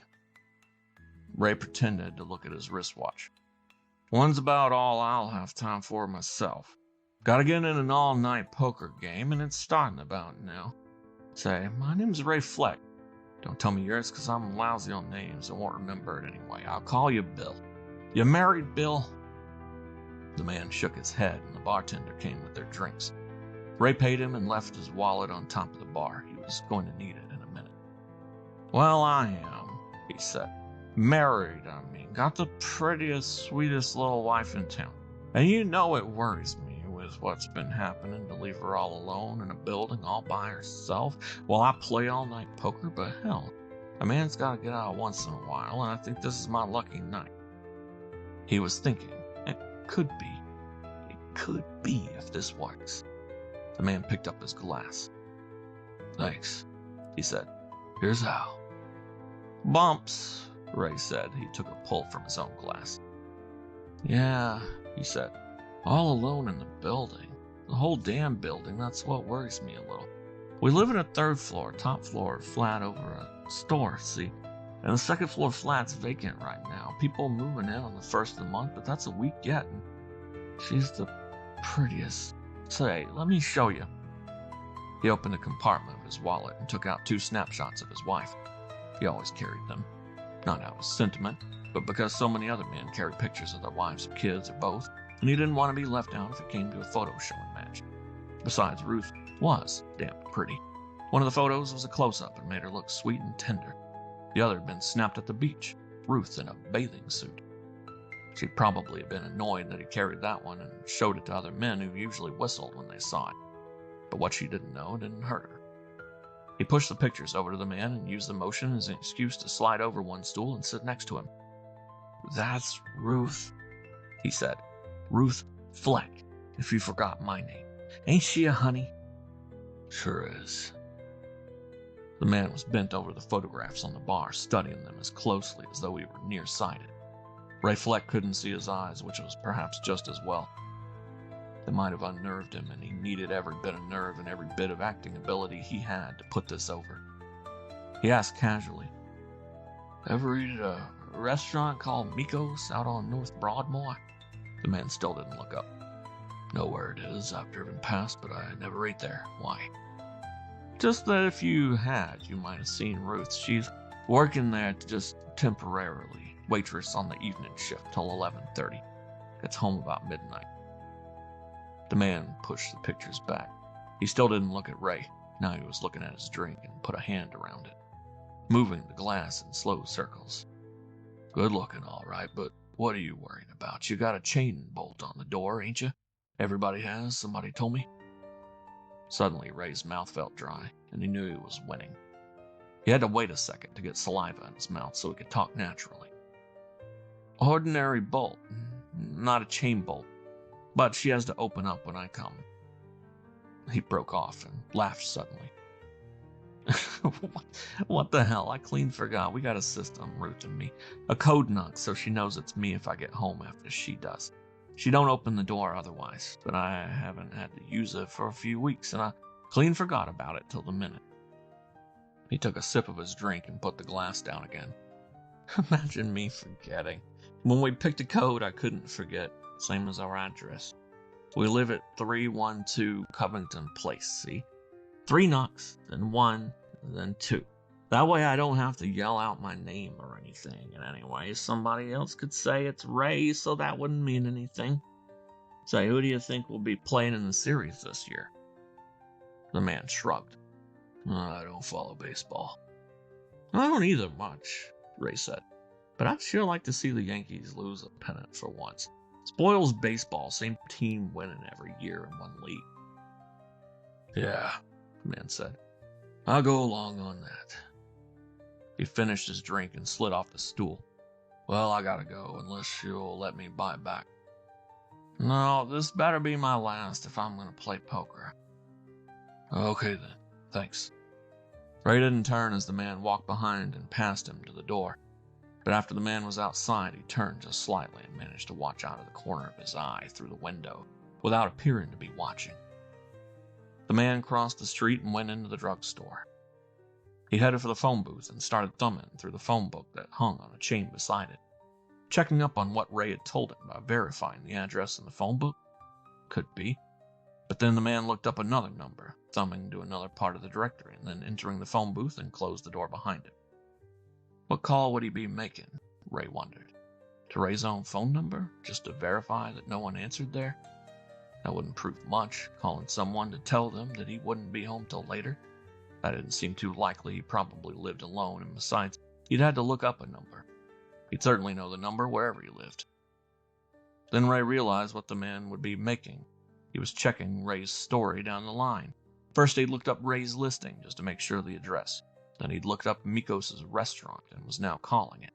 He'd asked for Ruth Fleck and be told, Ray glanced at his wristwatch and saw that it was 11:34, that yes, Ruth Fleck worked there and had just left to go home. Mikos would still be there to answer the phone.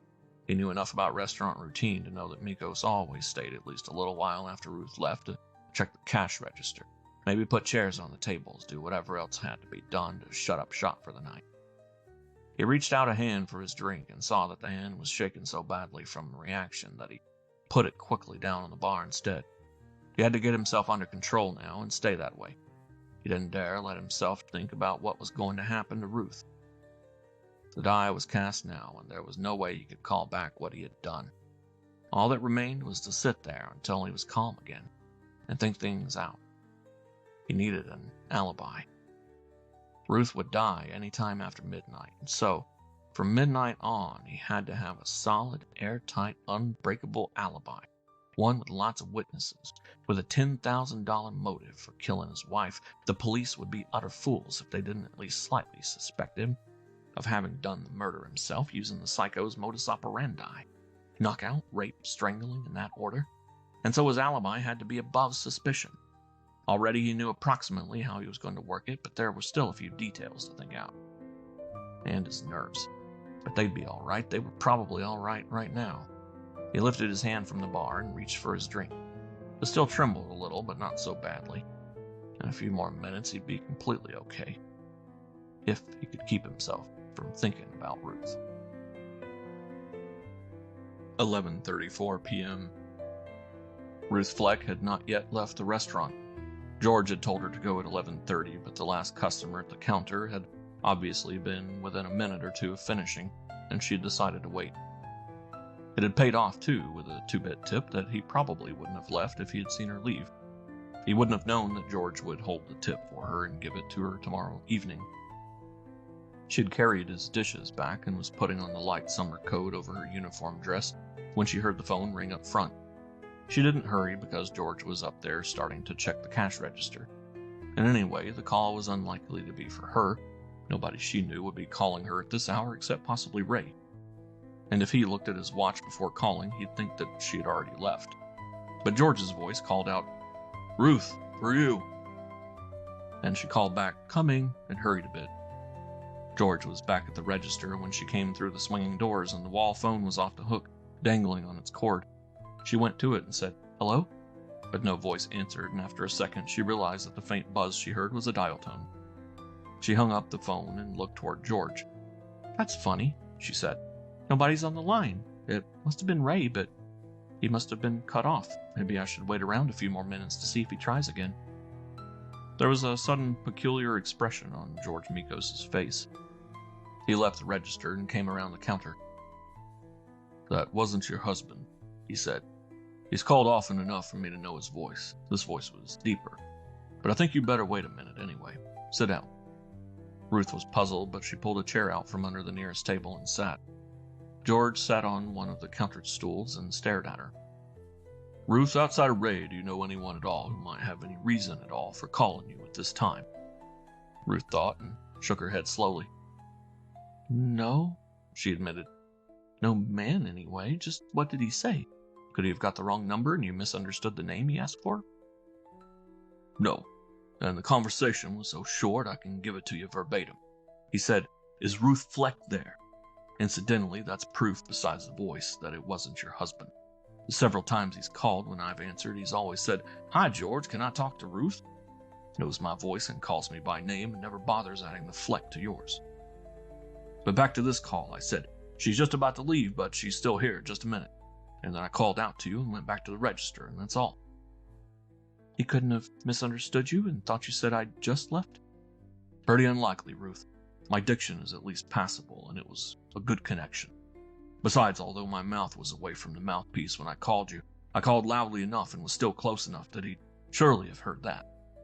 He frowned. "Have you had any other mysterious phone calls recently?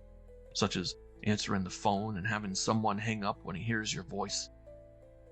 Ruth shook her head. "Or such as wrong numbers, or a call from a stranger who could be a phony for all you know, asking what television program you're watching, or anything like that?" Ruth shook her head more slowly this time. "No, George. Oh, wrong numbers once in a while, things like that. But not recently, not that I remember right now anyway. Most calls we get are for Ray, and the caller always leaves a name or a number or both. Or if they're from me, they're from someone I know." "And you've never been followed that you know of? Never had anything happen to indicate that someone has been checking up on you or asking questions about you?" "No, George, you're taking this awfully seriously. I can guess what you're thinking, but why would the psychopath pick on me?" "For the same reason," George said, "that he picked on those other women. Doubled in spades because you're prettier than they were, and you've got a husband who... What time does Ray usually come home at night?" "Usually about 10 or 15 minutes after the taverns close at 1 o'clock. I always stay up that long to wait for him. If he isn't home by, about 1:20, I figure he probably got into a poker game or something and got to sleep. Then he has to knock loud enough to wake me, but that's not too hard. I'm a light sleeper." "That would give the psycho a full hour from midnight till 1, most nights. Some nights longer if he's been casing your husband too and happens to know he's going to be later. Ruth, I don't like that phone call at all. To be honest about it, it worries the bejesus out of me." "You're scaring me too, George. I guess you want to, so I'll be careful. And I will. I told you about the special knock Ray uses when he gets home late. I wouldn't open the door except to that knock. But isn't that enough of a precaution? I suppose so, unless Ray's told someone about it. Suppose he got talking to a friend in a tavern, but with the psycho in hearing distance, and told him about it. There's plenty of talk about the psycho, including in taverns. If the subject came up naturally, mightn't he tell what precaution you and he are using, if he knew and thought he could trust whoever he was talking to? Well, he might mention that we use a code knock, but he surely wouldn't tell just what the code knock is. There'd be no reason for him to tell that unless he deliberately wanted to get me murdered. And he's not that bad, George. George Miko sighed. I suppose you're right there. But don't you see that, code knock or no, you can be in danger? That you are in danger if friend Psycho is checking up on you and has you on his little list, even as a possibility? I realize that, but still, if I don't open the door... Wait, I hadn't finished. If he's even intelligent enough to read the newspapers, he knows by now that women alone just aren't opening doors these days. Not unless they have chain bolts on them anyway. He knows he's going to have to vary his procedure if he's going to succeed again. And what simpler variation would there be than for him to find a woman who went home alone, late, and be waiting for her inside her house or flat when she gets there? Let me make a hypothetical case to show you how that could be. Let's say he picked you out a week ago. Maybe he eats here. Maybe you've talked to him and he got to know your name. Let's say the first night he followed you home and knows where you live. Let's say he's been checking up on you ever since. It wouldn't be hard for him to learn that you're married, but only you and your husband live in that flat. Only Ray and I live in the whole building right now, George. It's a small, narrow building. 2 flats over a hardware store. And the flat on the second floor under us is vacant. I understand it's been rented for the first and we'll have neighbors soon, but...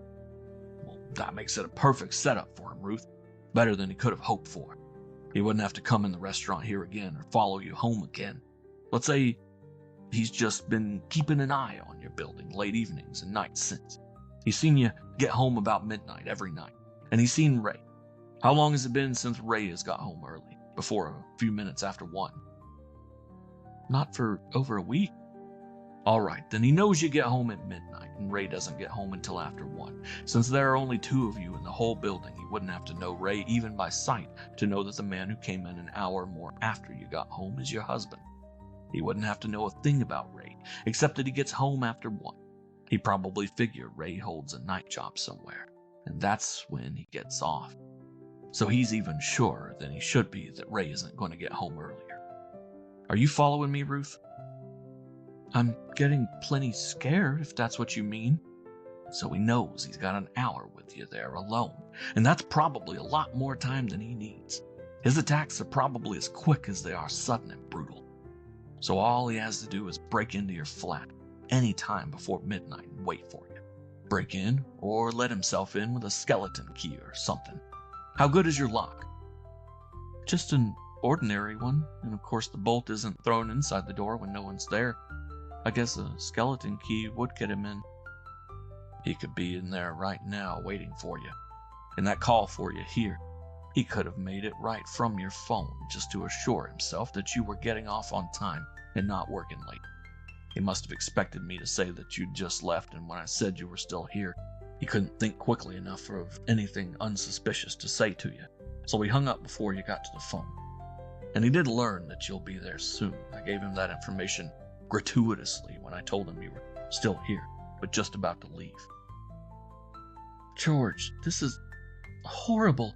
It's an awful lot to build on one unexplained phone call, but it could be. Do you think we should go to the police? He shook his head slowly. Not tonight. I'm afraid they'd think, as you suggested, that it's an awful lot to build on one unexplained phone call. They might think it's worth investigating, they might not. In any case, they'd want to talk to us first, maybe have us come in, and that would waste a lot of time. And don't forget that if he is there waiting for you, he isn't going to wait forever. If you're not home by, say 12:30, he'll figure something's gone wrong and beat it.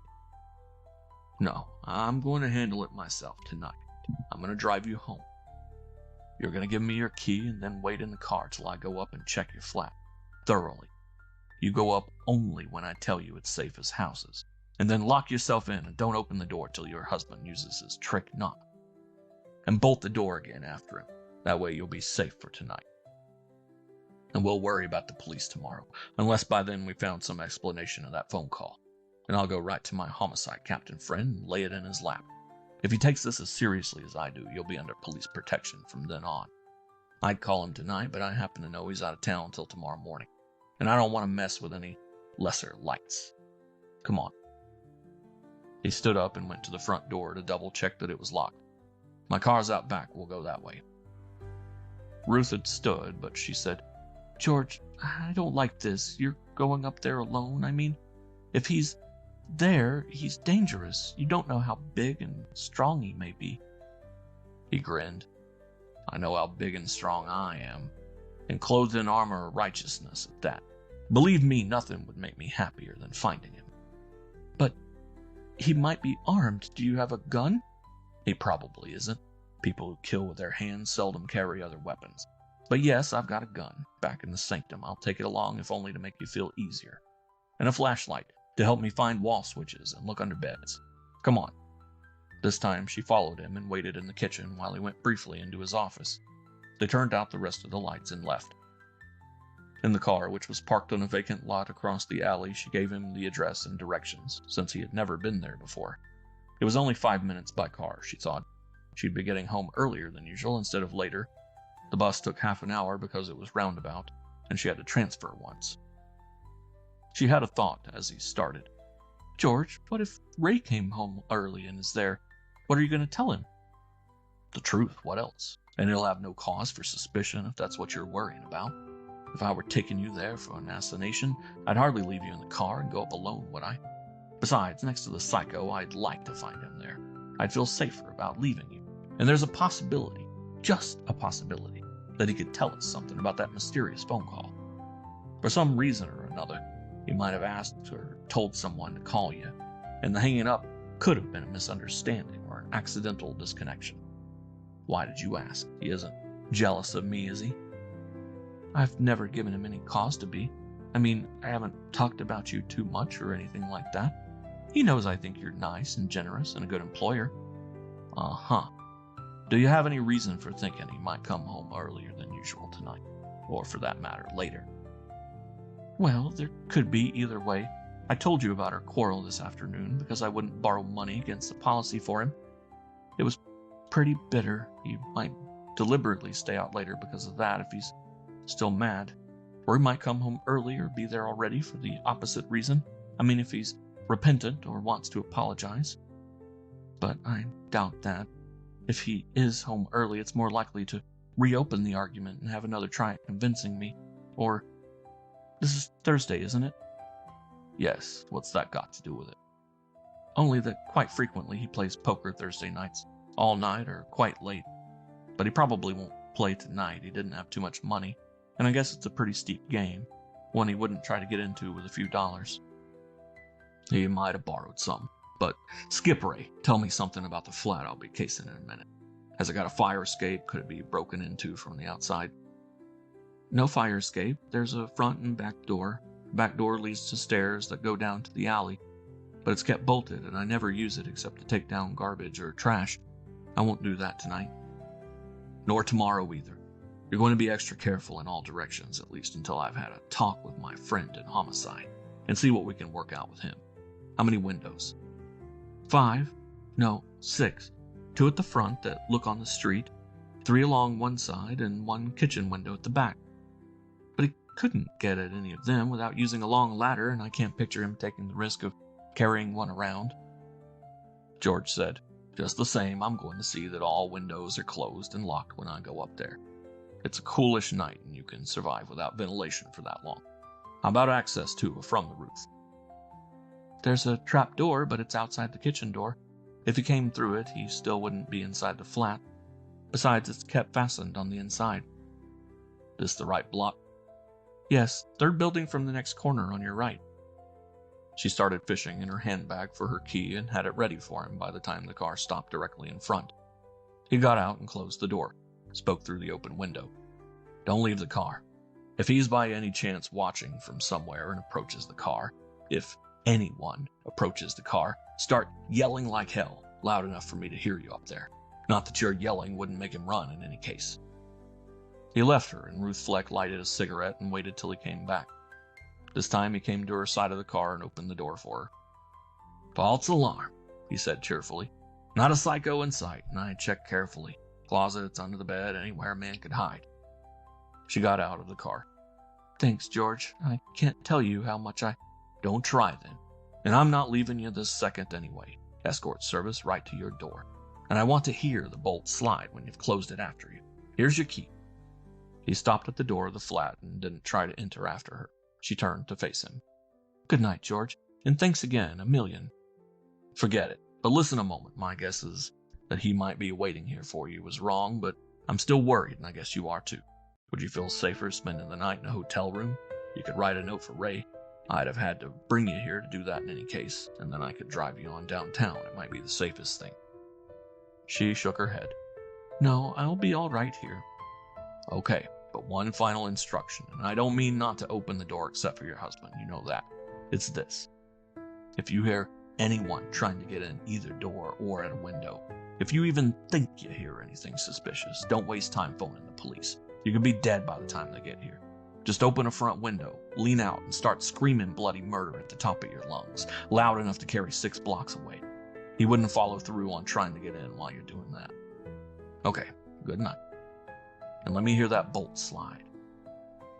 "Good night, George." She closed the door and slid the bolt, stood there a moment listening to his footsteps going down the stairs and thinking how wonderful he'd been to her, and how concerned he'd been about her, and how brave to have come up here alone when he'd really thought that a dangerous criminal, a murderer, might be waiting. When she turned, she saw by the clock that it still lacked 6 minutes of midnight. Because of the lift, she was home earlier than usual despite all the talking they'd done, and the time George had taken to search the flat. She went into the bathroom and started drawing water in the tub. She was tired, if not sleepy, and a hot bath would be just the thing to relax her body and her nerves. 11:55 p.m. Ray Fleck looked at his watch again and saw that it was just time for him to leave. He'd sat there nursing his drink ever since the psycho had left, thinking. There couldn't be any possible slip-ups on his alibi, and he'd thought it out and covered every contingency. The all-night poker game at Harry Brombaugh's was, of course, the basis of it, but he'd worked things out so the game would alibi him for all night no matter what happened. Someone in the game might or might not buy the diamond ring to let him play, and if someone did buy it, he might still go broke within the first hour, and that would be no good at all. His alibi had to be for all night, clear up to dawn. He'd told the psycho, in effect, that an attack on Ruth would be safe any time after midnight.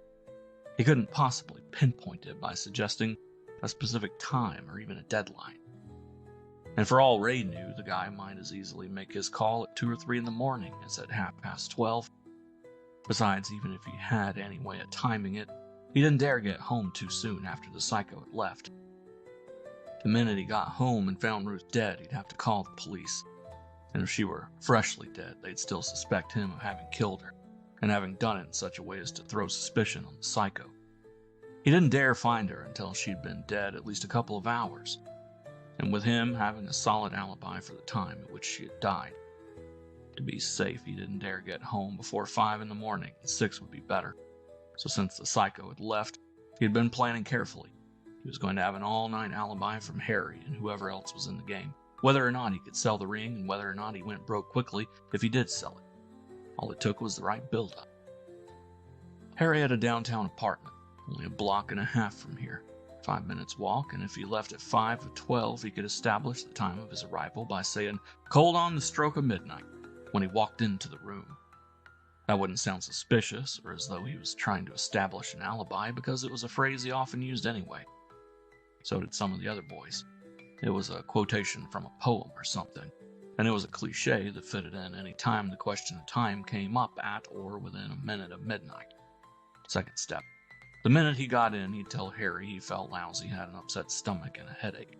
He'd say it would probably wear off, but did Harry have a bromo seltzer or an Alka-Seltzer around? And maybe a couple of aspirin tablets, too. and Harry would have. Harry had a bad stomach and headaches himself and was always well stocked with patent medicines. Harry would give him something and he'd take it, point made. Then at the poker table, but before sitting down, he'd explain apologetically that he was short on cash but had a hell of a bargain and a diamond ring if anyone might be interested in buying it, and he'd pass it around. He'd try to get 100, but settle for 50 if someone wanted it, but quibbled about price. Either someone would buy it or no one would buy it. No one bought it, well, he laid his groundwork by convincing Harry he was sick. He'd say he didn't feel up to going home right away and would Harry mind if he lay down on the sofa a while first. Harry had a comfortable sofa right in the living room, the room in which they played cards. Lying there, he'd be in sight of everyone in the game. And Harry was a nice guy, he certainly wouldn't mind. That sofa had been used before for similar purposes. Once in a while, someone got tired in the middle of a game and wanted to rest a while and then get back in.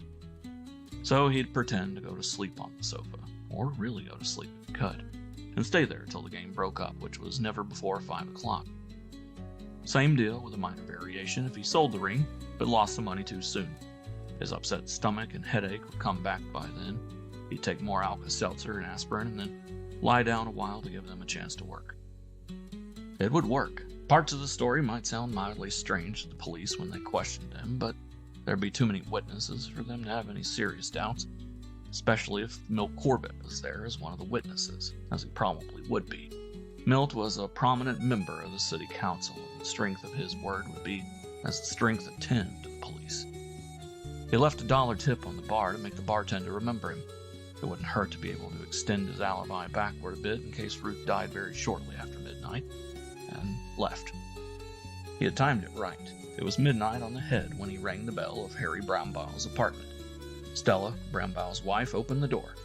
On a chain, of course, but she opened it the rest of the way when she recognized Ray.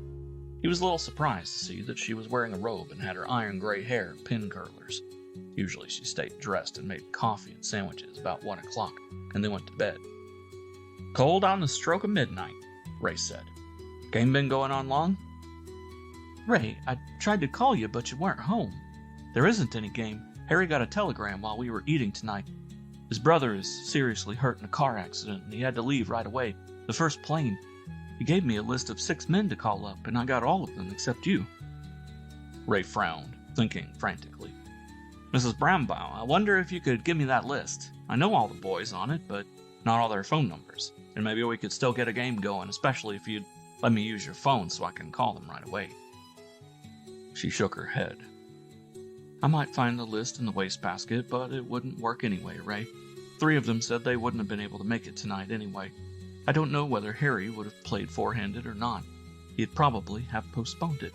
But that leaves only 2 besides yourself, and they've probably got doing something else by now, or gone to bed." His mind went in frantic circles as he walked down the stairs and out into the night. What now? He could alibi himself by going to any tavern where he was well known between now and 1 o'clock when the tavern would close. God, oh God, what could he do? He could go to a hotel, but what good would that be as an alibi? The clerk could testify when he checked in and when he checked out, but could he give positive testimony that he had not sneaked out and back in again sometime during the night?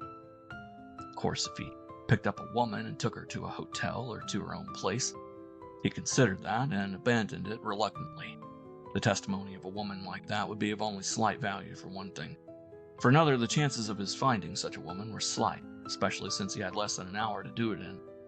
There had been a recent crackdown, and available pickups in bars were currently few and far between. Outside of bars, he didn't have the faintest idea where to start looking. He didn't have a little black book of addresses. For the last few years, his only extramarital adventures have been those with Dolly. And Dolly, well, he could forget Dolly tonight, if not forever. Besides, he was broke. He couldn't have over a few dollars left after all the drinks, many of them doubles, that he'd been buying. For a moment, he entertained the wild idea of walking in front of a car, getting himself injured and taken to the hospital. But that was too risky. He could be killed or permanently crippled, which would be almost as bad. Or if for safety he picked a slowly moving car and just let it knock him down, his injuries would probably be so superficial that a hospital would simply check him over and discharge him immediately. Could he feign a heart attack? No, it would take the admitting physician only half a minute with a stethoscope to learn that his heart was as sound as a pre-inflation dollar. Acute appendicitis? Hardly, with his appendix already out and a scar to prove it. Or, no, damn it, he knew too little about illnesses to be able to get away with feigning anything. He'd never had a sick day in his life, except for that attack of appendicitis and the time he'd been in the army infirmary on account of his allergy to wool. The hospital idea wouldn't work. But what else would be open all night after the taverns closed? The answer was so simple that he wondered why he'd sweated thinking about hotels and hospitals. The jail was open all night. It wouldn't hurt him to spend the night in the drunk tank to save his life, and to pay a $10 fine in the morning. Maybe even no fine, just a warning for a first offense. And what alibi could possibly be better than being in jail? He wondered why he hadn't thought of it the moment he'd learned that the poker game was called off. But he'd better make it good and really get drunk. Roaring drunk, not dependent on acting. He looked at his watch. It was only 5 minutes after 12. 55 minutes to go, and that was plenty of time if he drank straight shots, doubles. He had a hell of a good capacity for liquor if he took it in highballs and reasonably spaced his drinks, as he had thus far tonight. But straight whiskey always hit him hard and fast.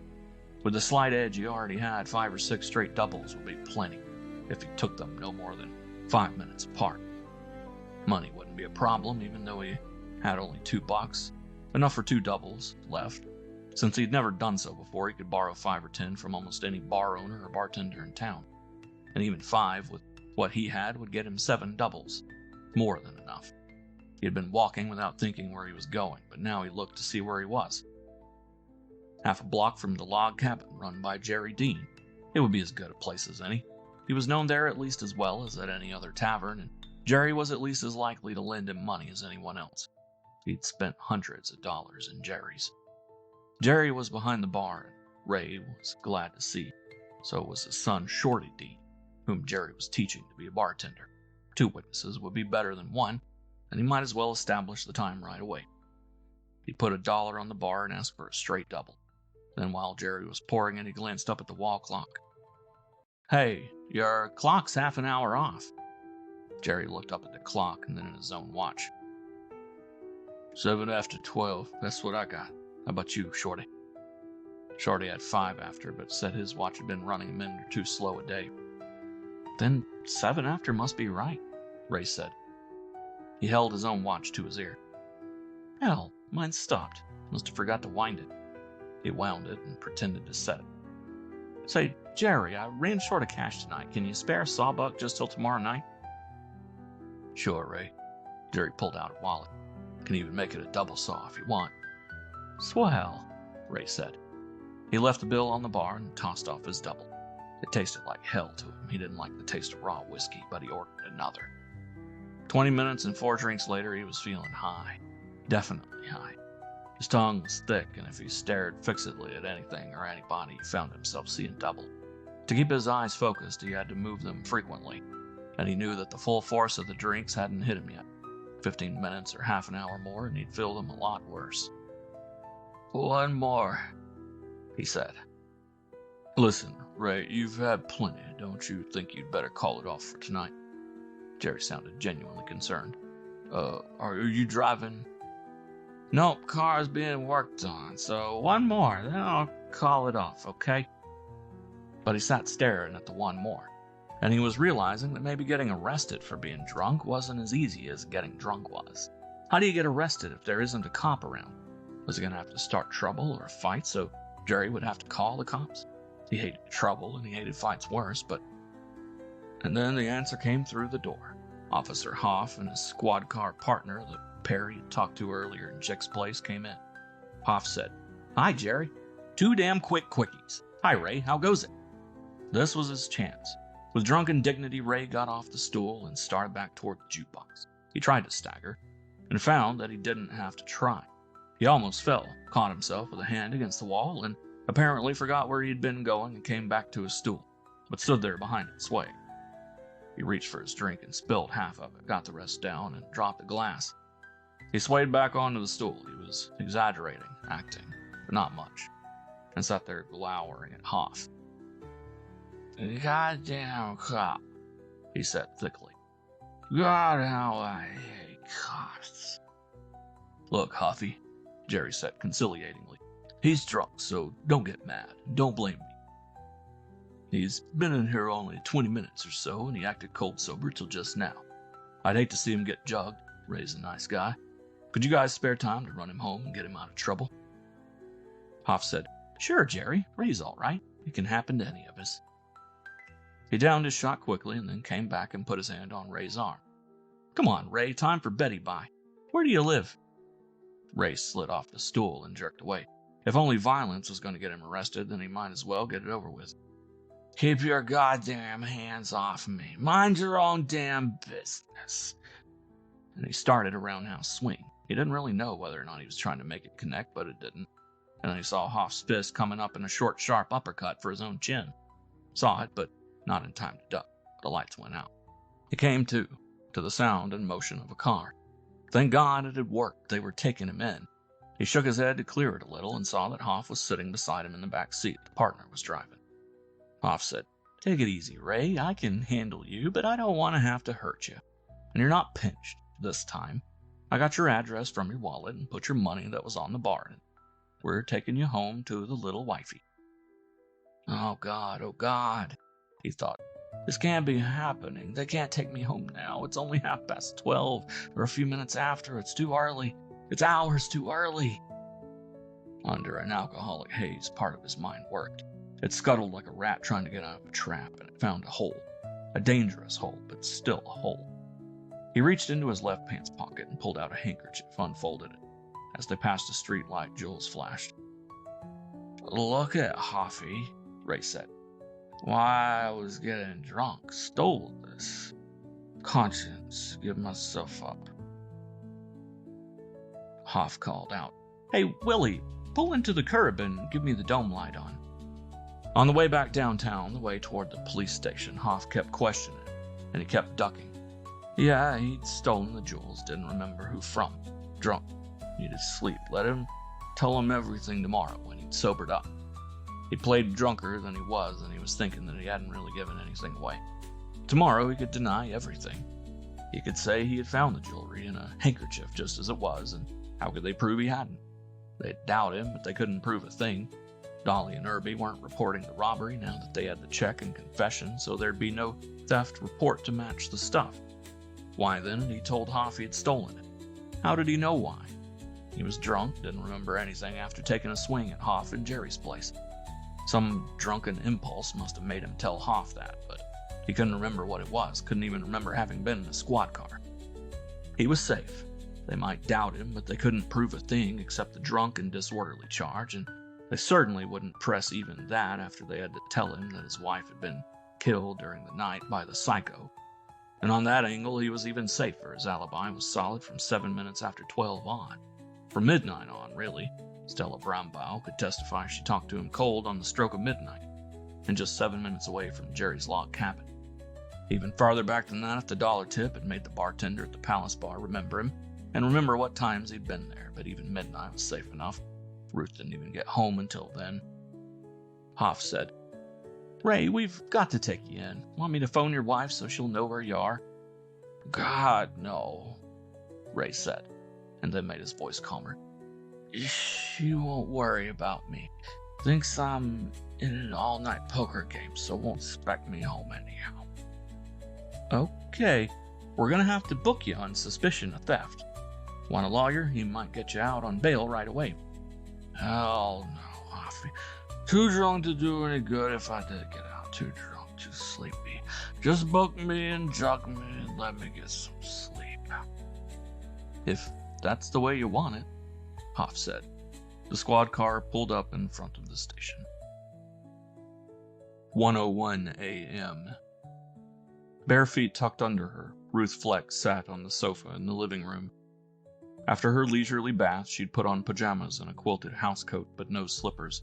She liked to go barefoot around the house. The reading lamp was on, and she had a magazine in her lap, opening to the beginning of a story. But she hadn't started it yet. She was still thinking about her coming conversation with Ray. Not about what she was going to say, she'd already decided that, but about how she was going to say it. She was going to give him an ultimatum. but to spare his pride as well as to avoid another argument, she wanted to figure out how to word it so it wouldn't sound like an ultimatum. She had thought about it all evening at work and had finally, if a bit reluctantly, decided to give him the $500 he needed to pay off his bookie. George was probably right in saying that Joe Amico wouldn't have him beaten up, let alone taken for a ride, but still, Ray was in trouble, with that big a debt hanging over him, and she should help him out, this once. She'd agree to go downtown with them tomorrow and arrange the loan against the policy. But she was going to attach a condition to it, and she thought she had every right to do so. He'd have to promise and mean the promise and stick to it, to quit gambling on credit, or for heavy stakes, whether on credit or not. Gambling was in his blood, and she knew it would be meaningless for her to demand his promise never to gamble again. He might make such a promise for the sake of getting the money from her, but he wouldn't mean it in the slightest and wouldn't keep it for a single day. She might as well make a clean break with him right now as to demand a promise like that. Would she be better off in any case to make a clean break? She pushed that thought away. She should give him one more chance before she decided anything like that. And maybe the sweating he was doing right now about that $500 debt had taught him the lesson he needed. She'd see. She'd give him the money and the ultimatum. Henceforth, his gambling had to be moderate and for cash only, when he could afford it. If he wanted to make $2 bets, or even an occasional $5 or $10 bet for cash, that was all right. But no more going in over his head on credit. Certainly, that was a reasonable thing for a wife to expect. But if he ever got into trouble like this again, well, again, she'd borrow $500 against the policy. That would still leave $9,000 coming, a nice nest egg, when the policy matured in another 5 years or so. But she wouldn't give it to Ray to pay off gambling debts. She'd use it herself for a trip to Reno. That was just about what such a trip and a divorce would cost her. Less than that, of course, if she could find work there during her waiting period, but she wouldn't count on that. A lot of women who go there for divorces must look for work to help out and to occupy their time during the 6 weeks. She thought it was 6 weeks. They had to wait for their divorces. The labor market might be glutted. She hoped he wouldn't be late tonight, but no matter how late he might be, she was going to wait up for him. Morning was a bad time to talk with him, especially about anything serious. He was always irritable and grumpy in the morning, likely to fly off the handle over even the most innocent remark she might make. She heard footsteps coming up the stairs and thought, good, he's even a little earlier than usual. It was only a few minutes after 1. He couldn't have waited even till the bars closed to start home. Maybe that was a good sign. She got off the sofa and went to the door. But, remembering the phone call and George's warning, she didn't reach for the bolt or the knob until he knocked. He knocked. 3 knocks, a short pause. 1 knock, a short pause. Then 2 knocks. She threw back the bolt and opened the door. 1:05 a.m. Silently screaming, Benny Knox awakened from the nightmare. Occasionally, not too often, he had nightmares, but this one was the worst ever. It was a hell of a nightmare, quite literally. He had been in hell, the very literal hell that his father had talked about so often, either to him alone or in sermons that Benny had heard. He was stark naked and standing knee-deep in a lake of boiling, bubbling pitch. His feet and legs hurt horribly. At the edge of the lake, a few feet away, stood 3 devils. Bright red devils, with tails and horns and hoofs. 2 of them had long pitchforks, and they were jabbing them into Benny's chest and stomach to drive him farther and deeper into the boiling lake. His arms were stuck. He couldn't use them to try to ward off the pitchforks. The pitchforks hurt badly, and he was forced to take a step backward and was suddenly in the boiling pitch up almost to his waist. The slope was steep, and with another step or 2 he'd be completely in the lake. The other devil, the one in the middle, didn't have a pitchfork. He was just standing there laughing. And even through his dream, Benny knew that he had heard that exact laugh before, and that he'd seen that devil's face before. But he couldn't remember where or when. Over the laughter, and from somewhere overhead came a voice. The voice of God or the voice of his father, he didn't know which. "Hell forever, my son, for you have done evil. You can be forgiven only if you can make them believe, and be punished on earth for the evil you have done." He tried to scream and answer, but his voice was stuck too, like his arms. Then one of the pitchforks jabbed at his eyes, and he had to take another step backward. He lost his balance and fell.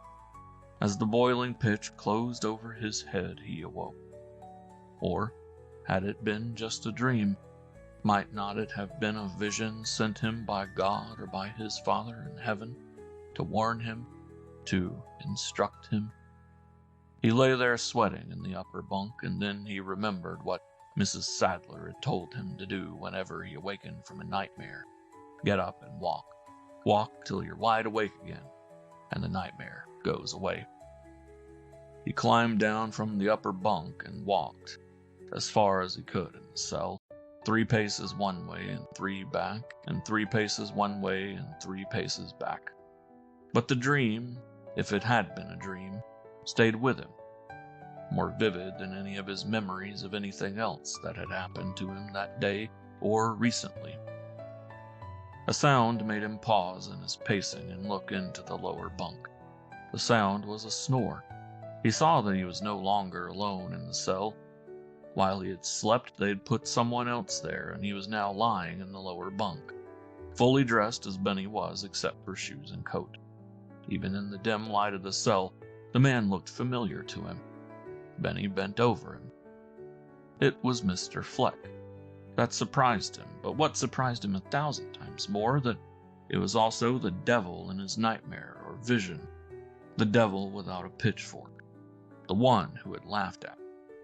The face of Mr. Fleck and of that devil were the same, and he remembered now why the laugh of that devil had sounded as though he had heard it before. It was Mr. Fleck's laugh, as Mr. Fleck had laughed at him early in the evening, when he had told Mr. Fleck that he had killed those women. The police hadn't believed him. They hadn't laughed at him. And suddenly he knew what he had to do to make the police really believe him, to make them believe that he'd done evil and must be punished. He put his hands on Mr. Fleck's shoulders and pulled him up to a sitting position. "Mr. Fleck," he said. Mr. Fleck's eyes opened and blinked. "Huh?" he said. Benny was very earnest because this was very serious. "Listen, Mr. Fleck," he said. "I'm sorry, but I got to kill you. I got to kill you like I killed them women so the police will believe I killed them." "Huh? Benny?" "I want you to know, Mr. Fleck, I ain't mad at you, even if you laughed at me. It's bad to kill because you're mad, and I want you to know I ain't mad. I just got to kill you. And besides, it won't be evil for me to kill you to make them believe me. It won't be evil, Mr. Fleck, because you're a devil." Mr. Fleck opened his mouth to say something, or to scream, but nothing came out because Benny's hands were tight around his throat and getting tighter. A minute later they let go, and something limp and dead fell back on the lower bunk. Benny Knox went to the door of the cell and grabbed his bars, rattling the door loudly. Even more loudly he yelled, "Policeman! Policeman! Come here and see! Now do you believe me? Now will you try to tell me I never killed nobody?" This time they believed him. 2:45 a.m. In his office off the kitchen of the restaurant, George Mikos paced a while, too keyed up to sit down and type, which was what he'd come here to do. Finally, he sat down at the desk, took the cover off the typewriter, and put fresh paper into it. He began to type. "Dear Perry, this has been the damnedest night, if you'll forgive the cliche. Hell has been popping right and left. Yes, this is a new letter, and not a continuation of the one I started to you earlier. Everything has changed so completely that it would seem silly to go on with that one. But I'll enclose it, uncompleted, with this, so you'll have the background to understand what this one is about. It started a few minutes after 11:30, when I'd just closed up and was starting to check the register. There was a phone call in a man's voice, not her husband's, asked for Ruth Fleck.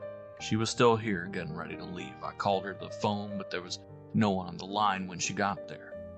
You can deduce what I guessed from that when she admitted she could think of no possible reason why any man except her husband should be calling her at that time of night. I insisted on driving her home, and I also had her wait in the car while I went up and searched her flat to make sure there wasn't a reception committee waiting for her there. I told her I was bringing a gun so she wouldn't worry about me doing this. Actually, I don't even own one. Then I escorted her upstairs, made sure she bolted herself in, and left. But I didn't go very far. I was more worried than I let her think, luckily. And I drove off only in case she'd be watching from a front window or listening for the sound of my car starting. I U-turned at the corner and drove back the way I'd come, parked on the opposite side of the street and a quarter of a block away. I decided to watch the doorway of that building until I saw her husband come home, no matter how late it might be. She had a code knock of some kind worked out with her husband so she'd know it was he when he came home, and I'd impressed on her not to throw the bolt otherwise. But I was still worried about her for two reasons. First, she was confident Ray wouldn't have done any talking in bars about that code knock, but I wasn't. Second, while neither the door to her flat nor the bolt on it were flimsy, neither were they so strong that a husky, heavy man might not be able to break in with one good hard lunge. And it turned out I was right on both of those counts. At about 1 o'clock I saw, or thought I saw, Ray Fleck come around the corner and go into the entrance of the building. But he'd hardly disappeared, and I hadn't yet turned the ignition key in the car when I did the goddamnedest double take and realized that the man I'd seen had not been Ray Fleck. He had been about the same height and weight, but not the same build. His bulk had been across the shoulders, and he had a narrow waist, whereas Fleck's weight distribution was just the opposite. And I was out of the car and running. If my second impression had been wrong, if it had really been Fleck I'd seen, I was about to make an awful ass of myself. But I was willing to chance that rather than to take the opposite chance. When I got to the third floor, I saw the door was closed and not broken down, so I must have been right about Fleck talking. She'd never have opened the door except to that special knock. I didn't waste time trying the knob, which was just as well since the door had been bolted again from the inside. I threw my weight against the door so hard that I still have a sore right shoulder, and the door burst open and I almost fell into the living room. He had heard, of course. He was in the doorway of the bedroom and rushed me before I got my balance. I managed to turn my head in time to take a vicious blow on the ear, still ringing, instead of the jaw. I took a couple of steps back to get on balance and then started to move in on him. I'm a wrestler. I wanted to grapple instead of trying to slug it out. He cooperated in a way. He rushed me, head down for a solar plexus butt, both fists cocked low to start pumping into my stomach or groin as soon as he connected with the butt. He couldn't have pleased me more. I moved just enough aside at the last split second to let his head graze past my right side, and then I clamped down my arm and had a solid headlock on him. I twisted my body around and twisted his neck with it, until there was a quite audible snap as his neck broke and the fight was over. It had probably lasted all of 3 seconds. I didn't even bother to check whether or not he was dead. If by chance he wasn't going to be dangerous for a long time. I just dropped him and ran into the bedroom. Ruth was lying on the bed unconscious, where he had no doubt carried her after knocking her out with a single blow as he came through the doorway. But otherwise, I'd got there in time. She hadn't been raped, let alone strangled. Her jaw was beginning to swell, but it didn't look as though it was broken, and I learned later at the hospital that it wasn't. She was breathing normally, and her heartbeat was okay. He'd ripped open the housecoat that she was wearing and torn the tops of her pajamas. I put a cover over her partial and very beautiful nakedness, and then went to the living room again. I checked the psychopath to see if he was dead. He was. And then I used the phone to call for a police ambulance. The guy I got on the phone annoyingly wanted details, but I told him a woman had been injured by the psycho and I wanted the ambulance fast, and I'd do all the talking they wanted after she was hospitalized. I told him they didn't have to worry about the psycho anymore. They could send a meat wagon for him at their leisure. He wasn't going anywhere. Then I hung up. And then went back to wait by Ruth in case she should recover consciousness before the ambulance came. But I'd sat there only a few minutes and hadn't heard any sirens yet when the phone rang. I answered it and... Now hold your hat, Perry. Here comes the incredible part. It was the city jail wanting Ruth Fleck. When I'd convinced them that she couldn't come to the phone, but I'd take any message, I was told that I should tell her that her husband was dead. He had been killed, strangled, mind you, by a man in the same double cell with him. Fleck had given himself up and was being held on suspicion of theft. This killer was, or had been, a harmless moron who was being held overnight because he'd made a false confession of murder. He was unable to give any coherent account of why he'd killed Fleck. He talked about laughter and devils and the police not believing him. Although they'd known the man was slightly unbalanced mentally, he'd always been completely harmless, and they had thought nothing of putting another prisoner in the same cell with him. That was all I could learn. Tomorrow I'll see what more I can learn, and I hope it's something that will make things make sense. I hate coincidences, and it takes a lot to make me believe in one. Especially one as extravagant as a man getting himself strangled to death on the same night his wife would, except for my intervention, have been strangled to death, and not by the same strangler. The man at the jail said Ray had given himself up. I can't see him doing that on any charge unless he had had some damn good reason for wanting to be in jail. Maybe the story will come out somehow, or maybe we'll never know. Ray Fleck can't tell us his end of it, nor the psychopath his end. For that reason only, I'm sorry I killed him. That is, I guess I am. I might have been able to subdue him without killing him, but it would have taken time. And besides, there was the risk of my losing the fight. What if he'd been able to get in a lucky punch and knock me out? He'd have strangled me while I was unconscious, and then he'd have gone back to Ruth. Neither of us would have been alive right now. No, I couldn't have taken that chance. Ruth was still unconscious when we got her to the hospital, and they gave her a sedative so she'd stay that way a while. Or rather, so the unconsciousness would blend into normal sleep. So I haven't talked to her yet. They told me she should have at least a few hours of normal sleep and kicked me out. I can go back at 5 a.m. So I have a couple of hours to kill, and that's what I'm doing now, writing this. Perry, how'd you like to be my best man? Maybe I'm overconfident, but I don't think so. I'm almost certain that Ruth will marry me now that she's free. I don't know how soon. There'll have to be what people call a decent interval, and it'll be up to Ruth how long that is. As far as I'm concerned, I'd marry her tomorrow and start out our honeymoon by attending Ray Fleck's funeral. She'd hardly go along with that, but she didn't really love him anymore, and I'm hoping she'll think that not over a few months will be long enough. And I'm serious about the best man business. And if Ruth will accept my plans, you wouldn't even have to come here to do the job. I've been thinking for a long time of taking a vacation and a trip to Europe. I'd probably have done it before now if I hadn't fallen in love with Ruth and wanted to stick around for that reason. And combining a European tour with a honeymoon would be combining pleasure with pleasure. We could be married in New York en route, so you could stand up for us there, stay a week for a look at New York if Ruth wants to, and I imagine she will, she's never been there, and then hop off for Europe. I feel as though I'm dreaming. I suppose I am. But it's a dream that will come true. I know it will. Your old friend, George Meeks. End of Knock 312 by Fredric Brown. We hope you enjoyed tonight's sleep audiobook. If you liked this audiobook and want to listen to more, please check out our channel at Sleep Audiobooks. And if you